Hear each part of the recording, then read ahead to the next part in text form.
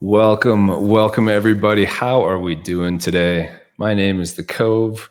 I am with my friend Tusnek. How are you, Tusnek? Hey, what's up, Cove? Not too bad. Happy Saturday. Happy Saturday, man. Would not want to be spending it any other way. Welcome to the Chippendale Rescue Rangers KONOT. What is a KONOT, Tusnek?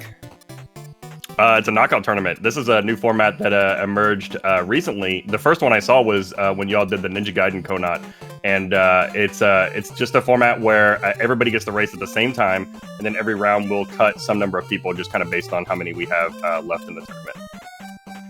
Yeah, exactly. So usually you've seen a lot of our ONOTs on the channel, which we have kind of a bracketed tournament. We play throughout the day. It's really tough to do something like that when you've got 40 people racing. And so Virus, who planned this tournament as well as the last Ninja Gaiden KONOT, he had a great idea. Why don't we just, have everyone race at once, cut the last few people, and then eventually we'll have just the people who've been not only necessarily the best, but the most consistently good throughout the day. So it definitely makes sure that you are very good at the game, but also very consistent at the game. So I think it's a really cool twist on the normal ONOT that we have. Yeah, I agree. I'm hoping to play in one of these in the future because I think this is going to be, for the players, a much better experience. Because in a standard tournament where you're in a bracket, you're sitting around for like half the day waiting for your 10-minute run. And if you choke and you die, that might be the whole tournament. You can plan spending all Saturday in this tournament, die on the second level, and bam, you're out. Whereas in a format like this, you get to just keep playing over and over and over again. Everybody gets to play all the time instead of having two people play while 30-something people sit on the sidelines waiting for their turn.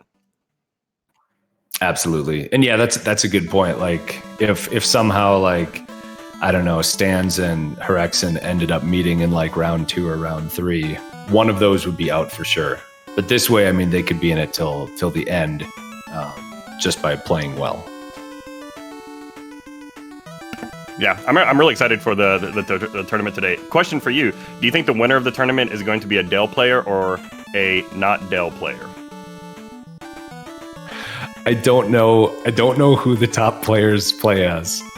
I'm gonna guess. I'm gonna guess Chip then. Since you're obviously guessing Dale, I'm gonna guess Chip. Okay. Are you Team Chip, officially? Yeah, because I always mash through stuff and it's the first option. So I have absolutely no preference whatsoever, but I mash. So yeah, I would mash through right on Chip. I appreciate the utility in that. Yeah, so we are going to try to get a lot of different runners on the stream throughout the day. I feel like, just as a warning, if you are potentially wanting to see your favorite streamer, just know that they will probably eventually be on the stream. Our moderators are usually out in full force on these types of events, so if you get too overt about it, you probably won't be able to chat anymore. Just some fair warning.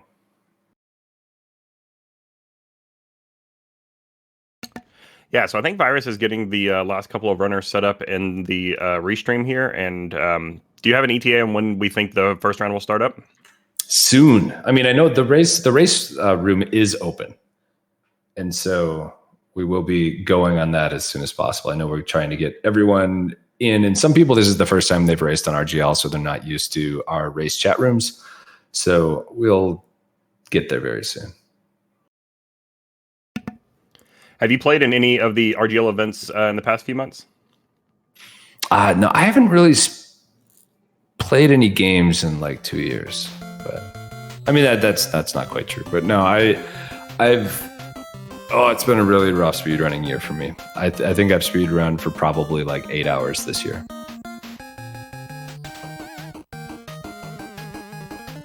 But I do my best to be around to help commentate, because I still know a lot of the games that we do on here in various events.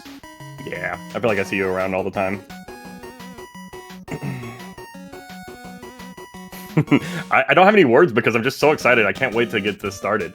This is going to be a lot of fun. I was talking with some people before the tournament.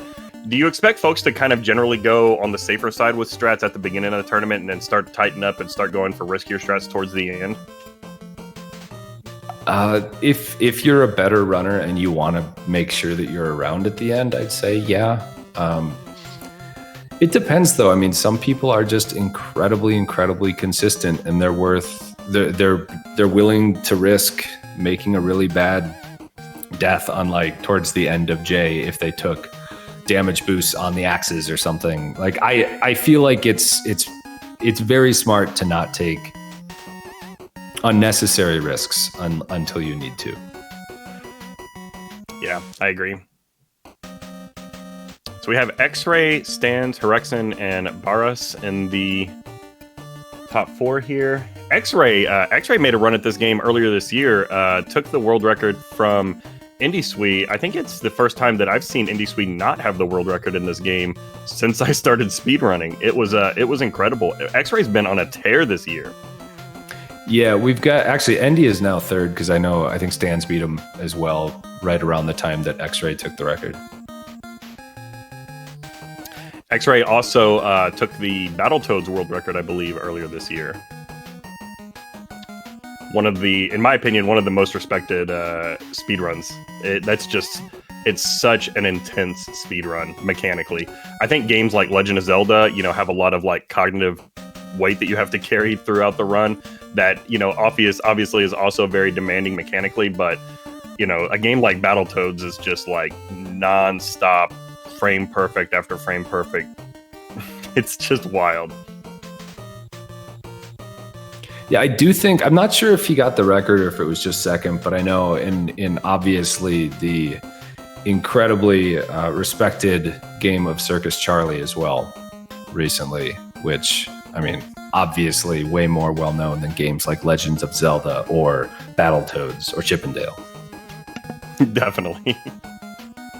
I'm sorry, like Circus Charlie, I forgot how I ended up running it, but that was like one of my first games I ran like 3 years ago for like a week. I don't think I've ever heard of it. I'm sorry. It's still really dumb. Like the record's like 325 or something. It's just a really dumb kids game that is, I don't know. It's got some really annoying music, but it's kind of fun to play.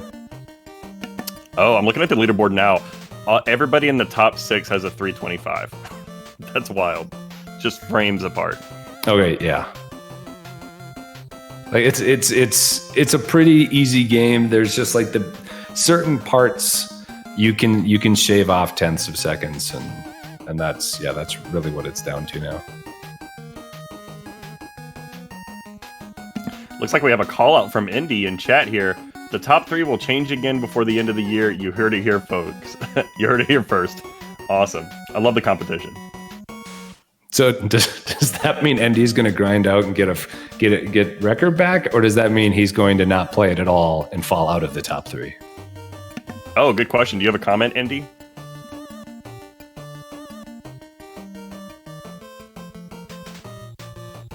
I'm guessing the former. It looks like 4th place right now is Junkyard Dave, and he's about 6 seconds behind.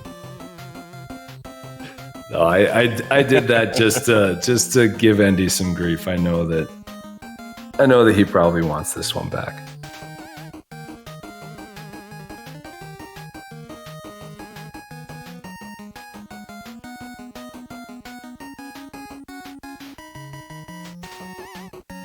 No, and I do want to give a big shout out to chat too, because like we have 40 people running in this, but like I already see so many my friends and other popular runners and great people in chat, and like very, very loyal viewers to the NES community. So thank you guys and gals for being here today.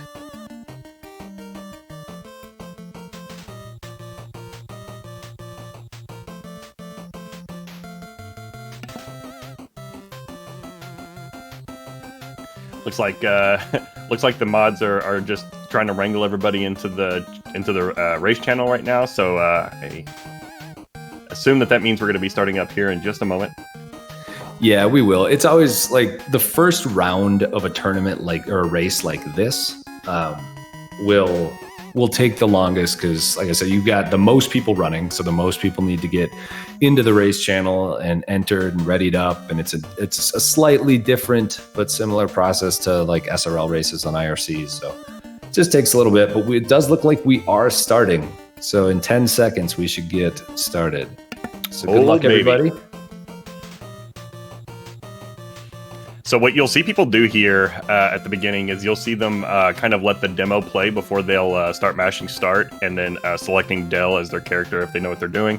And that was a trick that was discovered maybe a couple of years ago where it locks in. Is it just boss RNG or is it all RNG in the game? Essentially, it's an RNG lock that gives you consistent patterns so you know what strats to use all the time. So the answer to that should be all RNG, but I'm looking in the race channel. It seems like we are not supposed to be starting quite yet. Hello. There was a false start. If you're listening, so sorry. I'm still finishing some stuff here. We're supposed to give runners like 30 seconds so they can set up their demo lock, RNG lock. I don't know if you want to talk about that.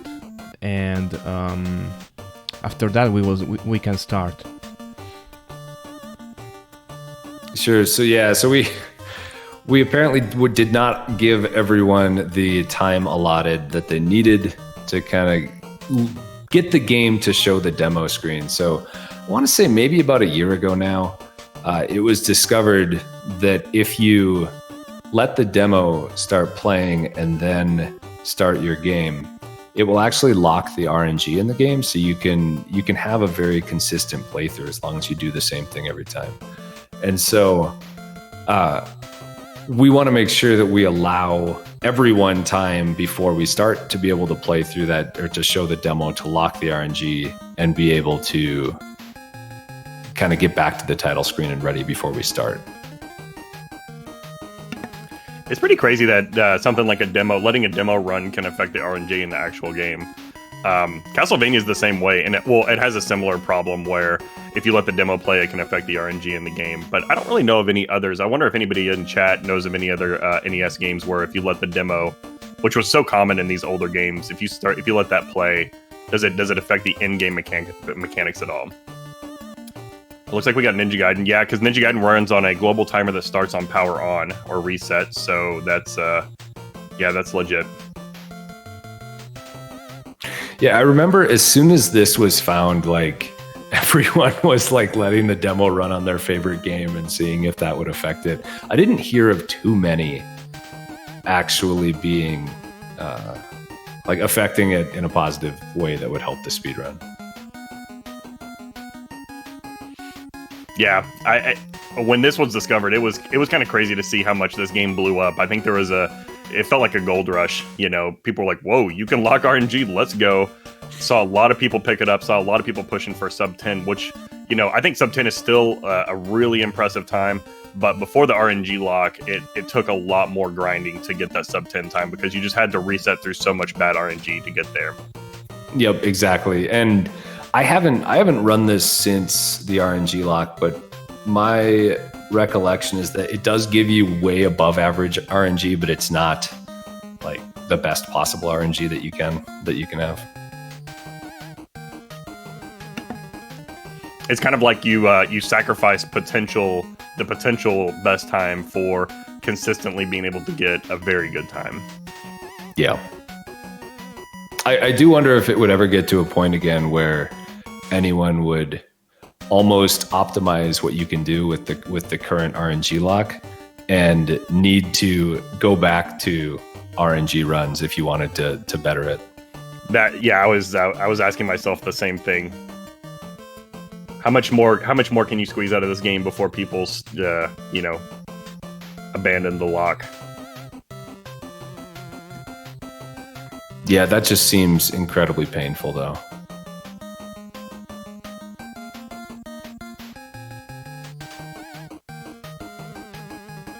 You don't, like, correct me if I'm wrong, though, you don't need to watch the entire demo, right? You just need to have it start playing, then you can get out of it. Yeah, I think that's right. Yeah, so you don't need to see the like, you don't need to waste a bunch of time with it. And yeah, Andy, I almost feel like once you've had this RNG lock and you don't need to live with the RNG, like going back to needing to get that like 1 in a million RNG perfect run just seems like it wouldn't even be worth it.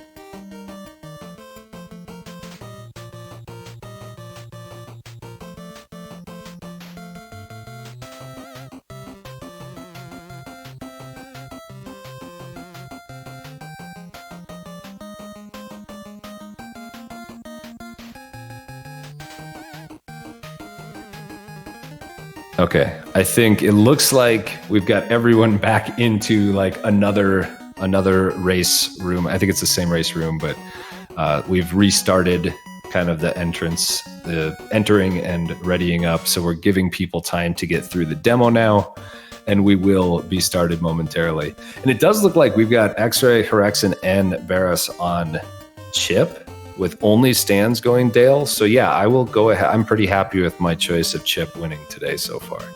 We've at least got 3 of the top, I don't know, 5 or 6 runners today that are going to be chip at least. Not to show any bias or anything, but let's go stands. Carry us with Dale. No, I do. So I'm kind of glad that a lot that like X-Ray and stands and some of the other, I don't know, I don't want to just say Russian because they might not all be Russian, even though X-Ray and stands are. Like some of the lesser known Eastern European runners that the last couple of years have just been destroying leaderboards. Like I love just sitting and chilling in Stan's chat, like just watching him because he's such a good runner. Yeah, the mechanics on these guys, like their platforming is just insane. I can sit and like you were saying, like it's sitting in Stan's chat, just watching, and to see him just kind of jump around from game to game, you know, it's just like wild. Like I can't jump from Chippendale to Castlevania because my muscle memory is like, whoa, hold on, buddy, we're going a way different speed now, and to just watch him jump from like Batman to Power Blade to Chippendale, it's just Journey to Silius, whatever. It's just wild. Yeah, it's great to see it.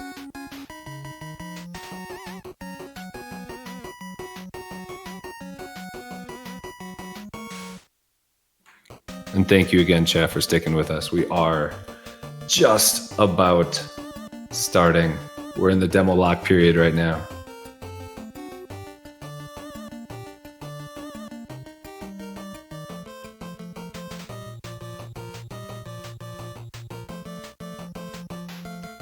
Yeah, I guess we can talk a little bit about the route. So this is any percent. There is an all zones category, but 3 of the zones, which are A, C, and E, as most of them are named after just the letters of the alphabet. Very, very original. 3 of them can be skipped during the course of the any percent playthrough. So we will not be, hopefully, seeing zones A, C, and E today. All right, now we're starting. Hopefully not. Finally. Nice. I do see, in the race channel, it does tell people to start. So hopefully we should be seeing these 4 start off very, very shortly. Let's go. I feel like this game picked up a lot of popularity this year, in part because of the big 2013 race that just wrapped up earlier. I guess it was this month, yeah. And that was the all zones category, so you did need to learn those other zones, which the zone E boss is very hard with the RNG lock. So when I did my big 20 run, I actually didn't do the RNG lock because I wasn't competing for like a top time or anything, and the zone E boss was just way harder. Looks like we're starting up here though. Let's go. Yep, stands. So one thing to note, like all of these racers are either streaming to their own channel or to our RTMP, and we are then rebroadcasting that. So there may be a little bit of lag differences between the two. So if you see one finish first on stream, it does not necessarily mean that they won the race, or that they even finished first out of the 4 that you see. Oh, I forgot the timer. I'm sorry. Okay. We did not start the timer. We'll see if we can fix it. Otherwise, we will just have a world record. Finish in probably about 9:15 or so. Yeah, I guess we will have the first round is always the worst, so I'm really sorry for that. By the way, let me talk about the eliminations. We will have 5 people eliminated per round until the top 8. In the top 8, we will have only one person eliminated per round. It will be the most intense. But for now, we will have 5 people until round 1, 2, 3, 4, 6 until round 6. Nice. So like we said, ideally we would just eliminate 1 per round, but because we have so many people here, we need to do multiples. And so it seems like Virus did the math, and we're going to do 5 at a round, like 5. So if you're in the last 5 of all of the racers, each race for these first 6 races, you're going to be eliminated. But anyone who is not in those bottom 5 will continue to race. And we present you the commercial breaks by Twitch. Oh my god. Oh yeah, this is actually the worst part is from something that changed around the same time as they started the mid-roll ads, is that we are going to be seeing some of this. So you're going to be seeing about 30-second breaks whenever we try to switch people in. So get ready for that. It's nothing we can fix, unfortunately. Looks like we have Indy off to an impressive start here, heading into Zone D. I just love watching these top runners. They're just moving so fast. Just like their mechanics are so crisp. Yeah, I mean it's really, really hard to understand how difficult it is to even like just hold right in some of these games. Like a lot of times when you're playing casually, you won't even notice that you stop for a quarter of a second or half second here and there. But I mean, they are pretty much just holding right unless they need to do a D-boost, in which at the very last moment they will tap the left button on the D-pad, because when you get hit, you will be bounced backwards or the direction opposite of where you are facing. So they want to make sure to turn around. It does look like Andy takes an unfortunate death, though. Thankfully, though, that one is not a big time loss on that death. That was probably only about 10 or 15 seconds. There are much, much, much worse deaths in this game. Yeah, like you said before, like we don't know exactly how well these are synced up, but I think that still puts him ahead of X-Ray. Indy rolling into the robot boss here. Double KO, very clean. I guess that's not a double KO, actually, sorry. Oh, commercial break on Beer Full of Belly. You love to see it.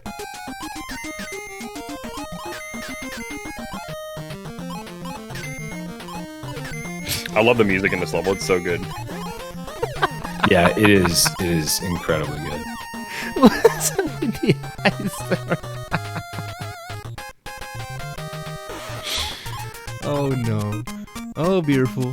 We love you Twitch so full much. of ads. It does look like we have a couple concern Froge eyes on the middle of Beautiful's stream, which is interesting.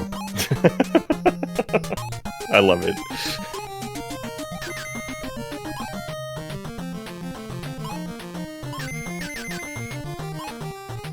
Ooh, Bedwell just taking a death there on that ball.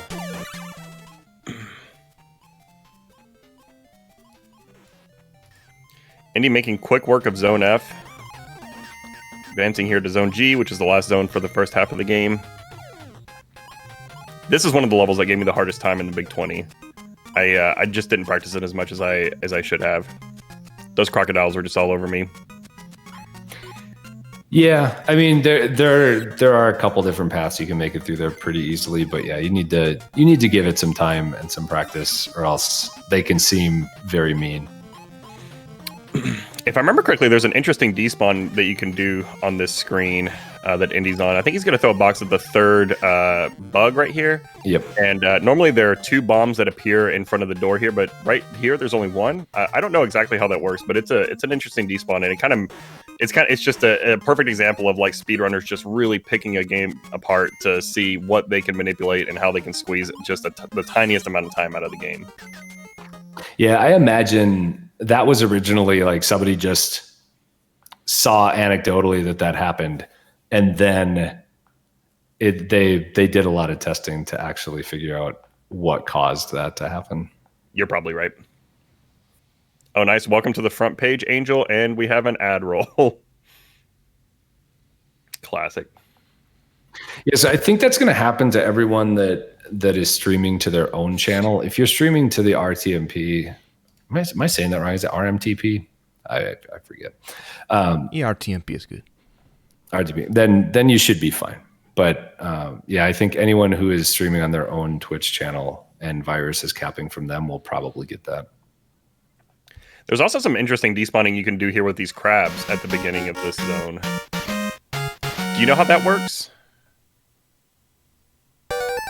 I do not. You had to hesitate on the first pillar there, and then you will despawn the first one of those crabs, the most annoying one. Yeah, that's right. It's kind of when you go behind that one pipe, huh? Exactly. Yeah, like I said, I think I have like a 10-10 in this game or something. I don't even know if I ever submitted it, but I haven't run this game in like 2 years, so I forget sometimes. Oh no, the eyes of Beautiful are gone. Come on, man. Why do you do that? That was the best part. That was the best part. So Beerful's in Zone I right now. This is actually my least favorite zone of the game. I don't imagine a game developer being like, how can we make this game more fun? Let's just slow them down with fans that don't have any, like, obstacles around them in any way. Like, what were they thinking when they designed this level? Yeah, I mean, I feel like there were much, much worse design decisions in the course of the NES library, but... Oh yeah, definitely. It's just one. I mean, that's one of the worst decisions for this game for sure. Compared to something like Mega Man 2, where you have a similar mechanic and Airman stage from the thick fan guys, but you know, there's like pits around and there's like birds dropping eggs on you. You know, there are things that make that kind of make the slowdown mechanic more of a challenge instead of just a nuisance.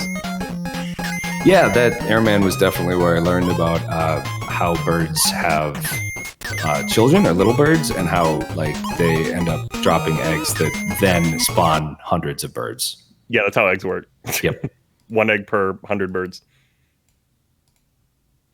Yeah, so you're going to see on this fight, X-Ray actually waited until the centipede got just past halfway and then started attacking. What happens is, like, if you hit the centipede and then it gets to the midpoint, it will break apart. And so he waited just until it was after that midway point, so then you could hit it 3 times, and then after it came back together, hit it 2 more times. I see. Okay, cool. Oh wait, since we don't have audio for Zone J, which is a shame. That's a shame.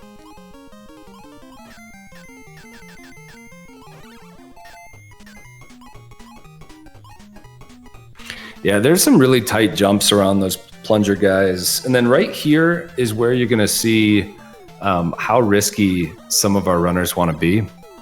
You would normally see multiple damage boosts here on these axes that X-Ray just ran through. It looks like he just took the one just to be safe and keep a little bit of health. You do get a health refill right here where he is. Yep. But yeah, I mean, it's not worth potentially dying. This is one of the worst stages that you can die in, and I mean it's a very tough stage. And so Fat Cat, the last boss, is coming right here on X-Ray's screen.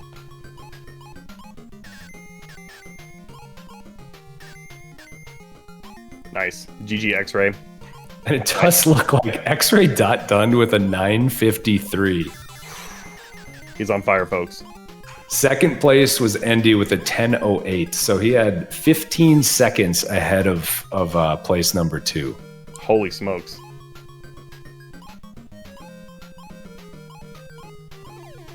We have Hyperflux coming in here on the crocodile screen here right before the big axes happen. He also looks like he only took 1 damage boost as well. That's a little surprising to me, frankly, because there isn't too much of a threat after the axe.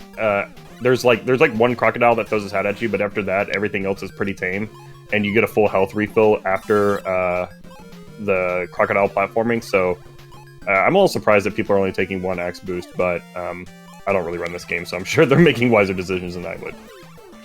Yeah, oh yeah, that's right. Endy got a 10:05 or so, a 10:08 from race time with that death as well. So. Oh, that's right. He would have been right there with X-Ray. This is going to be fun. And there were, I was trying to see as the times were coming in on the race channel, there were about 23 people with a sub 11. So, I mean, that's a very large number of people with a very good time.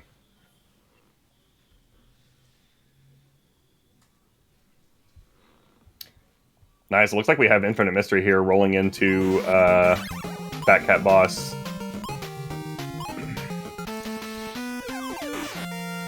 got 2 health. Ooh, he took a hit from the Ash, though.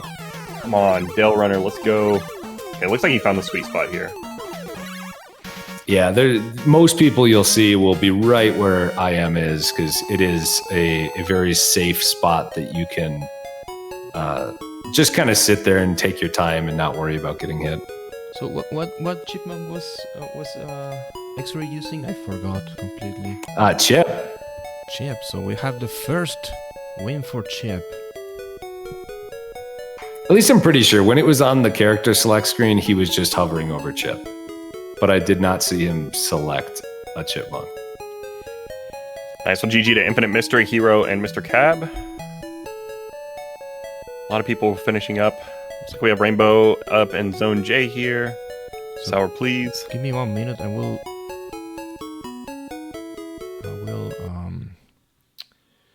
update all the times. Yeah, we have 34 people finished, and I'm not sure how many people started, but around 40. And so we could be kind of getting into the last spot or two that will move on. As I told you, the first round is always a mess. So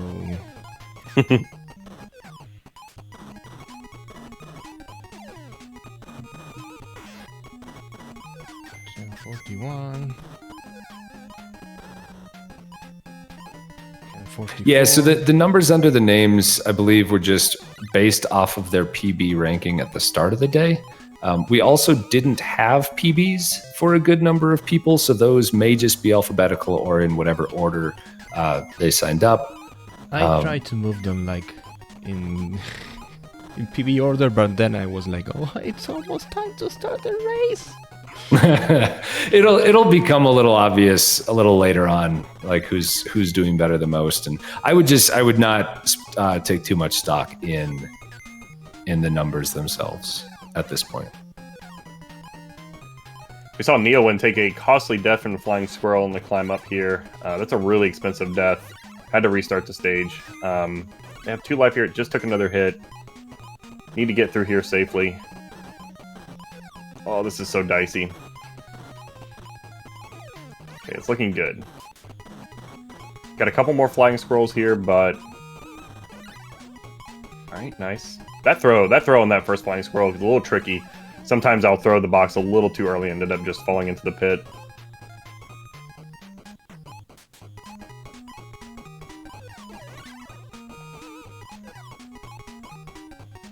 Yeah, I mean, honestly, just to call out, and not to call out any one in particular, because it's not just one person that does this, but we are incredibly supportive here.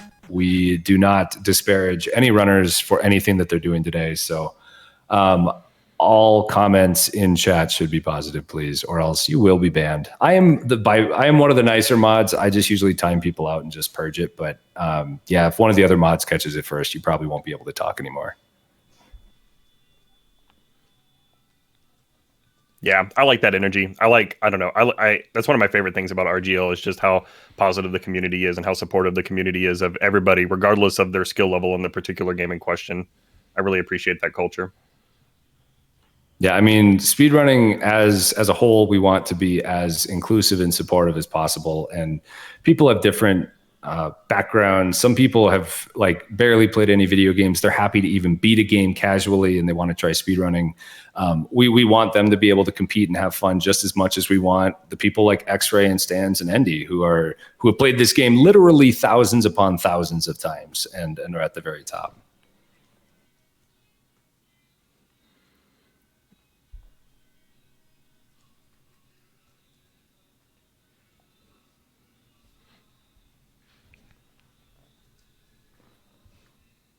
Trying to figure out if there's a command in RaceBot to know who hasn't finished. So the RGL admin, please help me. We need music. We need music here. I'm sorry. Oh, that's a demo.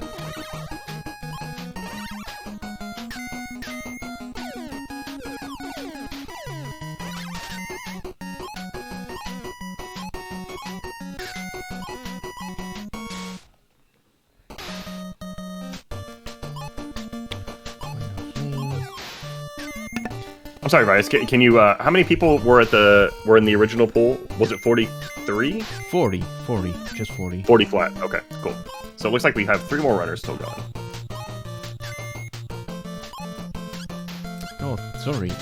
In this one we had 38. I can count. Okay, so Neville might be our last runner. Wait, are they playing 2-player? I thought it was the demo. That's a demo. Oh, that's a demo. They're not playing. Okay, I was like, wait a minute. Whoa. That would be pretty cool, though. That would be incredible.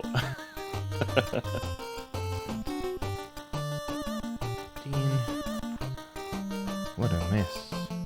That's absolute Katie with a 1345. Who else?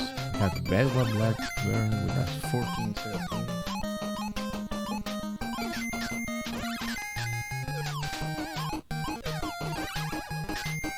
Okay, yeah, so it does look like everyone is finished for the first race. So that was a really good first race. Seeing like at least Andy and X-Ray had very good runs, like minus that one very small death for Andy. But this, if that's even a glimpse as to what we're going to see today once people get warmed up, this is going to be pretty awesome. Christine's time. Christine, where's Christine? 10:40. I need Edo time. 37.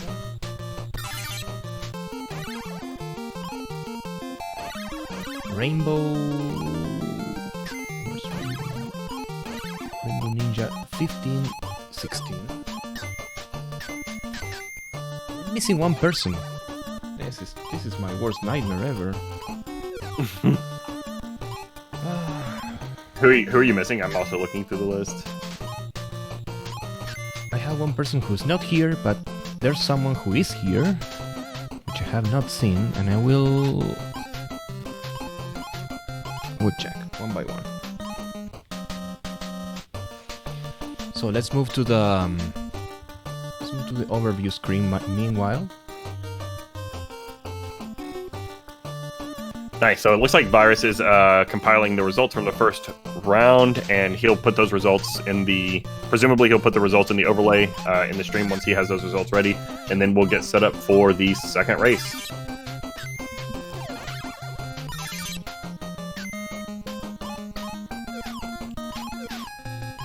So how do you think the first round went, Two Snack? It was great. It's always a treat to watch these speedrunners play Chip and Dale. It's such a crisp game that you don't need like a super intimate knowledge of the game to be able to see how tight the movement is and the incredible plays that these guys are making. So yeah, it was really good. I will look forward to seeing fewer ad breaks, I guess. I feel like we kind of got some bad RNG there on the Twitch ad reels with the who we were bringing onto the front page, but I would expect that to kind of die down as we reduce the number of people in the tournament. How about you? Yeah, hopefully. About the ads, hopefully. At least in the top, once we get to the top 4, I'm thinking since we don't have to switch anyone, hopefully we'll be able to remove the ads entirely. But yeah, hopefully that won't be too big of a problem. I think it was good. I was expecting probably one or two more really good times, but I need to remember it is round 1 of the tournament. And so even if you do warm up before it starts, a lot of times there's a little bit of those nerves going on. And it is really easy, doing top strats, fastest strats, it is really easy to just accidentally take an extra hit and take a death. And so I do think once the nerves calm down a little bit for some of the runners, we will see more of those lower times, those sub 10 times, which are just insane to see. Yeah, and I like I said before, I would be willing to bet that some of these players are going to start running more and more aggressive strats as you get deeper into the tournament. When they're taking 0 or 1 axe boost in Zone J, I think the top runners, when they're trying to, survive in the tournament, they're going to start going for those double axe boosts because they got to start playing their cards, I also, looking at the results in the race chat, it's pretty cool to see folks that are like we had X-Ray with the great 9.5x time, but everybody else had over 10, and a lot of people were in the 10 teens, 1020s, and 1030s.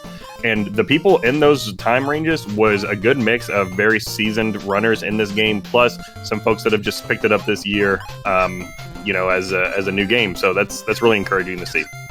So we have the results for the first round. Oh my god, I forgot to put the background. Why? It's fine. We've got the important part. Chip 1, Dale 0. Whoa. Hey, I didn't say that's how it should be. I said that that's the important thing to keep count of. It was the first thing you called out, though. Hey, I don't start the Chip and Dale wars, but once I was forced to pick a side, I'm all in, especially since Chip won. Especially since Chip won. Yeah, so it looks like 34th through 38th place were knocked out. So that's Zonth, Absolute Katie, Bedwell Blackburn, Rainbow Ninja, and Cohen 80. Or Neo went 80, sorry. GG's to all the racers. GG's to those that have dropped out in the first round. You will be remembered as we advance into the tournament. And I'm excited to see who's going to be able to survive through the second round of this knockout tournament. Absolutely. And I just want to second that. Thank you guys, or thank you 5 for participating. And I hope you did still have fun today, even though you were only with us for one of the races. I know we really enjoyed having you here, as we will enjoy everyone else throughout the day who either makes it through or is everyone but the person who makes it through to the end.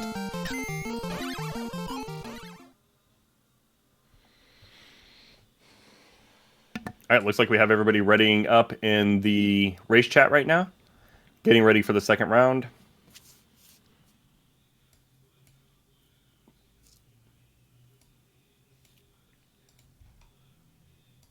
Nice. How can I see the results of the Chip versus Dale poll that we had earlier? Does anybody remember the results? Just if it was Chip that won, just tell me that you don't remember the results.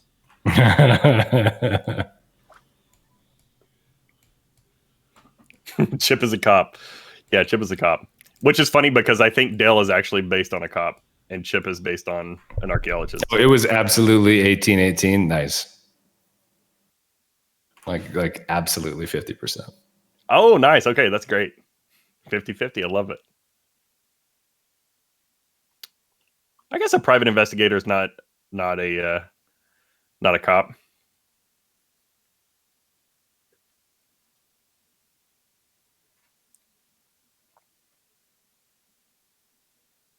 Dale has the shirt. That's right. I just love his casual style.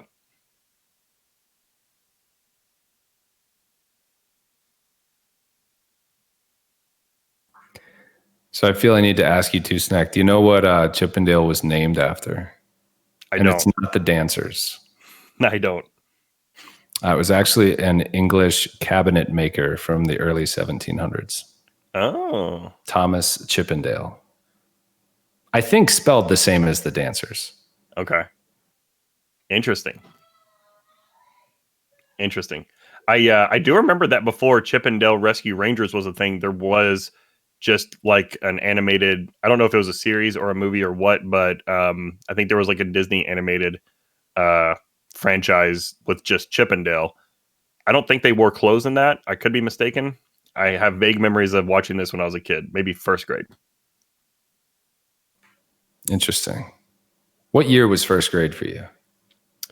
First grade was 89. Okay. Yeah, so we're about the same age. Oh, it looks like C&D shorts. Okay, cool. Yeah, there were other cartoons that did that as well that kind of took like an older, like more like classic Disney IP and made like a modern show out of it. Tailspin, I think, was another one. Wasn't Tailspin based on, is that Baloo the Bear from Jungle Book? Yeah. DuckTales was another one? Okay. Tailspin was Baloo. Okay, cool. Yeah, I really enjoyed Tailspin. I haven't watched Tailspin in a long time. I like this show. I couldn't really get into the speed run. Like, it's painful because it's mostly an auto scroller. Yeah, don't you just fly the boat or the plane around, and is it just a shoot 'em up basically, like a bullet For hell the shoot 'em up? majority of it, yeah. Oh, Rock, are we the exact same age? Do we have the same birthday? I seem to remember Stormcrow and I have the same birthday. I mean, is your birthday June 17th? No, my birthday's May 3rd. Okay, I'm guessing you don't have the same birthday as Elrock 617 then. Maybe the first Or July 616 were 61st.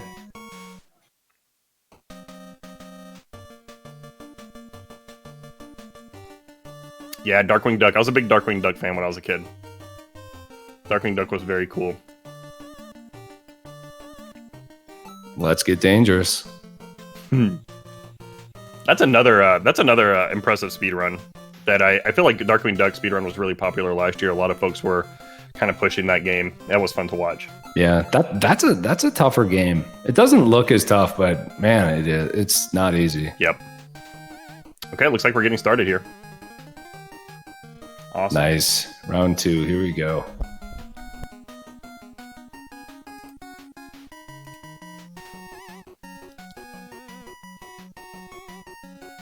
Another interesting tidbit, we did talk about how all of the levels, or most of the levels at least, are named after the letters of the alphabet, A through J, question mark.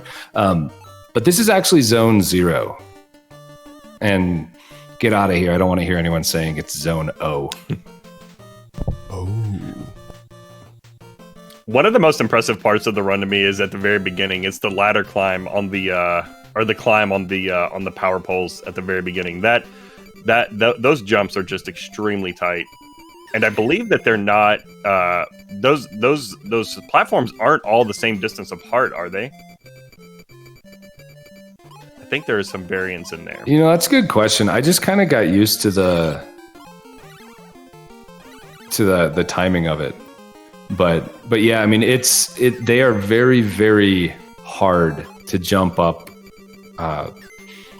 quickly. Like you need to be like pressing and releasing the jump button at exactly the right time, and it's actually really easy to miss it by like 1 pixel vertically too low, and you just don't catch the ledge, and you'll fall to your death half the time. What is this first boss supposed to be? Is it just like cleaning equipment? The first boss was actually in the cartoon. That's one memory I have. I don't remember okay. what it was actually, but it was in the cartoon. Yeah, I have that same memory, Virus. But yeah, I don't necessarily remember what the plot of the episode was. Yeah, Oh, like it was a robotic groomer that went rogue. Okay, thank you, 8BitL. Oh, cool. Okay, nice. I do remember that thing from the cartoon, though.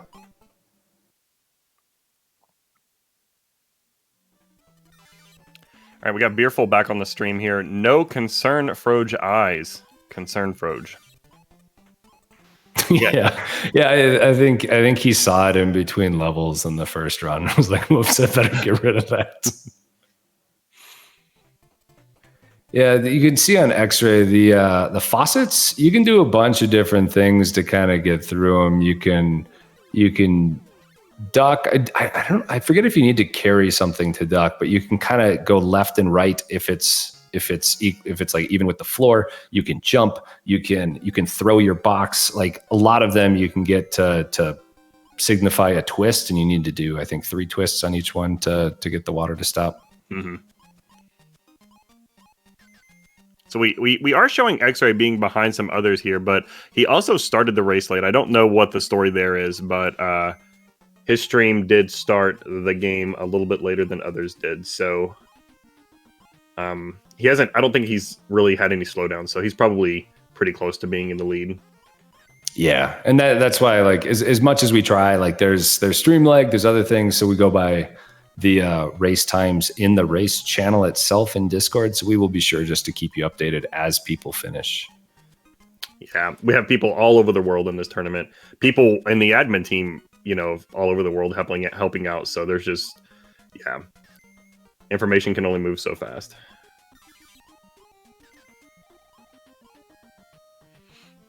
I feel like there should have been like some sort of like educational video on that or like slogan right after you said that, but I had nothing.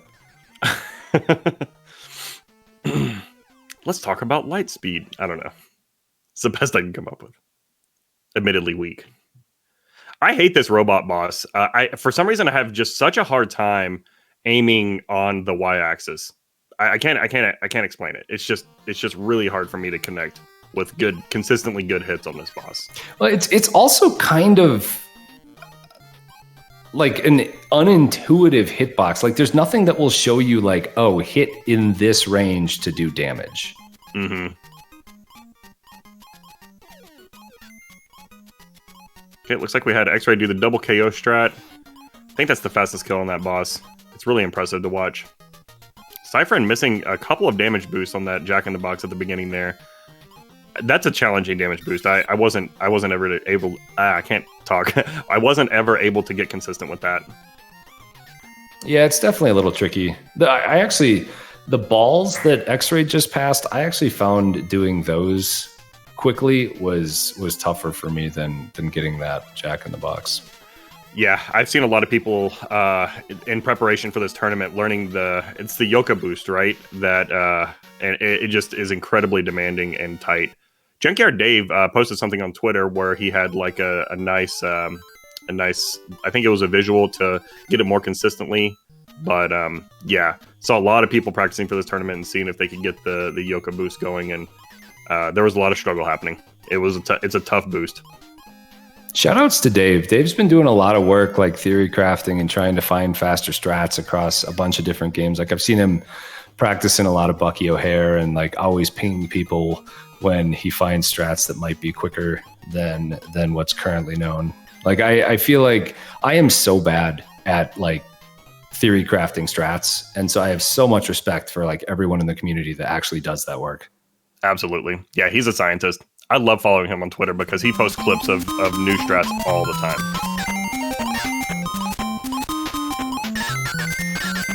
I really enjoyed it when he was digging into Ninja Gaiden 2 because with the clones, I've only ever played the game casually, but with the clones doing work for you as you move through the levels, they're just so sexy. Those strats are just really hot. Yeah. All the Ninja Gaiden games kind of scare me away. I've played them casually, but yeah, I don't think I'll ever speedrun them. I'm intimidated. Not that I don't think I could do it. It's just a big learning curve. Yeah, I'm currently playing or learning Ninja Gaiden 1 right now, and it's a tough game. There's a lot going on.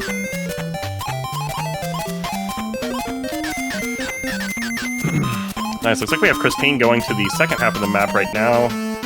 X-Ray. Well, okay, so about on par with X-Ray here. X-Ray's also going to the second half. X-Ray did start with a little bit of a delay, but, pretty close to each other. Meanwhile, Ark is cleaning up the cornflakes cat in the casino level. Definitely not chips. Those are definitely cornflakes.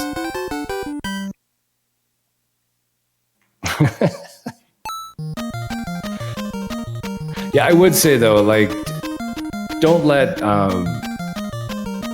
the fact that speedrunning can be intimidating stop you. I just know I don't personally have the time to play to get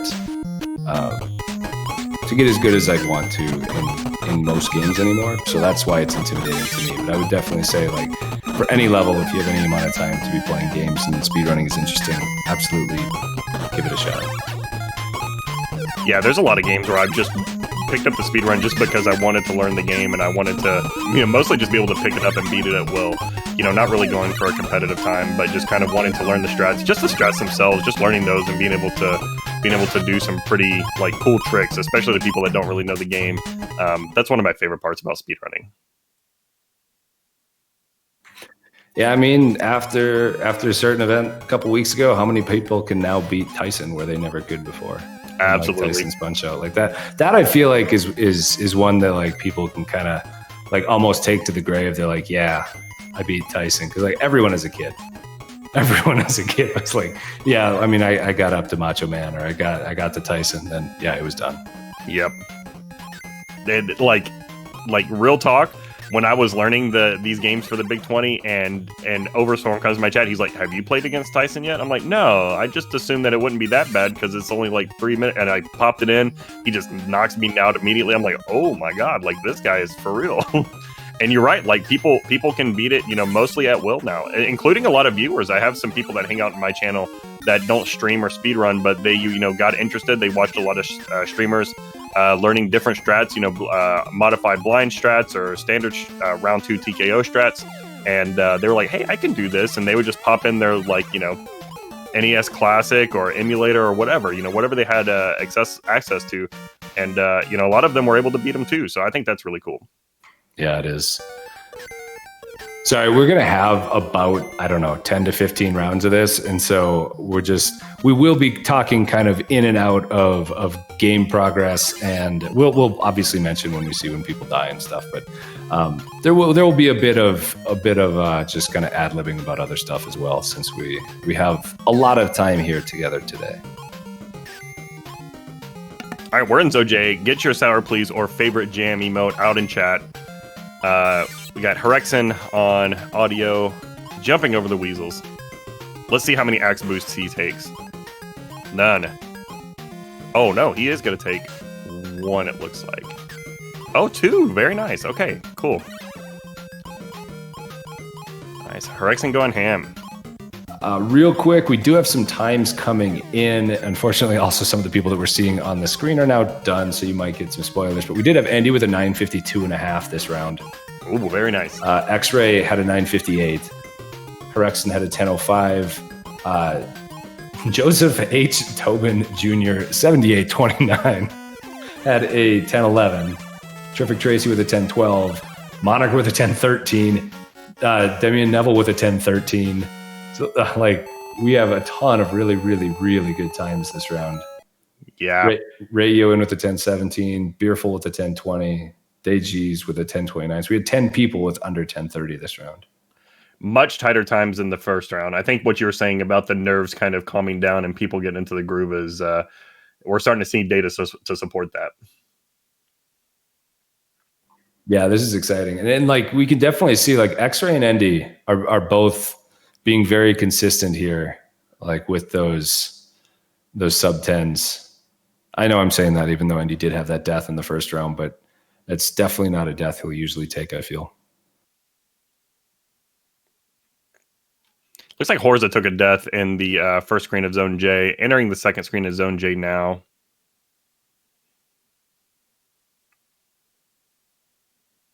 Ooh, also taking an axe boost. Very nice.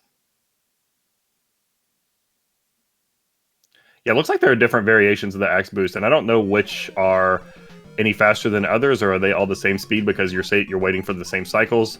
It did look like the method that Herexen used seems easier to me. I never learned that method when I was learning this for the Big 20, but the method that I see most other players use was pretty challenging for me, actually.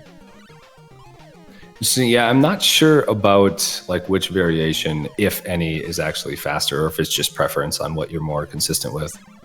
Look at this ad RNG. Oh my god, 3 out of 4 with ads. Jeez Louise.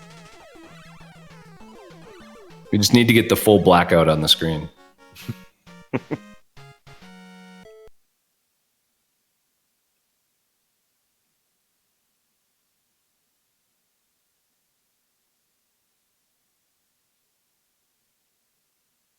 Looks like we now have 31 finishers currently, so we probably have, I think, 4 more that are still going.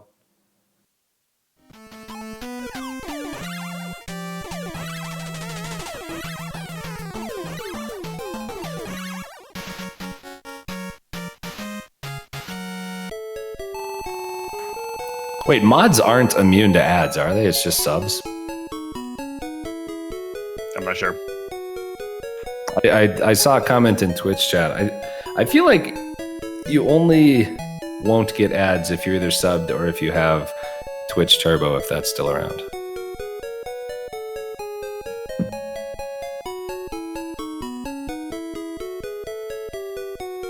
And unfortunately, with how we're doing it, you would literally have to be subbed to every one of the racers to be guaranteed not to have ads.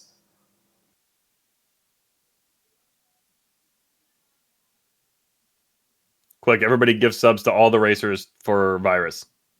Yeah, we'll show Twitch. Screw your ads. We'll just give you hundreds of dollars instead. Yeah, I was going to say Cat has the real 200 IQ strats. Oh, I missed the strats. Let me just don't be a partner affiliate, then you don't get the ads. Oh, nice. Everybody demonetize your channels immediately.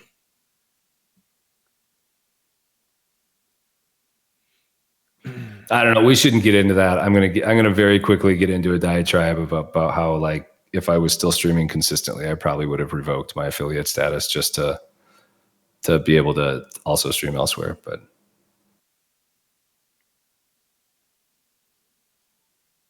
yeah, I actually, Sabera, I have a non-affiliate Twitch race channel. They're pretty nice. Well, it seems almost every racer has finished. Nice. Is there anybody still going? I don't know. I'm still counting times. And I'm looking. It looks like 32 have finished. I'm not sure if any have dropped. It looks like Angel might still be racing. Yeah, it looks like we have Angel. Didn't dot done. Okay, there Angel did dot done. But I figured that. Nice. GG all the racers. All right, just one moment while I process the times, and we will start the third round. Like, Angel has a very good time, so I'm wondering if they just didn't dot done. Yeah, that does seem to be what happened.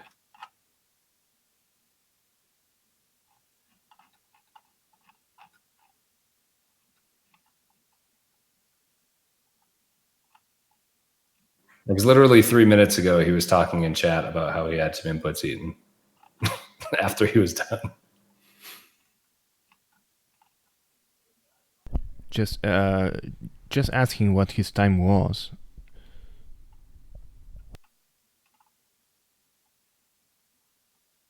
Yeah, I'm looking through chat to see if I can see where he said done.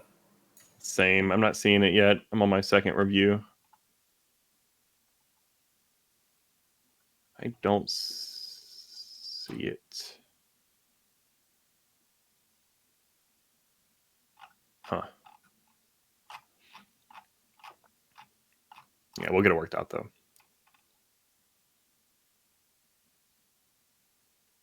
Nice, good game to the runners. Good game to the runners. That was a fast round. Like we were saying earlier, a lot of the times at the top were very impressive this time around. Couple of sub 10s. Herexen had a 10:05. Joseph had an 11. Tracy had a 12. Monica with a 13, and Damien with a 13. Ray with a 17. Beerful with a 20. Those are, and of course a couple more in the 20s and 30s. Really clean times. Really clean times.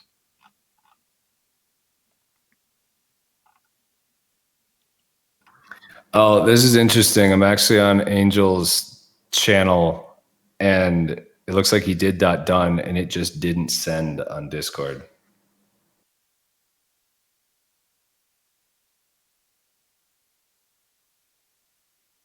Yeah, so it looks like it would have been about a 10:38 or a 10:39.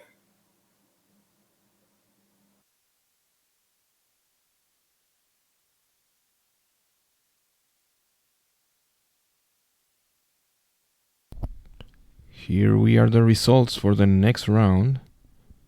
End of round 3. Round 2, sorry. I can't even.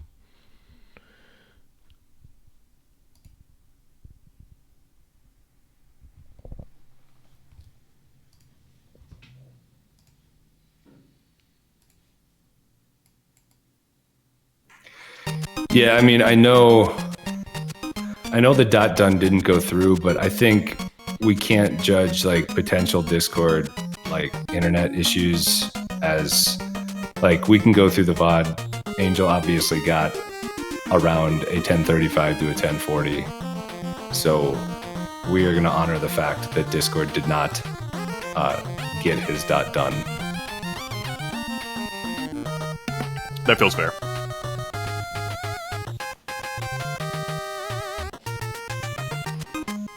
Nice. Well, GG's to our runners. And GG's to the folks that got knocked out in the second round. Rebel Mints, Infinite Mystery, Horza. I can't pronounce his name. Jueg, Ariel. I'm sorry. Final Flame. Juegaría. I always just call him Ariel. Ariel. Okay, I'm sorry for butchering your name. It's easier. Juegaría. I'm not going to attempt that. Virus is better than us. He's better.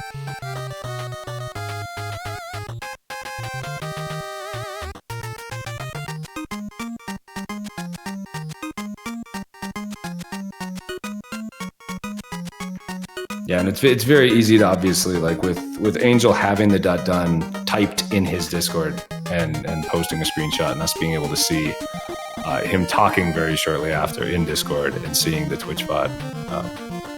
That's good enough for us. We don't want to like screw anyone over on either side, but I think this is the most fair thing because it's obvious that he finished with a good enough time.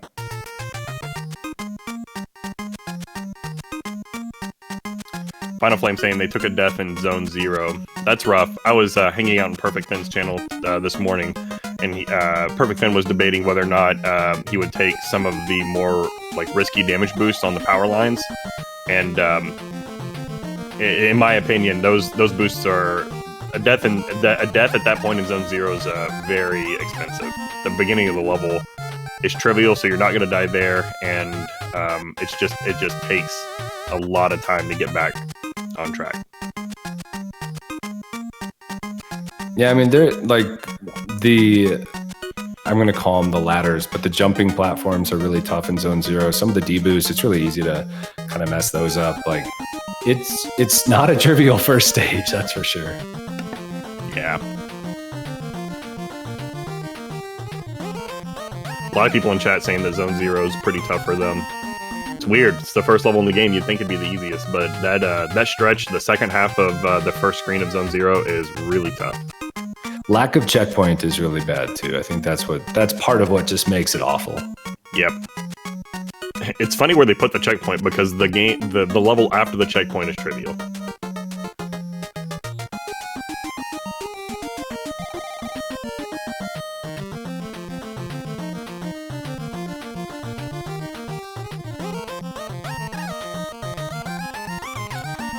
Kind of rough too that's actually a very tough stage and right at the beginning of the game. So you don't really get a ton of warm up before you need to be competing at a high level or performing at a high level. Outside of the race context, though, I think it's preferred that some of the toughest parts of the game are at the beginning, so you get you're not spending a lot of time on trivial gameplay just to get to the tough part and have to reset 6 minutes into the run. It's nice having that tough reset point, 30 seconds into the run. Yeah, I think that's fair. I think it's one of those things where it's probably a little bit your mentality as well. If you're not a big person on resetting, you might want something that's tougher towards the end of your game.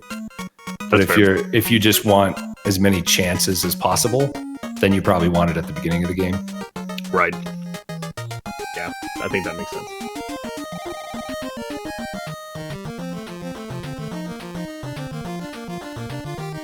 And that's one of the fascinating parts about like speedrunning. I like talking to people because like you have like the opposite ends of the spectrum. Someone like Yogi will just sit and do like save state practice for hours if that's what he needs to do to get a better time. But then you have other people, like I remember the first time I ever talked like mentality and stuff with Lack. It was like, well, he's like, well, whatever, I just play the game. And like it's fun for me to just play the game. And it's like there are top runners from all over the place have incredibly different mentalities for how they practice and how they play. It's really interesting. Yeah, I remember when Pranzo was pushing for sub 30, I believe, in Legend of Zelda.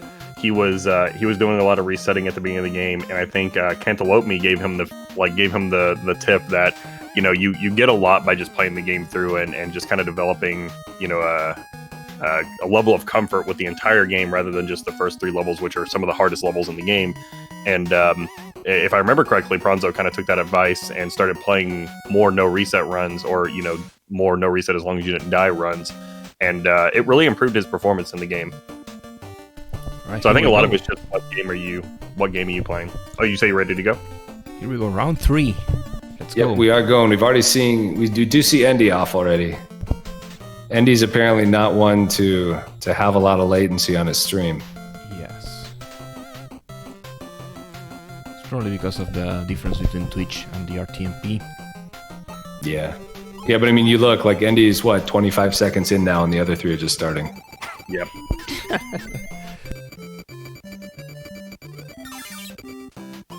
Not a single Dale on screen. Feels bad, man. Feels chip, man. Oh, Joseph taking really tight jumps there. I guess as long as you get on the right, as long as you're on the right pixel, it doesn't really matter how deep into the hole you are. All of your movement's going to be vertical, but it just feels like he's just hanging on the edge by his toe.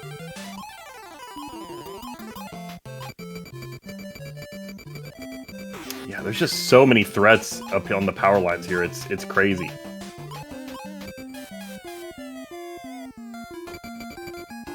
All right, Indy Sweet wrapping up level 1 or zone 0. There you go. Clean.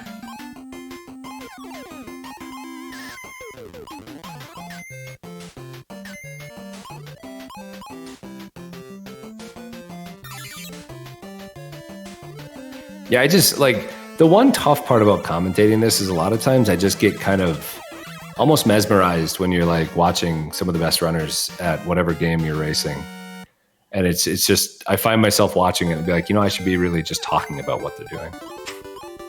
Right, like I'm sitting here watching Indy Sweet, just like this game's challenging for me because my main game's Castlevania, and in Castlevania you don't have any variable height on your jump. You're just kind of locked in on whatever the jump animation is going to be. But a game like this, similar to like Mega Man, you jump for as long as you hold down the button. And just watching him move through these really tight places so quickly, or watching these runners move through these really tight places so quickly with, a bunch of different jumps of variable heights, it's really impressive to me. Oh, and we see that Neville is on the commercial break-in level again.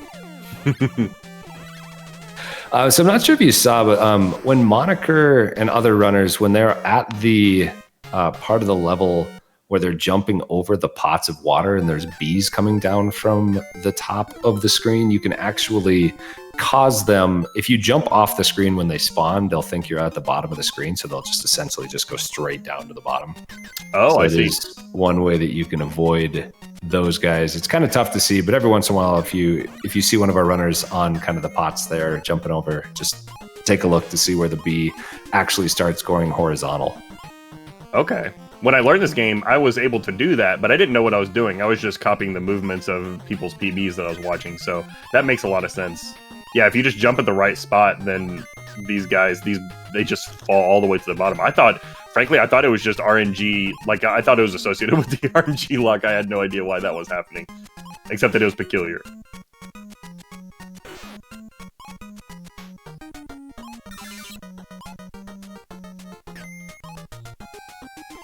I think these, I don't know what you would call these guys, with the spinny arms, but those are some of the toughest enemies for me because, again, I'm not very comfortable with like jumping games with variable height and jumping, and being able to control like small controlled jumps against those guys are the best way to go fast.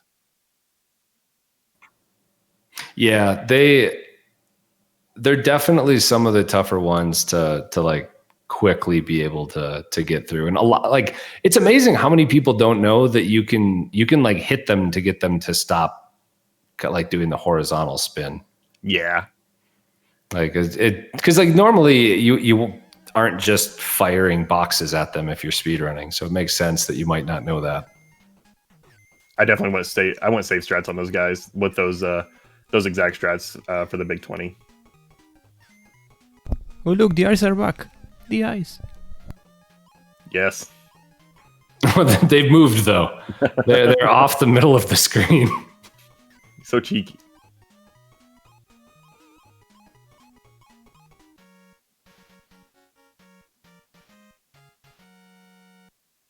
Nice boost by Ray there. Ray, yo.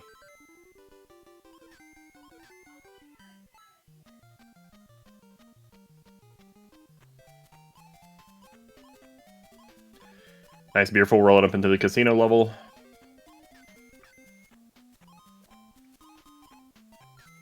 It's a really pretty start to the level. Like when you watch somebody do it right, and just how they're seemingly just jumping like between the alligators. I also like how Beerful goes up on top. I feel like most people don't. Yep. I like to see the variance in route. I feel like so much of the routing in this game is just kind of where your comfort lies. Yeah, there are a lot of places that there are multiple possible routes. I feel like a lot of times people will just watch whatever the world record is or whatever time they're aiming for. They'll watch a run around that time and then just kind of copy those strats. A jump on, so I'm looking at DayG's stream right now. There's a jump up here where you have to like jump a little early to avoid a fly. Actually, DayG's did a pretty cool strat where they jumped about halfway into the platform and manipulated that bug to fly across earlier. But that jump was really tough for me. I would fall into the pit pretty often. Yeah, that is a like low key, very tricky jump in the run because it doesn't look like it should be that hard. You're just so used to jumping off the edge of every platform, but with that jump, you have to jump relatively early.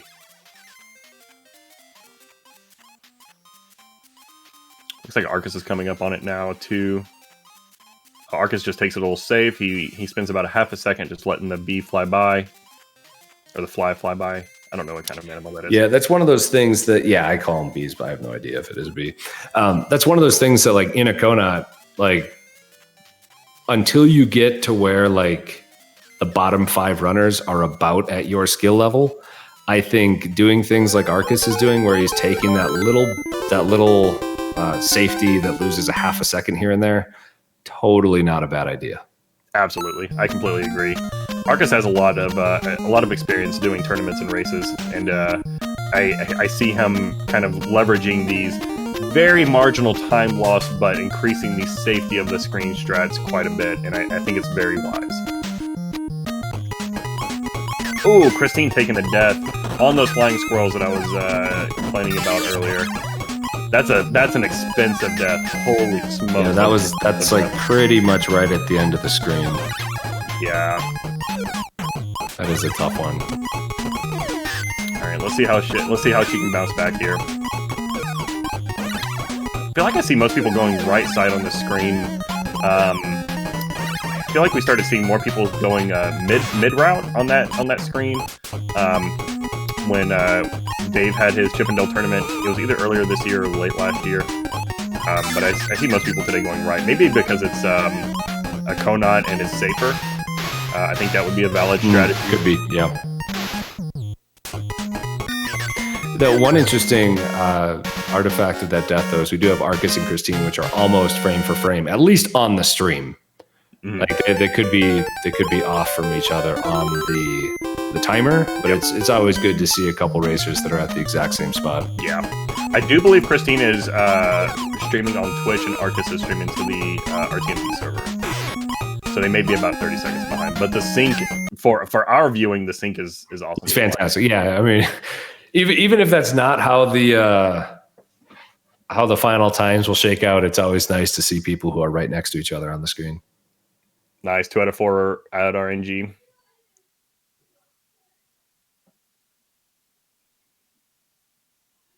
Actually, it looks like X-Ray and Barris are like identical as well. Mm-hmm.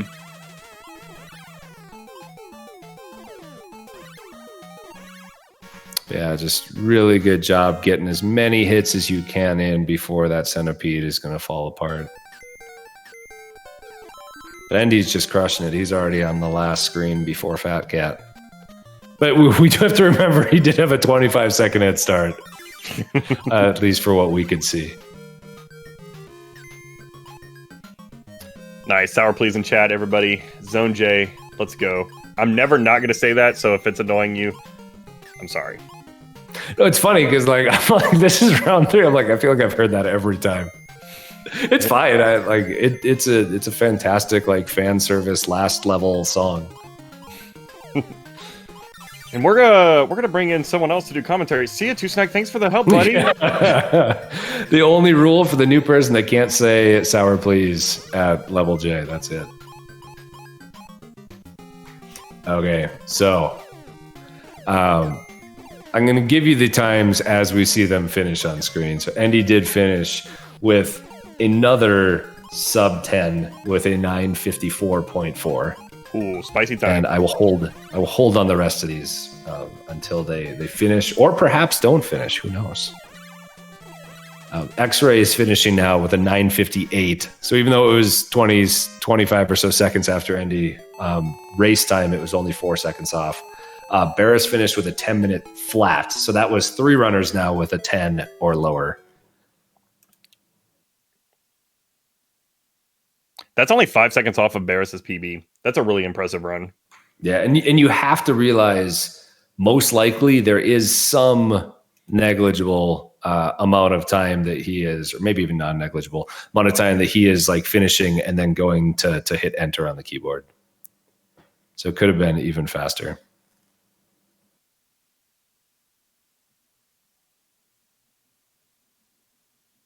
There is also a really tight time window for the very last plunger guy that's on the, I don't know what to call it, like the conveyor belt, the last conveyor belt. There is a very small time period. I don't think it's frame perfect, but I think it's pretty close, where you can actually kill him in one shot instead of needing 2. We've seen quite a few of that. Those happen today already, which is nice to see. I believe it is frame perfect, actually.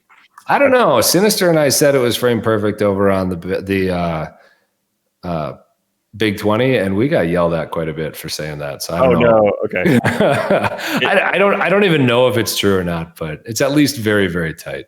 It's a quote unquote tight window. It is. Andy says it's frame perfect, then I don't feel bad about us saying it on the Big 20.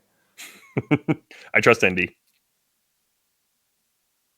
Oh, there are a few possible frames. Interesting, but each one you have only that particular frame to hit it. Oh, I see. So it's kind of like a coin flip effect for a given window.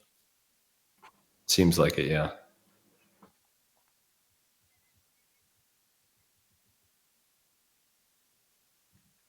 Potentially more than a 2-sided coin. We might all be ready already. Okay, let's whip through a few more of these. Some other good times: a 10:13 for Demi and Neville, Monica with a 10:15, Beerful with a 10:16, Herexen with a 10:17, DG's with a 10:19. Man, when we get into like the final 8, it's going to be like neck and neck. Yeah, we got Stans with a 10:20, Rayo with a 10:21. I mean, all of these just 1 second apart. Ray Dude with a 10:25, Angel with a 10:28. Edo with a 10:30, Arcus with a 10:36, Tracy with a 10:39, Cab with a 10:44. Yeah, Hero with a 10:44, Flux with a 10:45. So there's, man, ZG with the 10:47. A lot of these are just coming right after each other. It's going to be really exciting. It's getting really tight.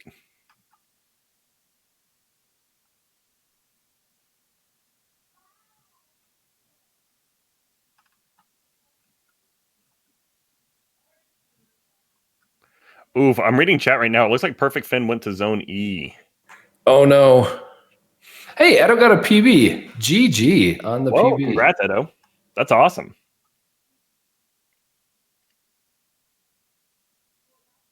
It is always awesome to PB in like a race or a marathon. Yeah, I mean, it's one of the last things you usually expect, unless you're very new to a game. But it is always awesome to see. So Death by Skee Ball, there is no bracket. This is a KONOT, which essentially it's called a knockout one night only tournament. What we're doing is everyone is racing at the same time. And then we drop out the last 5 placements each round right now. And then once we get to our final 8, we'll just drop 1 out every round. So every single person who's still in the tournament is racing every single round. And you'll see Virus is going to throw up kind of the current standings in a minute. And so you'll be able to see who's still in it. But then there's really no bracket to look at per se.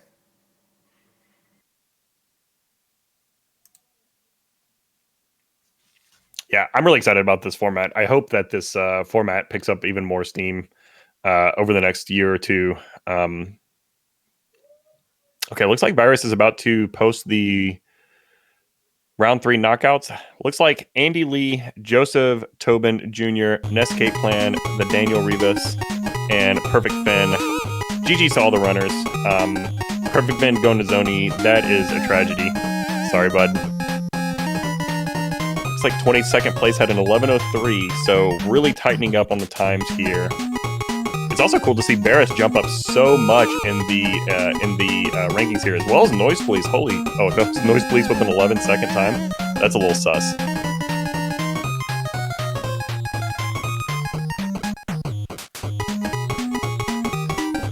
New world record, 11 seconds by Noise Police.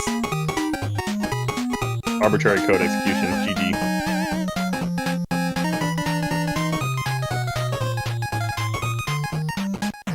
I think I made a mistake. I'm really sorry for that. No, that's okay.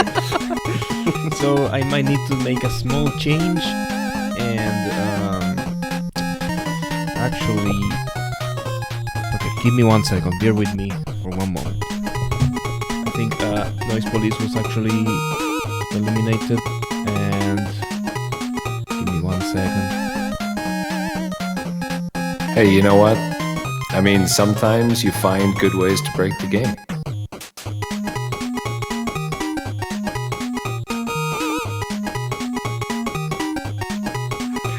So Cypherin, I know he forfeited at during the race, and so that's why it's saying that he, the racer personally dropped versus getting knocked out from a finish time that was not good enough.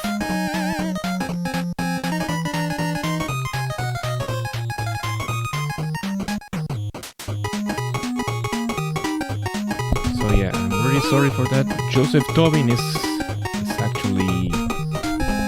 Oh, wait is it? Give me 1 second. So I think Virus. It looks like So Cypherin forfeited at the start of the race, but then we also took out 5 more people. So I'm wondering if Andy and Joseph should both be in. Yeah, I was actually thinking about taking both because so it's less people to to take care of. But yeah, I guess you're right. I'm just doing lots of mistakes here. Give me 1 second. Hey, the one thing that I will say is Virus is planning and running this essentially all by himself. It's an immense amount of work. He cropped literally every stream you've seen today. He's done all the work himself, so there will probably be some hiccups, and that is to be expected. Yeah, shout out to Virus. I jumped in the channel about 30 minutes before the start, and he shared his desktop with me over the Discord stream, and holy smokes, he is juggling a lot of stuff. Yeah, I mean, this is definitely I feel like this is one of my favorite types of tournaments, but I think we need to figure out better ways to not have it all fall on one person. So what was Noise Police's time? I can't see it. Andy said it was an 11:40 something. I don't remember the exact time.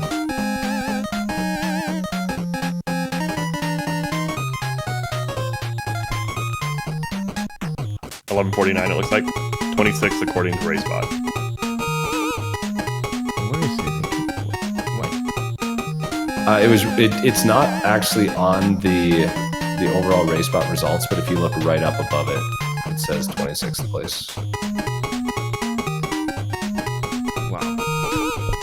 Okay, 11:49. Don't worry, we will get through this. I'm going to call this math. Live math is always tough. Yeah, especially when there's 400 people watching. Yeah, they're like, boo. No, never do live math. It'd be like, what's 4 plus 8? And you're like, oh God, 13. And then you're like, oh no, sorry, I'm an idiot. It's 14. And then it just goes downhill from there. Everything gets harder when people are watching. I feel like I'm at work, like running a meeting on the projector, and I'm just misspelling really, really basic words. There's just red squigglies all over the thing. Oh, I love math. I think I feel like it's okay for me to make fun of math just because I have such a good relationship with it. Don't tell my wife.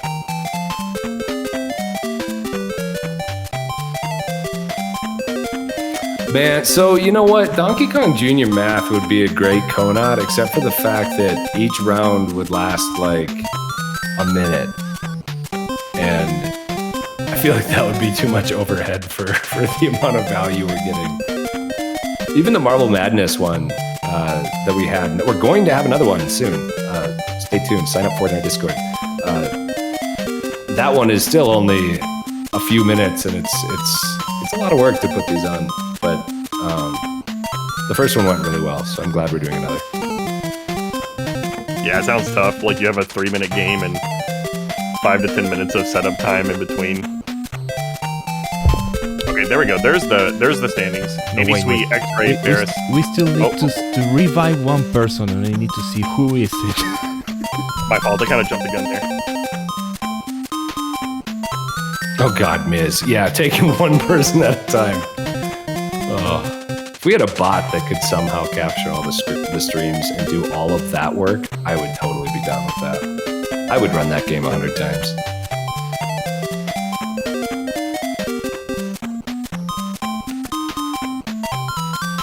Hey, if any computer programmers out there are bored, they're looking for a project, could help RGL out. Automate some of this. So, the person who will revive this round is Andy Lee. I'm really sorry to take you out. It's alright, Virus has brought you back to life, Andy Lee. Congratulations.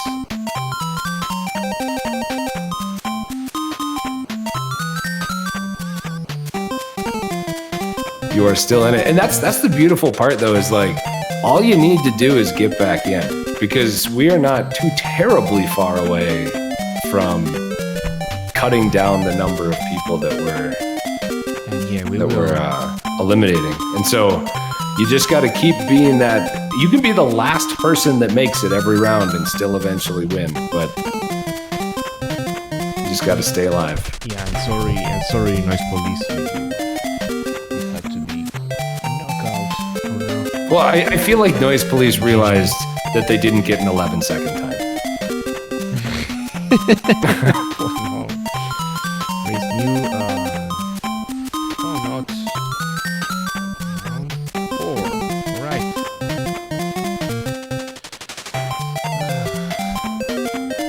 I'm gonna die or something.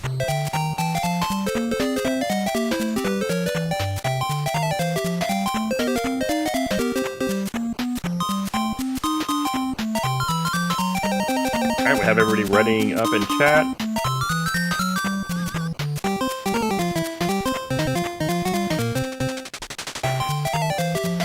Getting ready to start up the 4th round of the Chippendale KONOT tournament here. No, so there weren't any technical issues. We just had some clerical issues on tallying up who goes on to the next round, but those are done. We will get started again in the next probably minute or maybe 2 for the next round. So yeah, we are in the process of readying back up for the next round.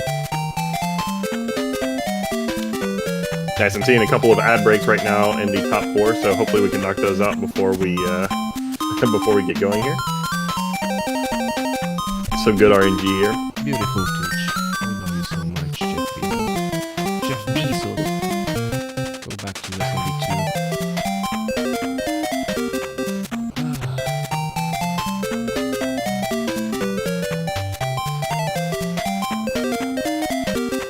Nice. I'm curious, how many Dells do you think, chat, how many Dells are going to be in the top 4 of the next race?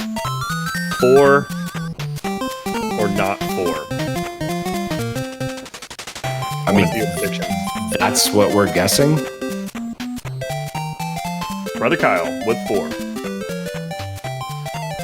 Or however many. You can guess whatever you want. I don't want to be too prescriptive here.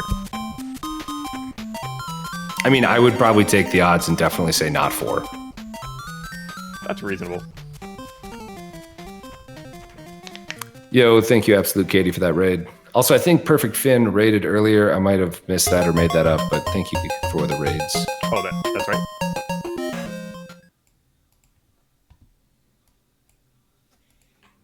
Also, good job today. We enjoyed you being a part of the race for the KONOT.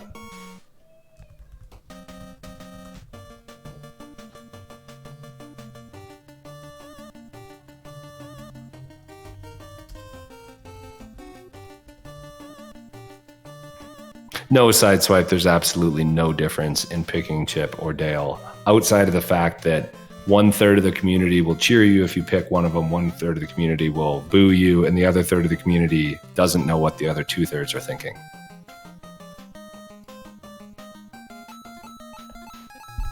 Also, sorry for my cursor showing from time to time. It's a huge cursor, I know. Virus's screen is actually a 240 resolution. Yes.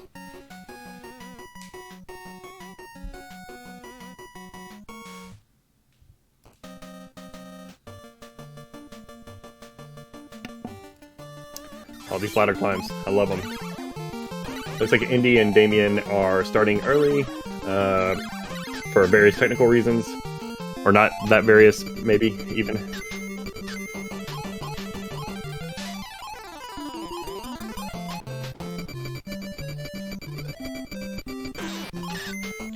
Race 123 is not currently in progress, it seems. I don't know about that bot. I don't know about that. Yeah, they just fly to the top. It's wild. Yeah, I promise if you've never played Chip and Dale and you have either the cart or an EverDrive or an emulator, go boot that up and just try to get up those ledges as fast as you can. It's wild how good they are at it. And also, it's worth like saying this is probably the best first speedrun you can do if you're like trying to get into speedrunning. I'm starting to recommend this game as a first game to start speedrunning. I picked up this game just to see how this game is, so I know what I'm seeing in this tournament, and I love it so much. I kind of struggled to get a sub 11, but it was a really fun. Oh, Virus, you forgot the timer again. Oh no!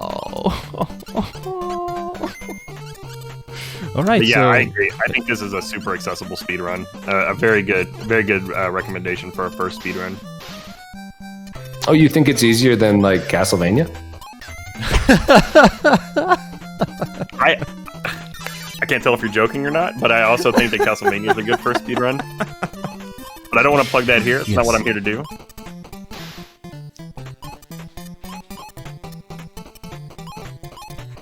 Yeah, I think if you're looking for something that is pretty easy to pick up and is a pretty enjoyable game, and you don't mind platformers, I think this is a very good first game for you.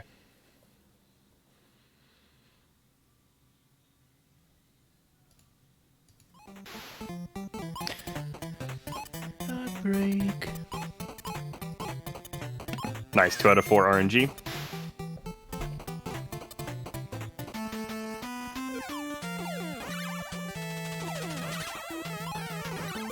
It is interesting how the ads seem to be synced when we do see more than one up. It's like their program just randomly grabs a handful of channels, or probably more than a handful, and just fires ads on those channels.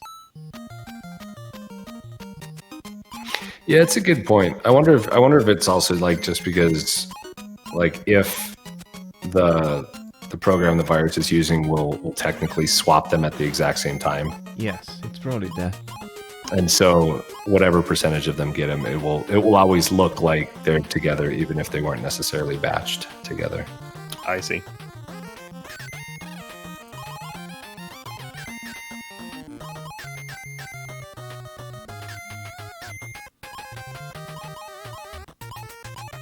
Oh my god, was there actually a poll between Chip and Dale and Castlevania for the best first speed game?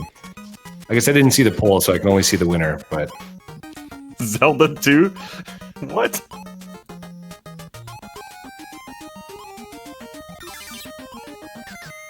Imagine a Zelda 2. Castlevania, Zelda 2, and Chip and Dale. Oh my god! Imagine, just imagine this: a Zelda 2, one night only knockout tournament. It's always night somewhere, right? These runs are like 2 hours long, I feel like. 40 people running that game at the same time. I think it should be 1 year only tournament. Yeah.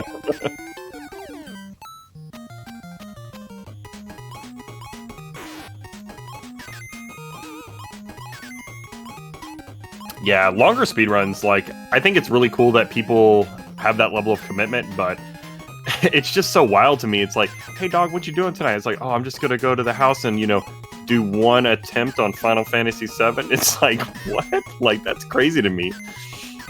I watch a Pokemon speedrun and people spend like 4 minutes just to see what stats their starter gets, and they reset if it's not one of the preferred personalities. And I'm like, oh my god, like, that's so long. So I don't know. I have a lot of respect for folks that can endure these super long speed runs.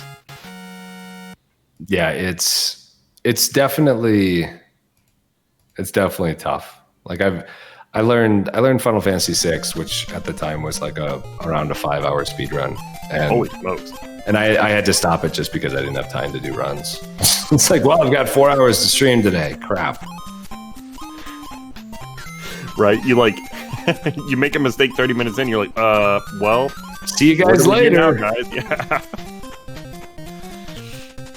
Yeah, that's wild. Yeah, I like a good 10 to 15 minute speed run. I've run a couple of games that are like in the 30-40 minute range, and those games I really like, but a good 10 or 15 minute speed run feels good to me. Yeah, it's a good time. Like I think it really depends on, more so than how long the run is, it's just how interesting the run is during that time. Because like, there are definitely runs that I've run that are longer, but like a 30-minute run could be infinitely more fun and exciting than a 10-minute run that's mostly just endlessly wandering around. Right. Yeah. I run some games that have a lot of downtime between tricks. Castlevania 1's that way. There are a few screens where you just simply walk right, or there's the level wind down stuff that takes a while. And when I stream it, it's a lot. It's really good for me because it gives me a lot more time to kind of interact with chat.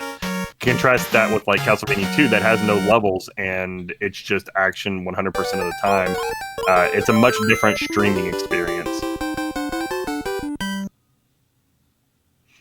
I know, like in Castlevania 2, people give it a lot of hate because of that annoying pop-up that appears that you can't mash through that says like it's a horrible night to have a curse. But when you're speedrunning that game, you need those to take a drink of water. Yeah, I mean, I've never run the full game, but there was like a partial game for Big 20, and that game was actually incredibly like engrossing and fun.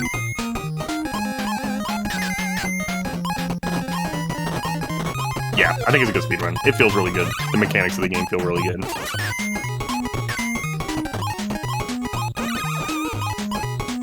Looks like we have a few people just finishing up level H on our screen. Yeah, I'm watching these folks now. They are doing that hesitate as they're jumping up to despawn that first crab. I'm gonna have to implement that next time I play. We have Edo going mid route up this time here, so that's cool.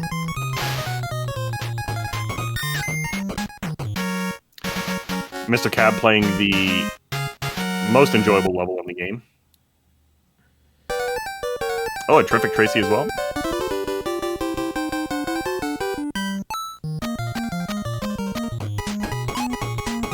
You're actually pretty good at saying things sarcastically without sounding that way. Is that a good or bad thing? I don't know if it is or not, but you're good at it either way.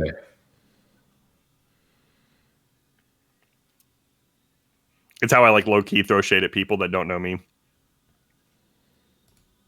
It's like, I love you. You're just such a great person. And yeah, like, just completely sarcastic. Right. Oh, thanks. I like you too, Two Snack. Hey, wait a minute. I remember what you told me that last GDQ. Oof.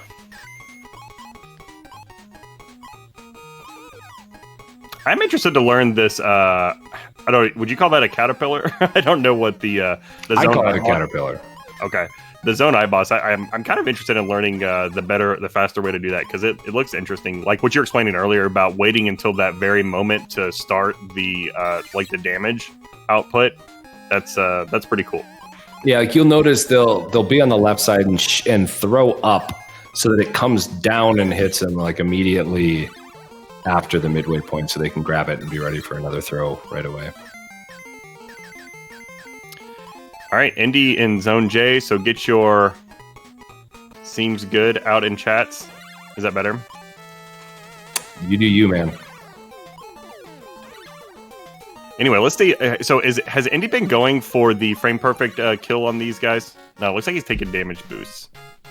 So it's just that last one, I think, that you can really do that on, because I don't think you have a box for the first one, if I remember right. But yeah, he seems to be getting it very reliably, which is nice. Yeah, that does seem like the second one. I think even if you were able to do it on the first one, the second one does seem to be the optimal strat for a race, because you're going to be taking a hit of damage from that guy anyway. So if you can it's not even really a gamble. You're really free rolling it. If you just throw the box and connect, then that's good. And if not, you just turn left and take the damage boost like you would do even if you weren't going for the frame perfect. So it seems free to go for. Obviously not free. Yeah, I mean it's You might as well toss it and see if you get it. We definitely did have a slower round for the faster times. Like Barris actually got first this round with a 10:05. Nice. We had Andy and DGs with 10:08s both. So I mean, still some really good times, and then a whole bunch of people in the 10:10s. Andy saying in chat that his kids are starting World War III in his living room right now.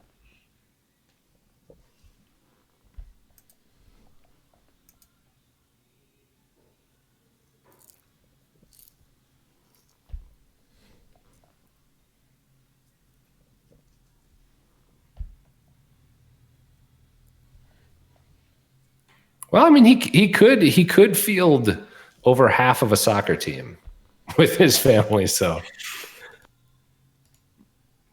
I imagine it can get pretty rowdy.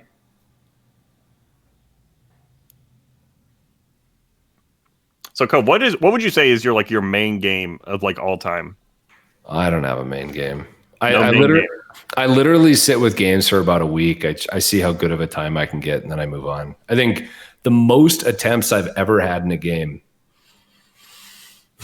minus maybe like Donkey Kong Jr. Math, which is a minute per attempt, per completed run, is probably Mega Man 1, and I bet I only have about 400 attempts. Okay. What about California Raisins? Tell me about your California Raisins career. I learned it for a group that I help run called Retro Games Racing, where we pick a game every month to learn, and then we all help each other learn the game for a couple weeks, then we race it. Think of like a Big 20, but it's community driven. There's one game picked, and you only learn one game. So I learned it through that. I got world record on day 2, and I raced it, and then it was in the Big 20, and I stopped playing it. Like it's sad. Like I don't grind anything ever.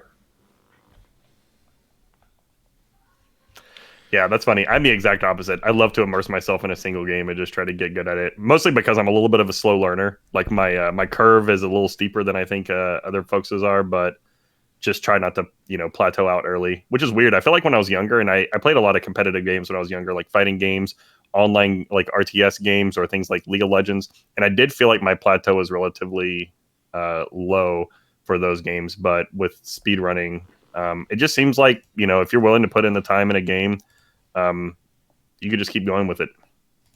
I think anybody can speedrun. That's one of my favorite things about this. One of my favorite things about this hobby, coming from those competitive games where like I'll be playing StarCraft or League of Legends, where you like casual play is like 2 or 3 hours a night just to maintain your current skill level relative to the rest of the population. With a game like with a hobby like speedrunning, you're kind of just competing against yourself and just pushing yourself. And if you need to take a break, it's fine. You'll pick it back up. You'll de-rust and just keep going if you want. I don't know. I love this hobby. Yeah, it is fantastic, and I honestly wish I would grind out games because I think that's one of my biggest strengths is I learn games really quickly to like a very above average level, but then I get bored and I move on to something else. I think that's why I'm okay at things like a Big 20 or like multiple game relays is because I can learn the games and be competitive very quickly. Like I could probably do a full run at the end of week 1, and even if I didn't know any of the games. That's but it's cannot. just not as fun to do 10,000 attempts in a game for me. But I envy people like you or any of the other people who just grind the heck out of games because I wish I had it in me. I don't. Yeah, I'm just the opposite. I can't do what you do with learn X games. I tried with the most recent Big 20. It was the only Big 20 I've competed in, and I don't think I'm gonna do it again. It's just really tough. It's really hard to just stick with learning all the time. It was much more challenging than I thought it was gonna be. Yeah, it's definitely a different type of challenge for sure. I do want to say we do have the times up and the runners moving on. We want to say thank you to Smart Alec, Rayo, Christine, Edo, and ZG, who were eliminated this round. And we do see Andy Lee, who was the revival last round, actually would have even qualified for this next race if he finishes 12th again. So GG to Andy. GG Andy, and GG to the runners that have been knocked out so far. And of course, those that are still in it. But yeah, good showing from everybody so far. These times are really starting to tighten up on both ends. Like you called out earlier, like it's pretty crazy that we saw some low 9.5 X's earlier, and now the fastest time was a 10.05. Yeah, I mean this was a little bit slower race for the best time, but yeah, I mean if you look at all of those times and the 10-10s bunched up together, like this last big elimination, and then once we start the singles are going to be really, really close. I'm excited for the top 8. I'm excited for all of this, but I'm really eager to see who makes the top 8. I'm bracing myself for any heartbreak in the next couple of rounds. You know, somebody that we probably at the beginning of the tournament would have anticipated, making it into like the top 3 or top 4. Like I'm looking at stands right now, 17th place. Holy smokes! Yeah, like that's a big surprise. That's the one that I was gonna mention. As soon as you said that, I was like, well, look at who barely got through this round. But I mean, stands could be right back up there with a 10:01 or a 9:59 next round. Yep, absolutely. But it's getting to that. It's getting to that point. You know, like you could at the beginning of the tournament, you know, as long as you're consistent, you can make a big mistake here or there and still finish with like a high 10x and slide in. But those times are about over. You know, I think we're getting down to like the really metal part of the tournament coming up in the next couple of rounds as we kind of wind down to our top 8. Yeah. So there's a question in chat: how many people are going to be in the final round? Well, the final round itself. That's a good question. I forget how many we actually go down to, but it may just be 1v1. But yeah, it'll be groups until there's 8 left, and then 1 at a time will be dropped out after that. Hey, Christine, thanks for the raid. And GG's today. Yeah, thanks for the raid and great job. Andy has brushed the teeth on 2 of his kids. He's good. He's good. He's 1/6 through his kids. Oh wow, that's about twice as many kids as I thought he had. Oh, I have no idea how many kids he has. I just know he has a lot. He has 6, as far as I know. Oh, okay.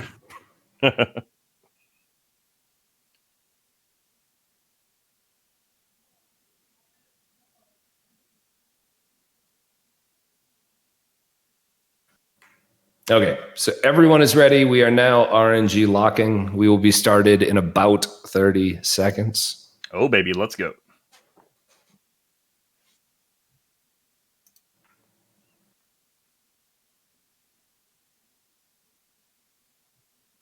And if you're new to Retro Gaming Live TV, you think this is fun? I just linked our Discord in chat. Come join, say hello. We do events like this often. It's not necessarily on a schedule, but whenever we have good ideas, we throw an event on the schedule and we have fun with it. We do these knockout tournaments.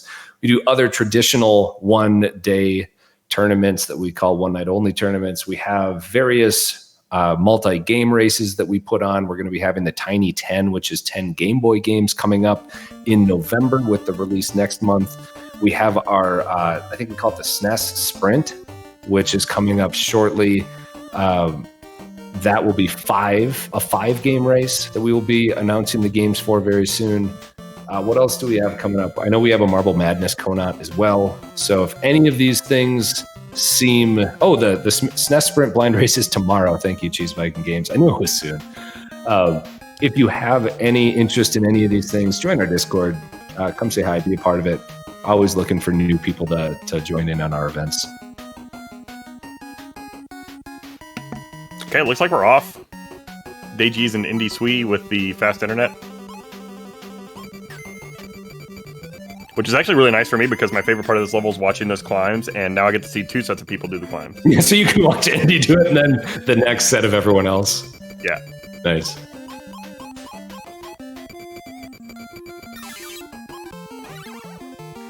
I also like how you kind of get rewarded for doing well in the previous run, because like Barris won the last race, so he's number 1 in this race now.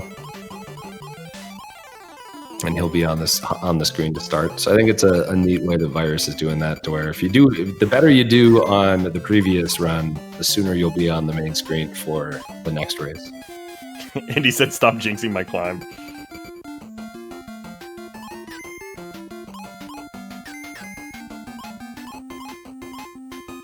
If you have time to type, you have time to fix your climb. Ooh, shots fired. Ooh, Horexa missing a throw. I've never actually seen what those blocks look like when you actually throw them instead of just set them down in front of you, so that was interesting.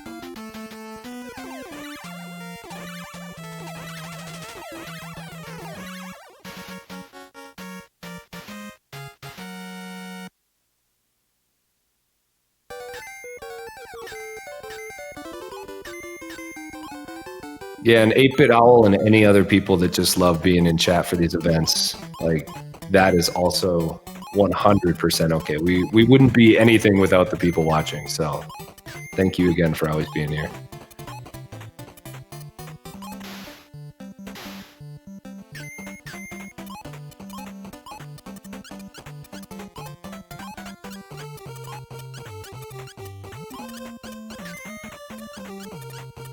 I don't think that's true, 8-Bit Owl. You can do it.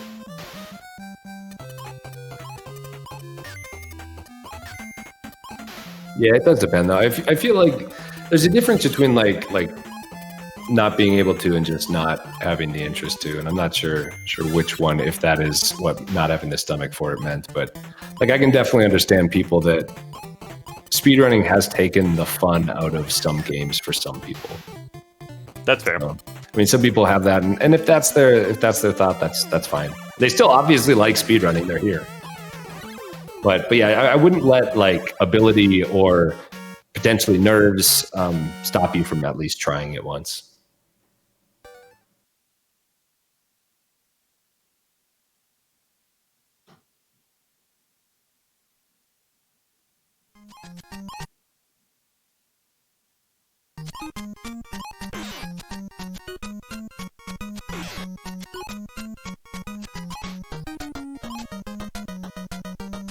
Just look at the gradients they put there, like commercial breaking progress and all the psychedelic lights.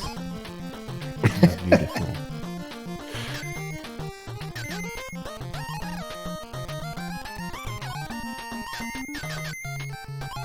Yeah, it's disappointing that like this is definitely a new thing that came up when about the time they announced the mid-roll ad test.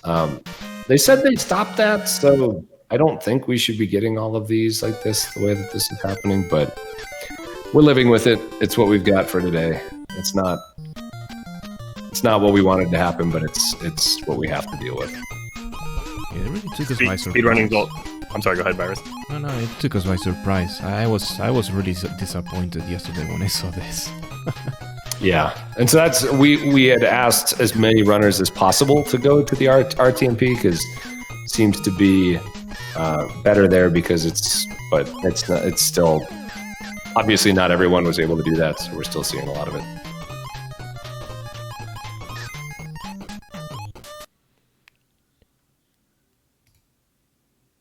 X-Ray with the clean boosts. Shoot, no. Oh, Well,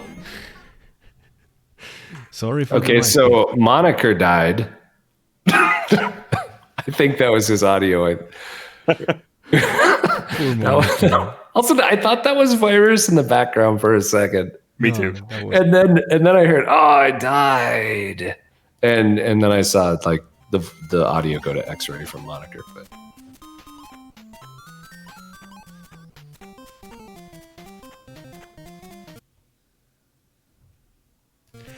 one of the funniest parts about this game is how there's like no concept of skill with these animals that are in the game. And I think it's zone, is it C with the kangaroos? The kangaroos are as big as the chipmunks, and now we have rhinoceroses that are as big as the chipmunks. And these little bugs that are, it's like every animal is the exact same size. yeah, I also like the rhinos seem like they're wearing like a nice like salmon colored polo with khakis. Like they're at least dressing up. They kind of remind me of like old school football players, like back when they had like leather helmets and stuff. You know, that's actually probably a good point considering this game. I mean, obviously they weren't still wearing that in the late 80s or early 90s, but yeah, no, that's a good point. I hadn't thought of that.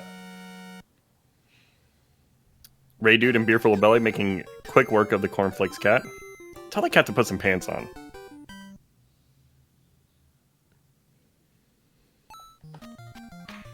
Hey, as long as the webcam doesn't catch it, I'm all for it. It's not, yeah. Feels TOS, man.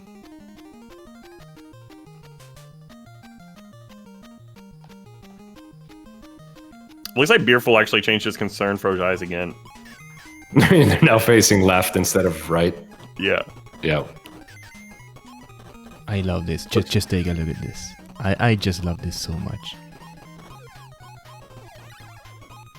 Oh, this is nice. I love the sync. Oh man, Ooh, no! Both going mid. They broke the sync. Dell's ahead, yes. Oh, as soon as I point out that Dell's ahead, we break it up. I see how it is. I feel like there's a little bias here. A little anti-Dell bias happening.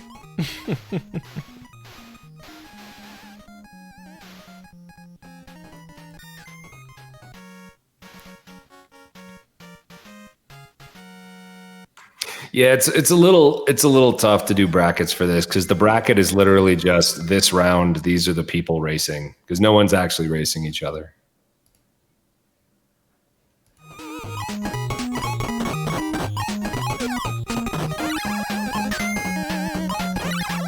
I mean, well, they're all racing each other, but no people are directly paired up. See Hyperflux here starting up zone H. And this is what I'm talking about. Like, as we get deeper in the tournament, we're going to see a lot more of this where everybody's really close to the same spot of the game. Looks like Andy's finishing up zone H now.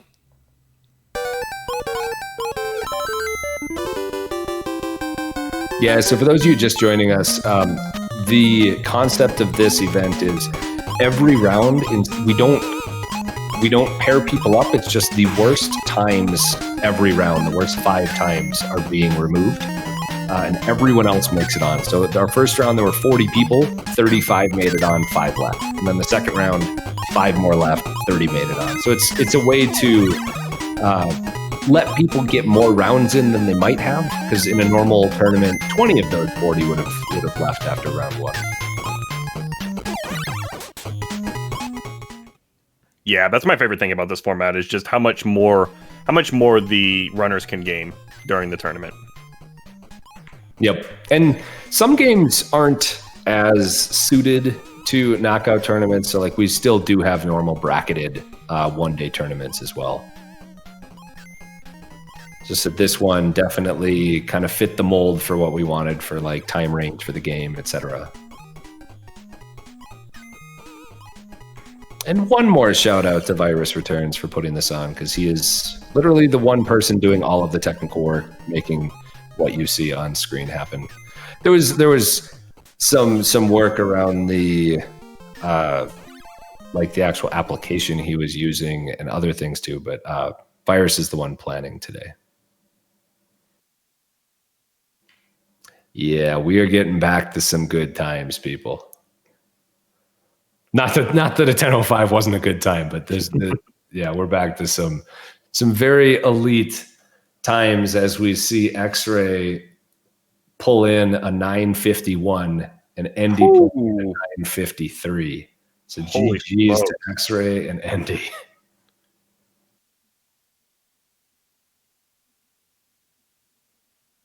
Apparently on X-Ray splits, it was a sub 950. But yeah, we had 2 sub 10s this round, and apparently one of them might have been a sub 950. So 951 according to our race spot. Yeah, so right there, Stans went for the frame perfect hit on the plunger weasel guy, but missed it and just kind of turned left and took that damage boost through. Yeah, it's kind of what you're forced to do if you do that. Yeah, we had 4 people sub 1010 this time with another. Barris was right at 1010, so still some really, really blazing fast times. Yeah, GG to our runners. Whew. Sub 950 from X-Ray. That's really impressive.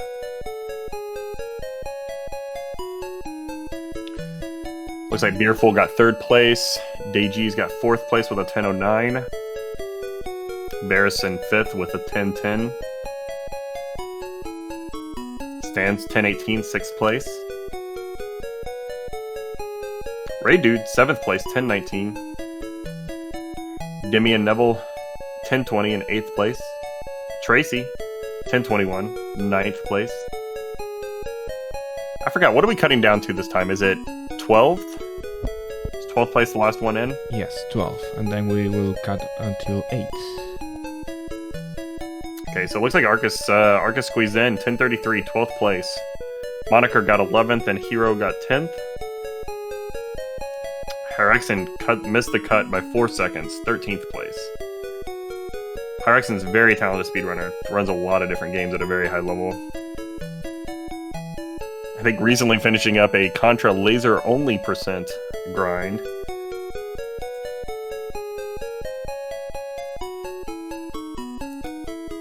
Andy Lee, 15th place, 1044. Angel Undead, 1056. Flux, 1105. Well, Mr. Cap was the second within a PB. That's awesome.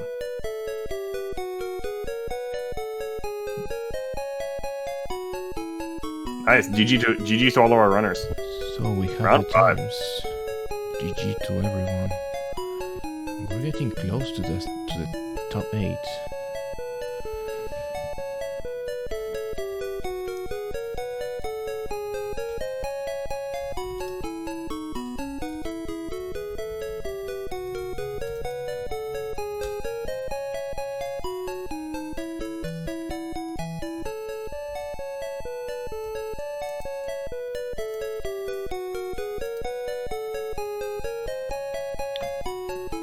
So are we going to cut 4 from this round to get to a top 8, I guess? Yes.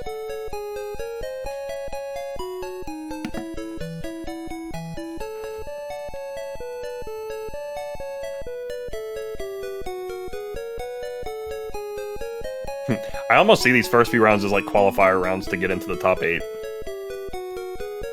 Yeah, kind of. That's kind of it. Not to suggest that that's their only function. I think just being able to watch a lot of gameplay is a lot of fun. But yeah, it looks like folks are readying up in the race channel right now. Getting ready for the 6th round.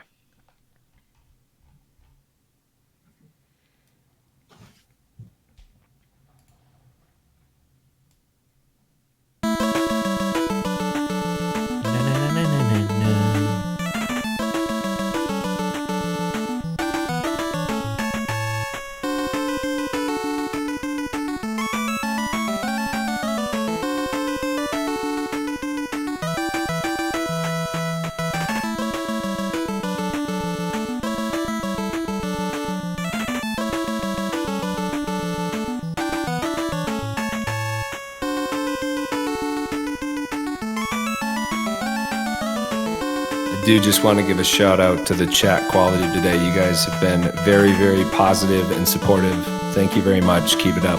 It's exactly what we want to see at these events.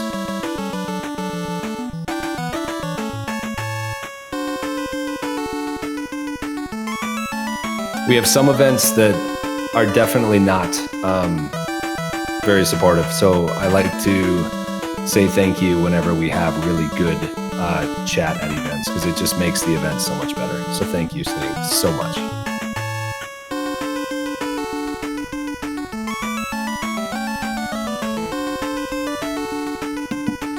Sub hype 8-bit out. Thank you so much for subbing.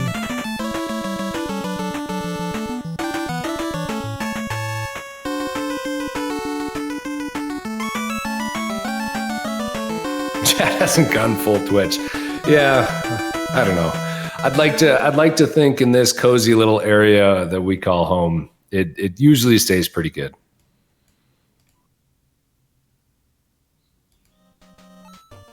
And if not, our mods make sure to make it good. So here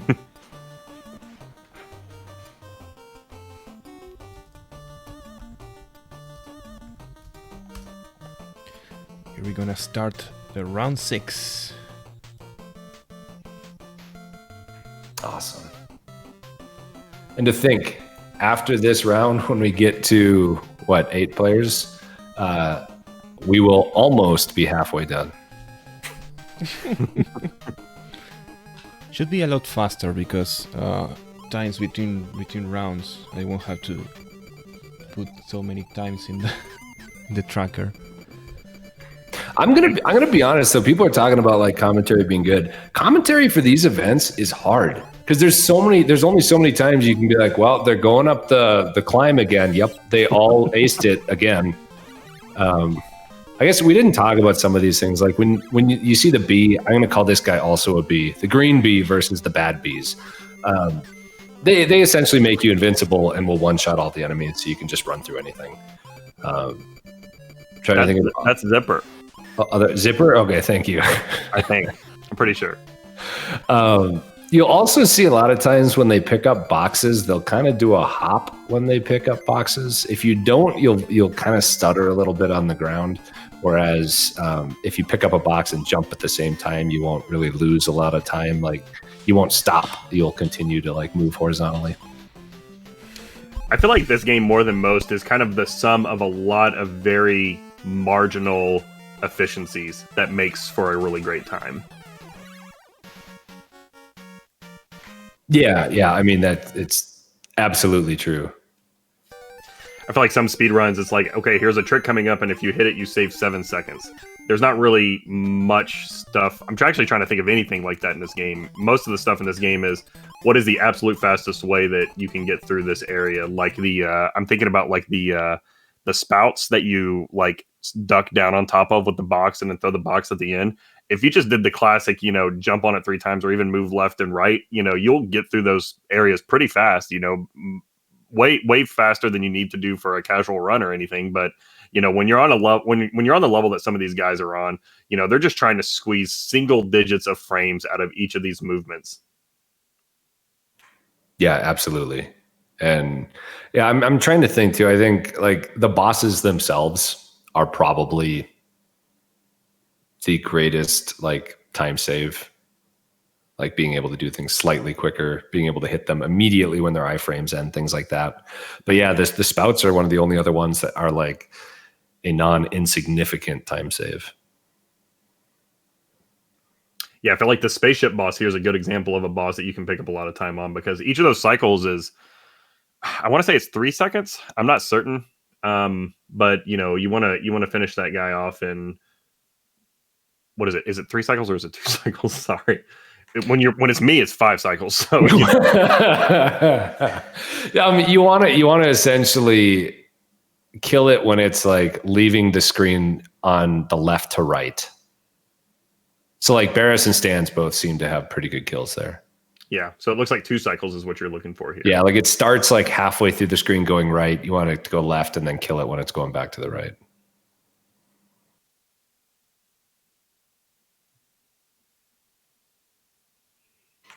And the third hit, you don't often see it. You'll see him throw it to the left and it'll just bounce off the wall. You're like, why do they do that? Well, it's actually hitting the spaceship kind of when it's still either off screen or like just starting to get on screen.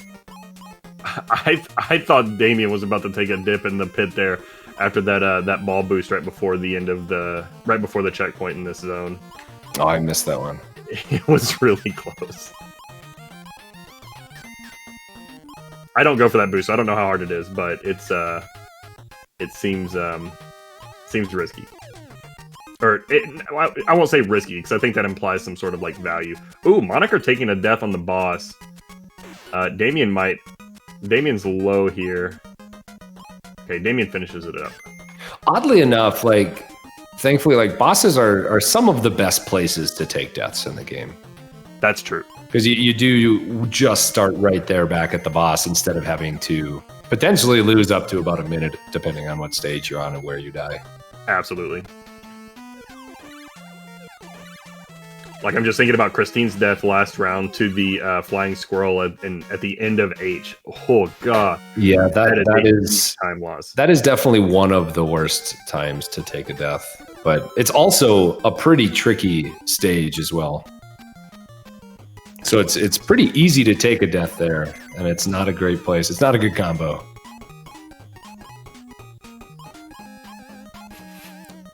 Rayo says, thankfully no one saw my death. Now you have my curiosity. Tell us about it.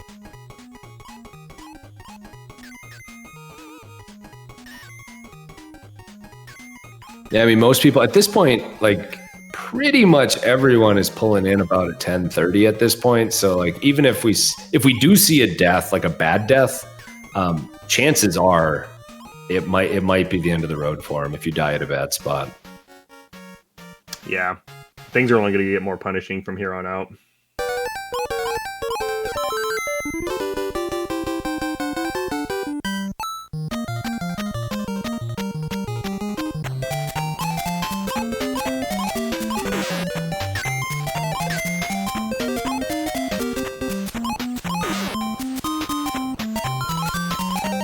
Ark is taking a couple of unexpected hits from these crocodiles, so he needs for the rest of the screen to be clean as he approaches this checkpoint here in the casino. Yeah, it looks like he got there. There is a damage boost that folks normally take at the end of this hall, and a big reason why I think people take the damage boost is because the double B. Oh, it looks like he got through it without a problem, but the double B plus the Rhino is a pretty tough, pretty dicey spot. So most people just opt to take a damage boost through that section.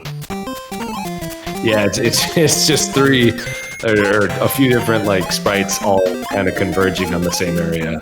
It makes it difficult.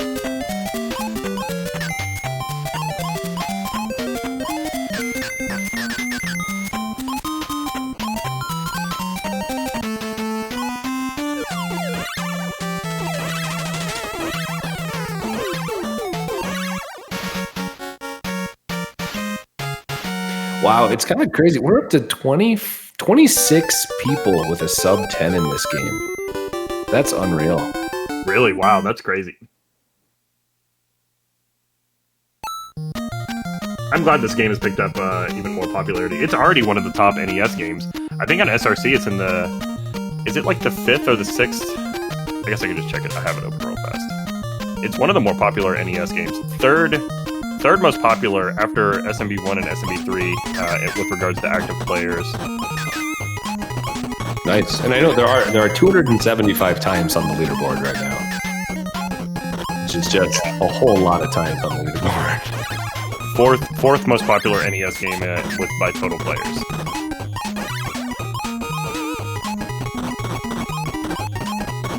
And it's kind of cool to take a look at what like the most popular NES games are, because there are some unexpected games in this on this front page here, and I think it has more to do with how interesting the speedrun is rather than how like classic or nostalgic the game is. For example, I'm looking at Where's Waldo with 93 total players. Holy crap! Like I didn't even know that was a game until like there was this Where's Waldo fever last year. A lot of people picked that up, and Strider's in the top 10. I think it's 7th place. 255 people play Strider. I didn't even know Strider was a thing until he was a character in Marvel vs. Capcom, and assuming that's the same character.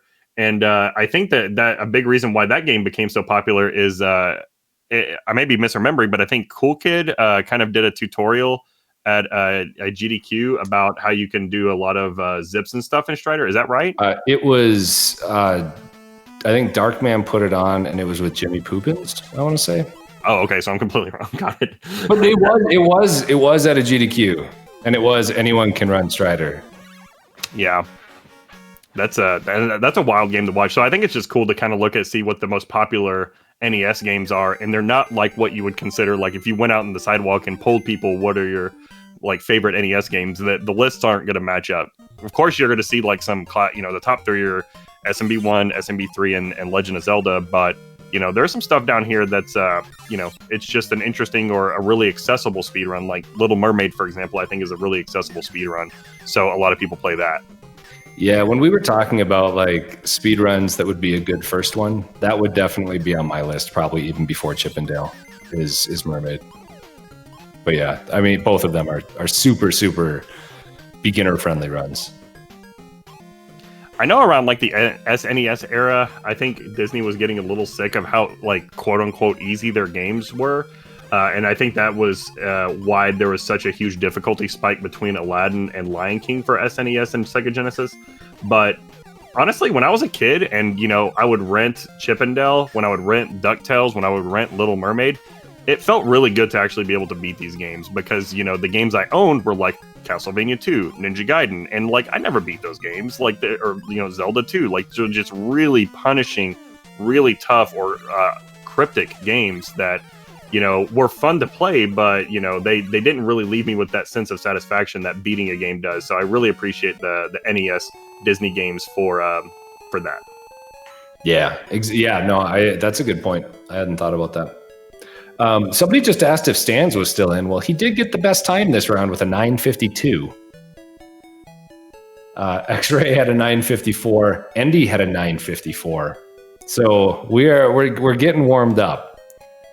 I remember like 2 rounds ago, Stans, I think he was our last person moving on with like a 10:40 something or a 10:50 something, because I think he had a bad death. But yeah, and then we were talking about how, a round or 2 later, he could be right back up at the top. And yeah, he had 9:52. So that's awesome to see. Yeah, 9:52 is a spicy time. Yeah, I think X-Ray, Endy,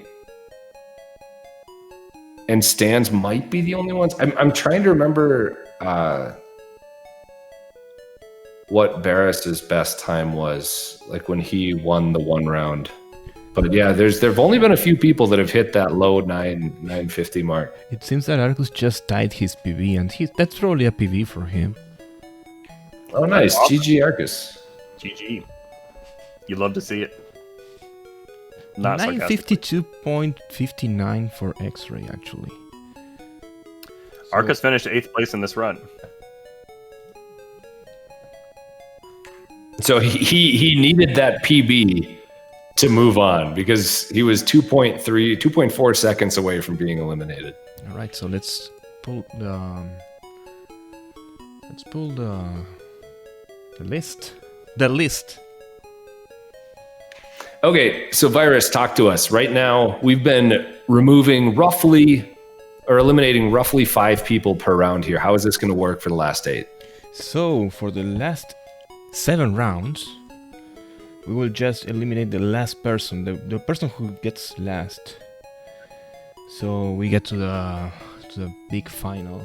The big final will be best of 1, just one go only. So this is truly to the point now where I get to talk about my analogy about when you're camping in the woods and a bear is chasing you. You don't need to be the fastest out of all your friends. You just need to be not the slowest. You need to survive. Hilarious. That is terrible, though. Yeah, I mean, yes, obviously it's horrible. I know. Where did you come up with this? I camped a lot as a kid. We talked about scenarios, like you always wanted to make sure that you weren't the least athletic one of your group of friends. Oh my God. So that's why my friends always invited me camping. Sorry, I should have told you earlier too, Snick. I'm the bait. But no, huge congrats to everyone in the top 8. Also, congrats to Ray Dude, Moniker, Barris, and Hero, who we say goodbye to here. I know Barris especially he won one of the rounds, or they won one of the rounds. And so, like, fantastic job to everyone who's still in it and who just got eliminated. Yeah, Barris had a really impressive tournament. Good showing. It's round 7, right? Yes, it is. So, first round of the top 8. Here's where the real deal starts. Yeah. Oh, and I definitely didn't make up that saying. I just enjoy it. So for people in chat saying that it was around, yes, it was not anything that I made up myself. So, Virus, I know you have your hands full, but I just want to point out that Stans won the last round, and I believe he's a Dell player. Oh, stop it. You're still doing this? Like, you're right. You literally need Stans to win out every round pretty much for Dale to win. I'm being transparent with where my bet is placed.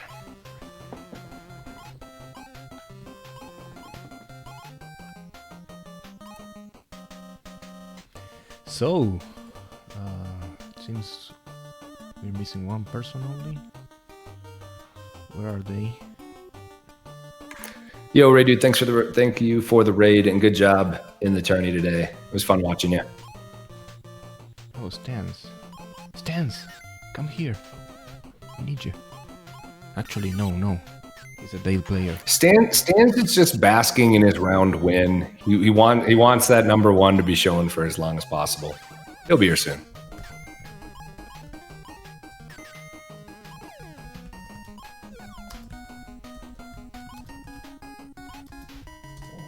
Right, so 30 seconds for RNG lock, and we are starting the thing. So what, we have 7 more rounds left. So with a 5-1 score, we would need to see a 6-1 Dale to Chip for Dale to overtake Chip.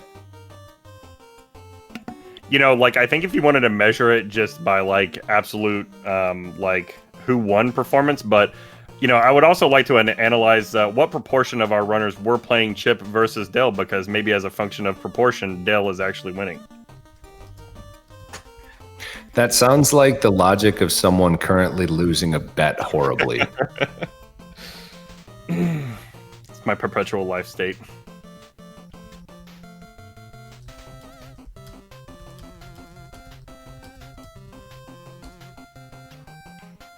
Here we go. We're going to be starting in just a couple seconds here. The RNG lock time period is finishing up. Yeah, good luck to our runners. This is exciting because, like, anything can happen. You know, all it takes is one misstep, and somebody that's a heavy favorite in a tournament could be knocked out. You know, and it would be a tragedy if it happened. But you know, that's the way these things go, and I find them to be really exciting. Yes, absolutely. I could not second that anymore. You know, though, I actually do kind of want to shout out Arcus a little bit. He's got a PB of 10-23. If I'm looking at this right, the next worst person that's left is DG's at 10:02. And so Arcus has done a great job sneaking into that top 8, and he's going to have to continue to play out of his mind if he wants to get much further. But yeah, it was a good job sticking through it this far. It's that consistency. It's that wisdom we were talking about earlier. You know, he's done a lot of this, and you know, it took a PB for him to sneak in, but you know, he's been really consistent this tournament. Not very much variance in his times. Yeah, just playing really well. Looks like we're starting up here. Yes, we are. We have people almost through stage 1 already. We got 2 Dell runners on the screen right now. Go Stans, go Beerful Belly.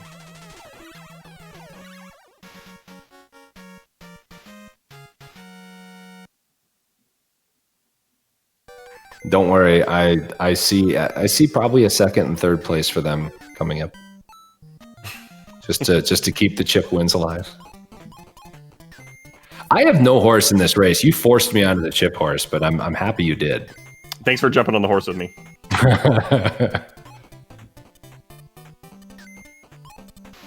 X-Ray burning down the rogue grooming robot boss, apparently. Doesn't seem that rogue. It seems like the boss is minding his business. He's just chilling in his, whatever this is, cabinet. Yeah, it's probably like the cleaning closet. We're going in there to like cause a ruckus. We're actually not the good guys. Yeah.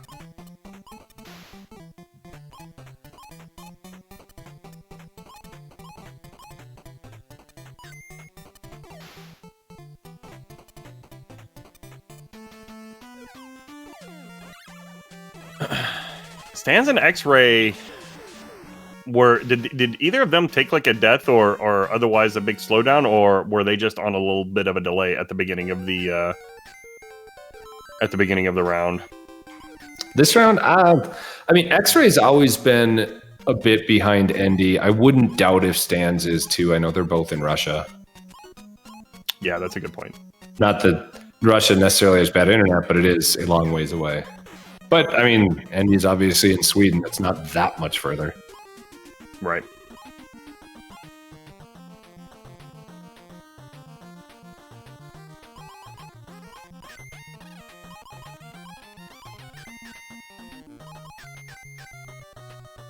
A little bit of a slow spaceship kill for Andy Swede, but still finish it up at the end of the second cycle. You should definitely refresh. Okay. I think Andy killed the spaceship about a minute ago. Oh, good lord. Okay. Oh, it's because I was looking at the RGL screen and not Virus's restream. Not the commentator special. The first row seats.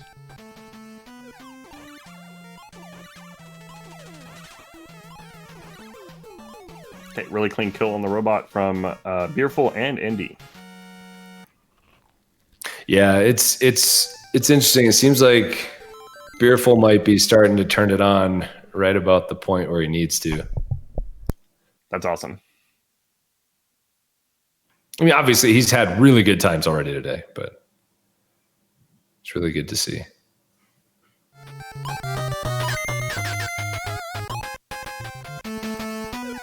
Okay, Arcus rolling into the same boss. Missing a shot there. That's exactly what I'm talking about. That's the thing that messes me up too. No, yeah, it's definitely one of the more like obscure hitbox bosses for sure. And yeah, I don't have a horse in this race. I'm friends with most of the top 8. I just want to see people be really close and have some good finishes. Same. And hopefully have them do their best and not have like a dumb death decided. That's all you can really ask for. If they happen to play Dell,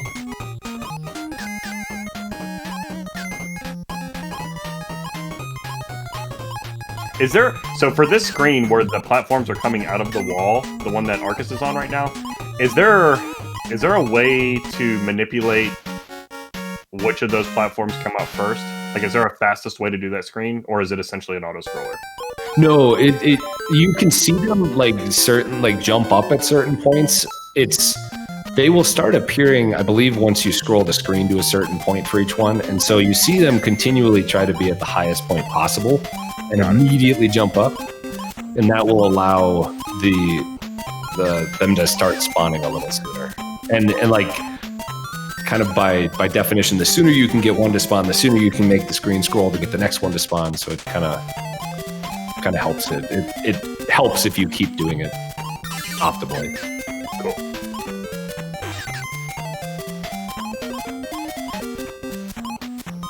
Yeah, it looks really silly when they're just like randomly jumping, but most of the time it's so they can actually scroll the screen up a little faster.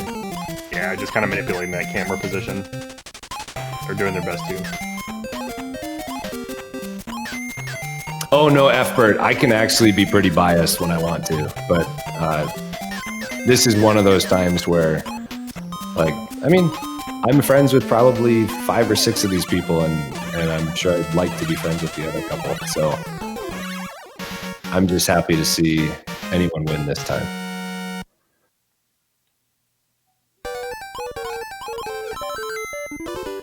Brother Kyle, we are in the final 8. So this is the first round that we are only eliminating one person. Pretty nice mid climb by the DGs there. Yeah, that climb, but yeah, DGs did a really good climb there. A little slow on that flying squirrel, but not too bad.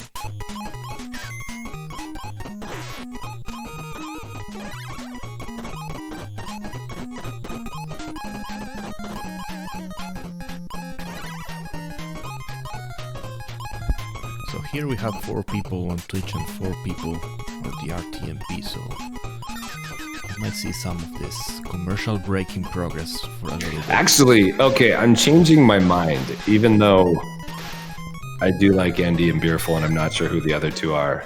I want our finalists to be on the RTMP so we don't have ads. That's fair. That has nothing to do with who they are. It's just it'll be a better viewing experience, but I don't think that's going to happen.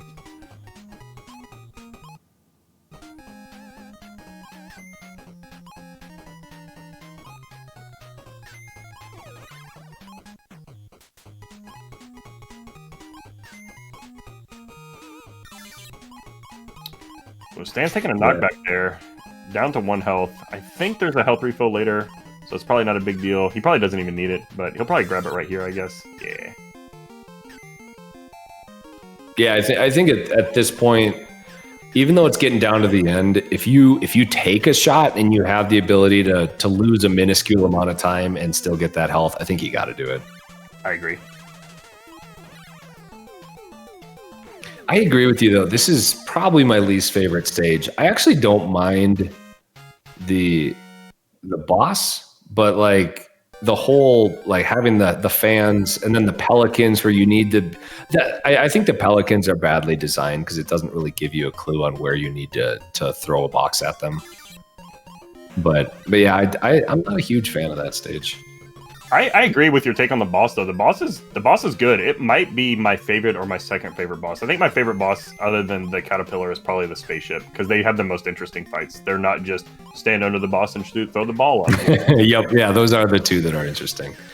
Okay, so we do have, looks like Andy, Beerful, and Stans are all on the last level with X-Ray going there right now. Once again, we know that Stans and X-Ray have historically been a little bit behind on stream, so they're probably closer to Andy and Beerful than we think. Indy is not pulling punches. He's not taking safety strats. He's going ham. Yeah, I mean, when you see at least Andy, Stans, and X-Ray like getting low 950s, they can't be doing too many safeties. Yeah. But it does look like Andy does take home the #1 time this race with a 955. Oh, Beerful takes a death right outside of Fat Cat. Oh no. That could be it. You hate to see it. I'm not sure where the other racers are. It looks, I'm going to spoil a little bit. Everyone is finished but Beerful and Arcus. And so we will see how this turns out.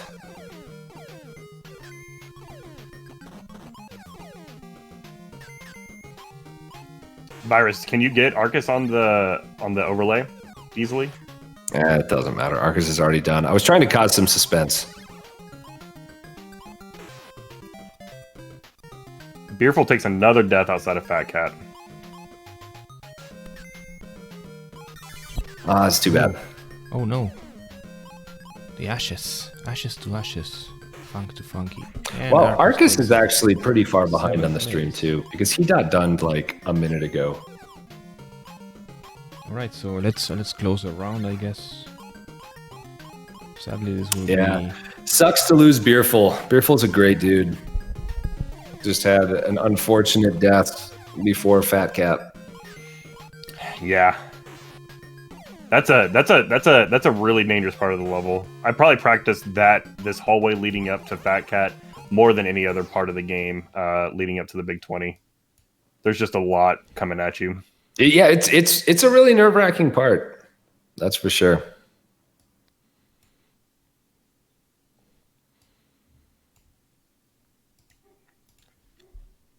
Nice. Well, GG's to Beer Full of Belly. Really great showing today. 8th place out of this pool of people is really great. Yeah, absolutely. Also with some really, really awesome pup emotes. I like doggos.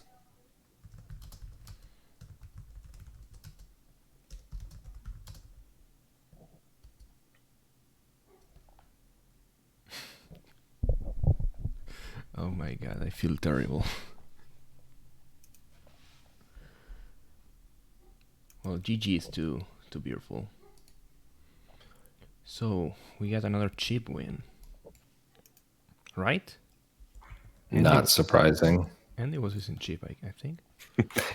I feel like once it was known that X-Ray and Andy were both using chip, I felt like you were losing that Anyway, bet. let's check Yeah, that's fair. check the average and best rounds. We have this screen here that I made, so we can see what was the best time we all had and what's the average.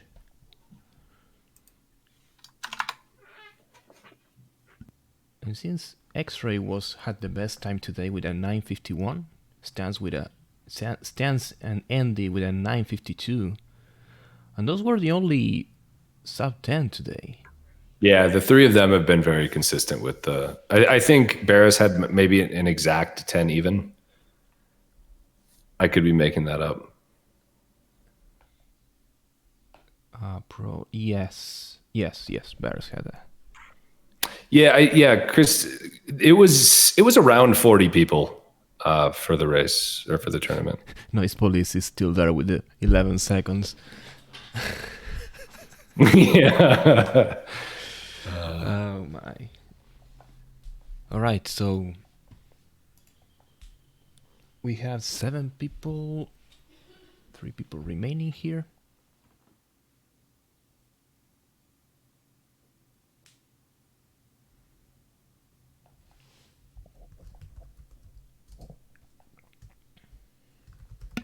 Yeah, X-Ray and Indy are on fire today. I think did Indy have one time that was over 10, and that's why his kids were just like going ham in his room. Yeah, he was like brushing his kid's teeth during the run. Here, hold right while I brush your teeth. Right. I'll tap jump.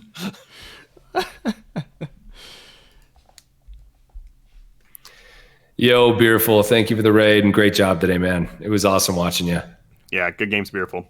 We will miss the concern Froge eyes, though. Definitely. Right, so we are getting ready for round 8. Oh no, this is not the screen.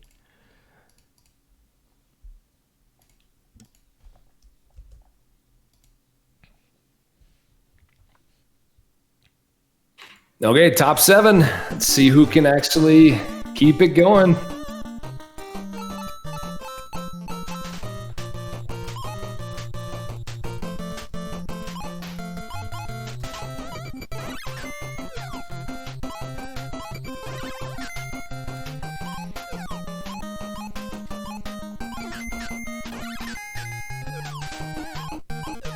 Man, if latency issues get a little better and stuff like that, I would love to see more like co-op tournaments on games. And obviously, like, it'd be really tough to do those like in person together, but man, like net play and stuff like that, I would be so down to do like co-op events with people.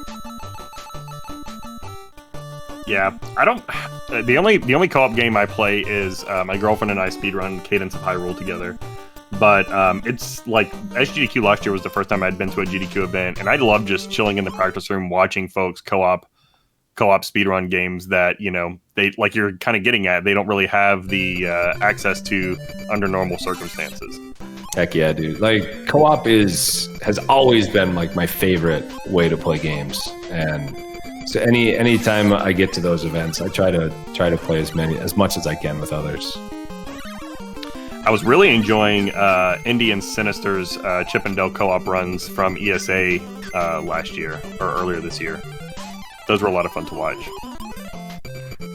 I imagine so. They're two of the best at the game, so. And they're fun guys too, obviously. Okay, we are on to the first boss. Looks like DG's is done. Andy's just finishing up.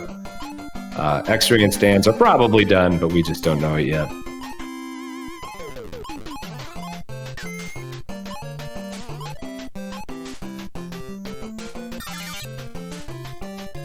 So we'll have to do something about this probably for future tournaments. We will require all people to be on the same platform, except for some exception or something like that. But it's a shame this had to happen just today.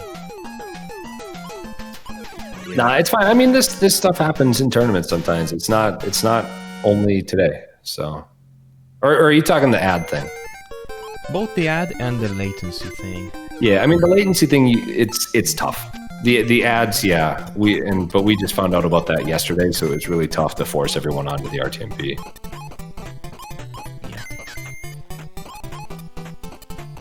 Yeah, I mean, I wouldn't count Stands out by any means. Like, this is still pretty early on.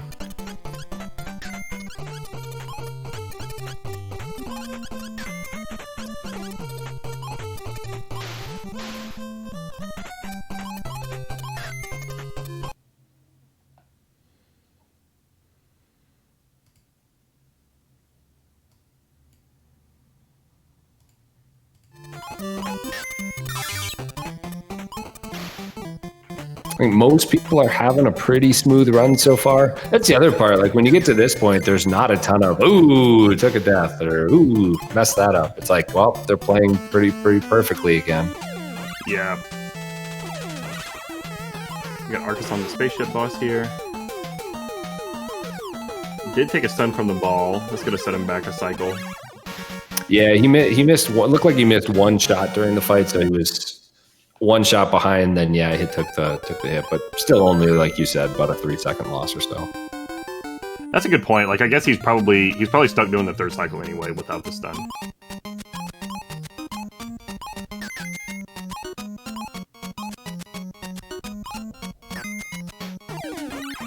Yeah, so we're swapping audio based off of who's on the screen and what parts of the round they're at. So sometimes some of our people don't have audio on the game. So if that happens, usually Virus is just trying to find somebody that does have audio.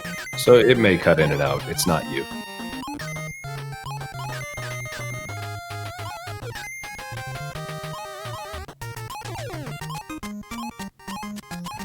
Looks like Tracy had a little bit of trouble with that Jack in the Box deboost.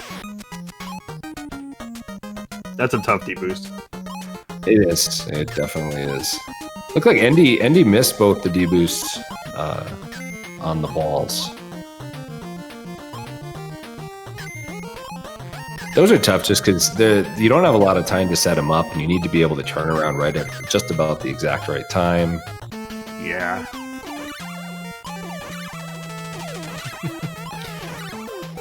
That other guy, he's that cough. Or cough.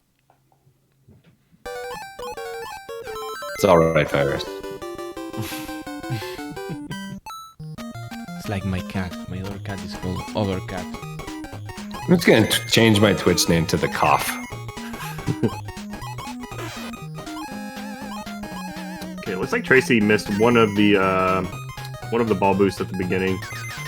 Took the extra ball boost that you normally throw the box through.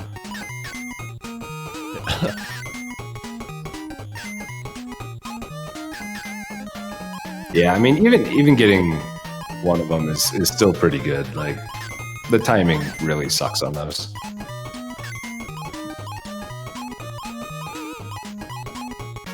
They have.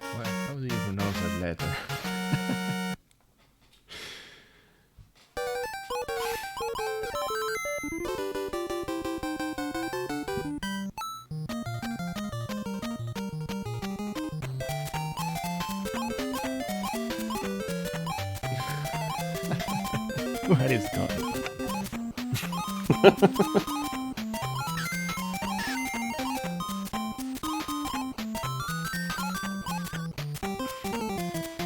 Andy and Demian are really close too. They're only a couple seconds apart.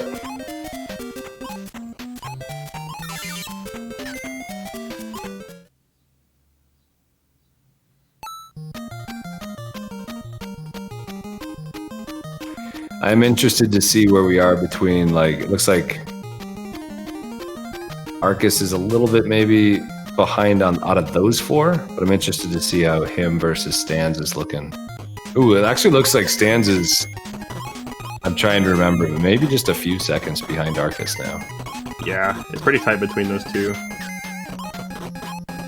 So even with that death, Stans is trying to pull it back.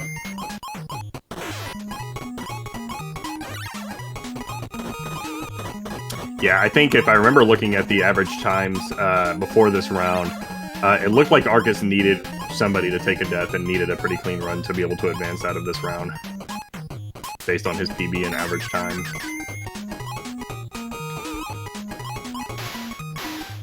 Yeah, he's about a zone clear screen away. There, that's the difference between them. I'm just gonna pretend that there may not be any lag, just so that I can keep like the hype up in my mind about where Do it versus stands are. Absolutely. Because honestly, I just don't know. But I do believe Arcus is streaming to the RTMP. Yes. Yeah, I mean, all we can do is cast what we see here, and then afterwards be like, psych, it was really 10 seconds apart. Oh, Ooh. no! Well, You hate to see it. you hate to see it. For those who didn't see, Arcus did take a death. It was And the same death that Christine took earlier. Yeah, it was super punishing. in a bad spot. So Arcus will absolutely need someone else to take a death at some point here.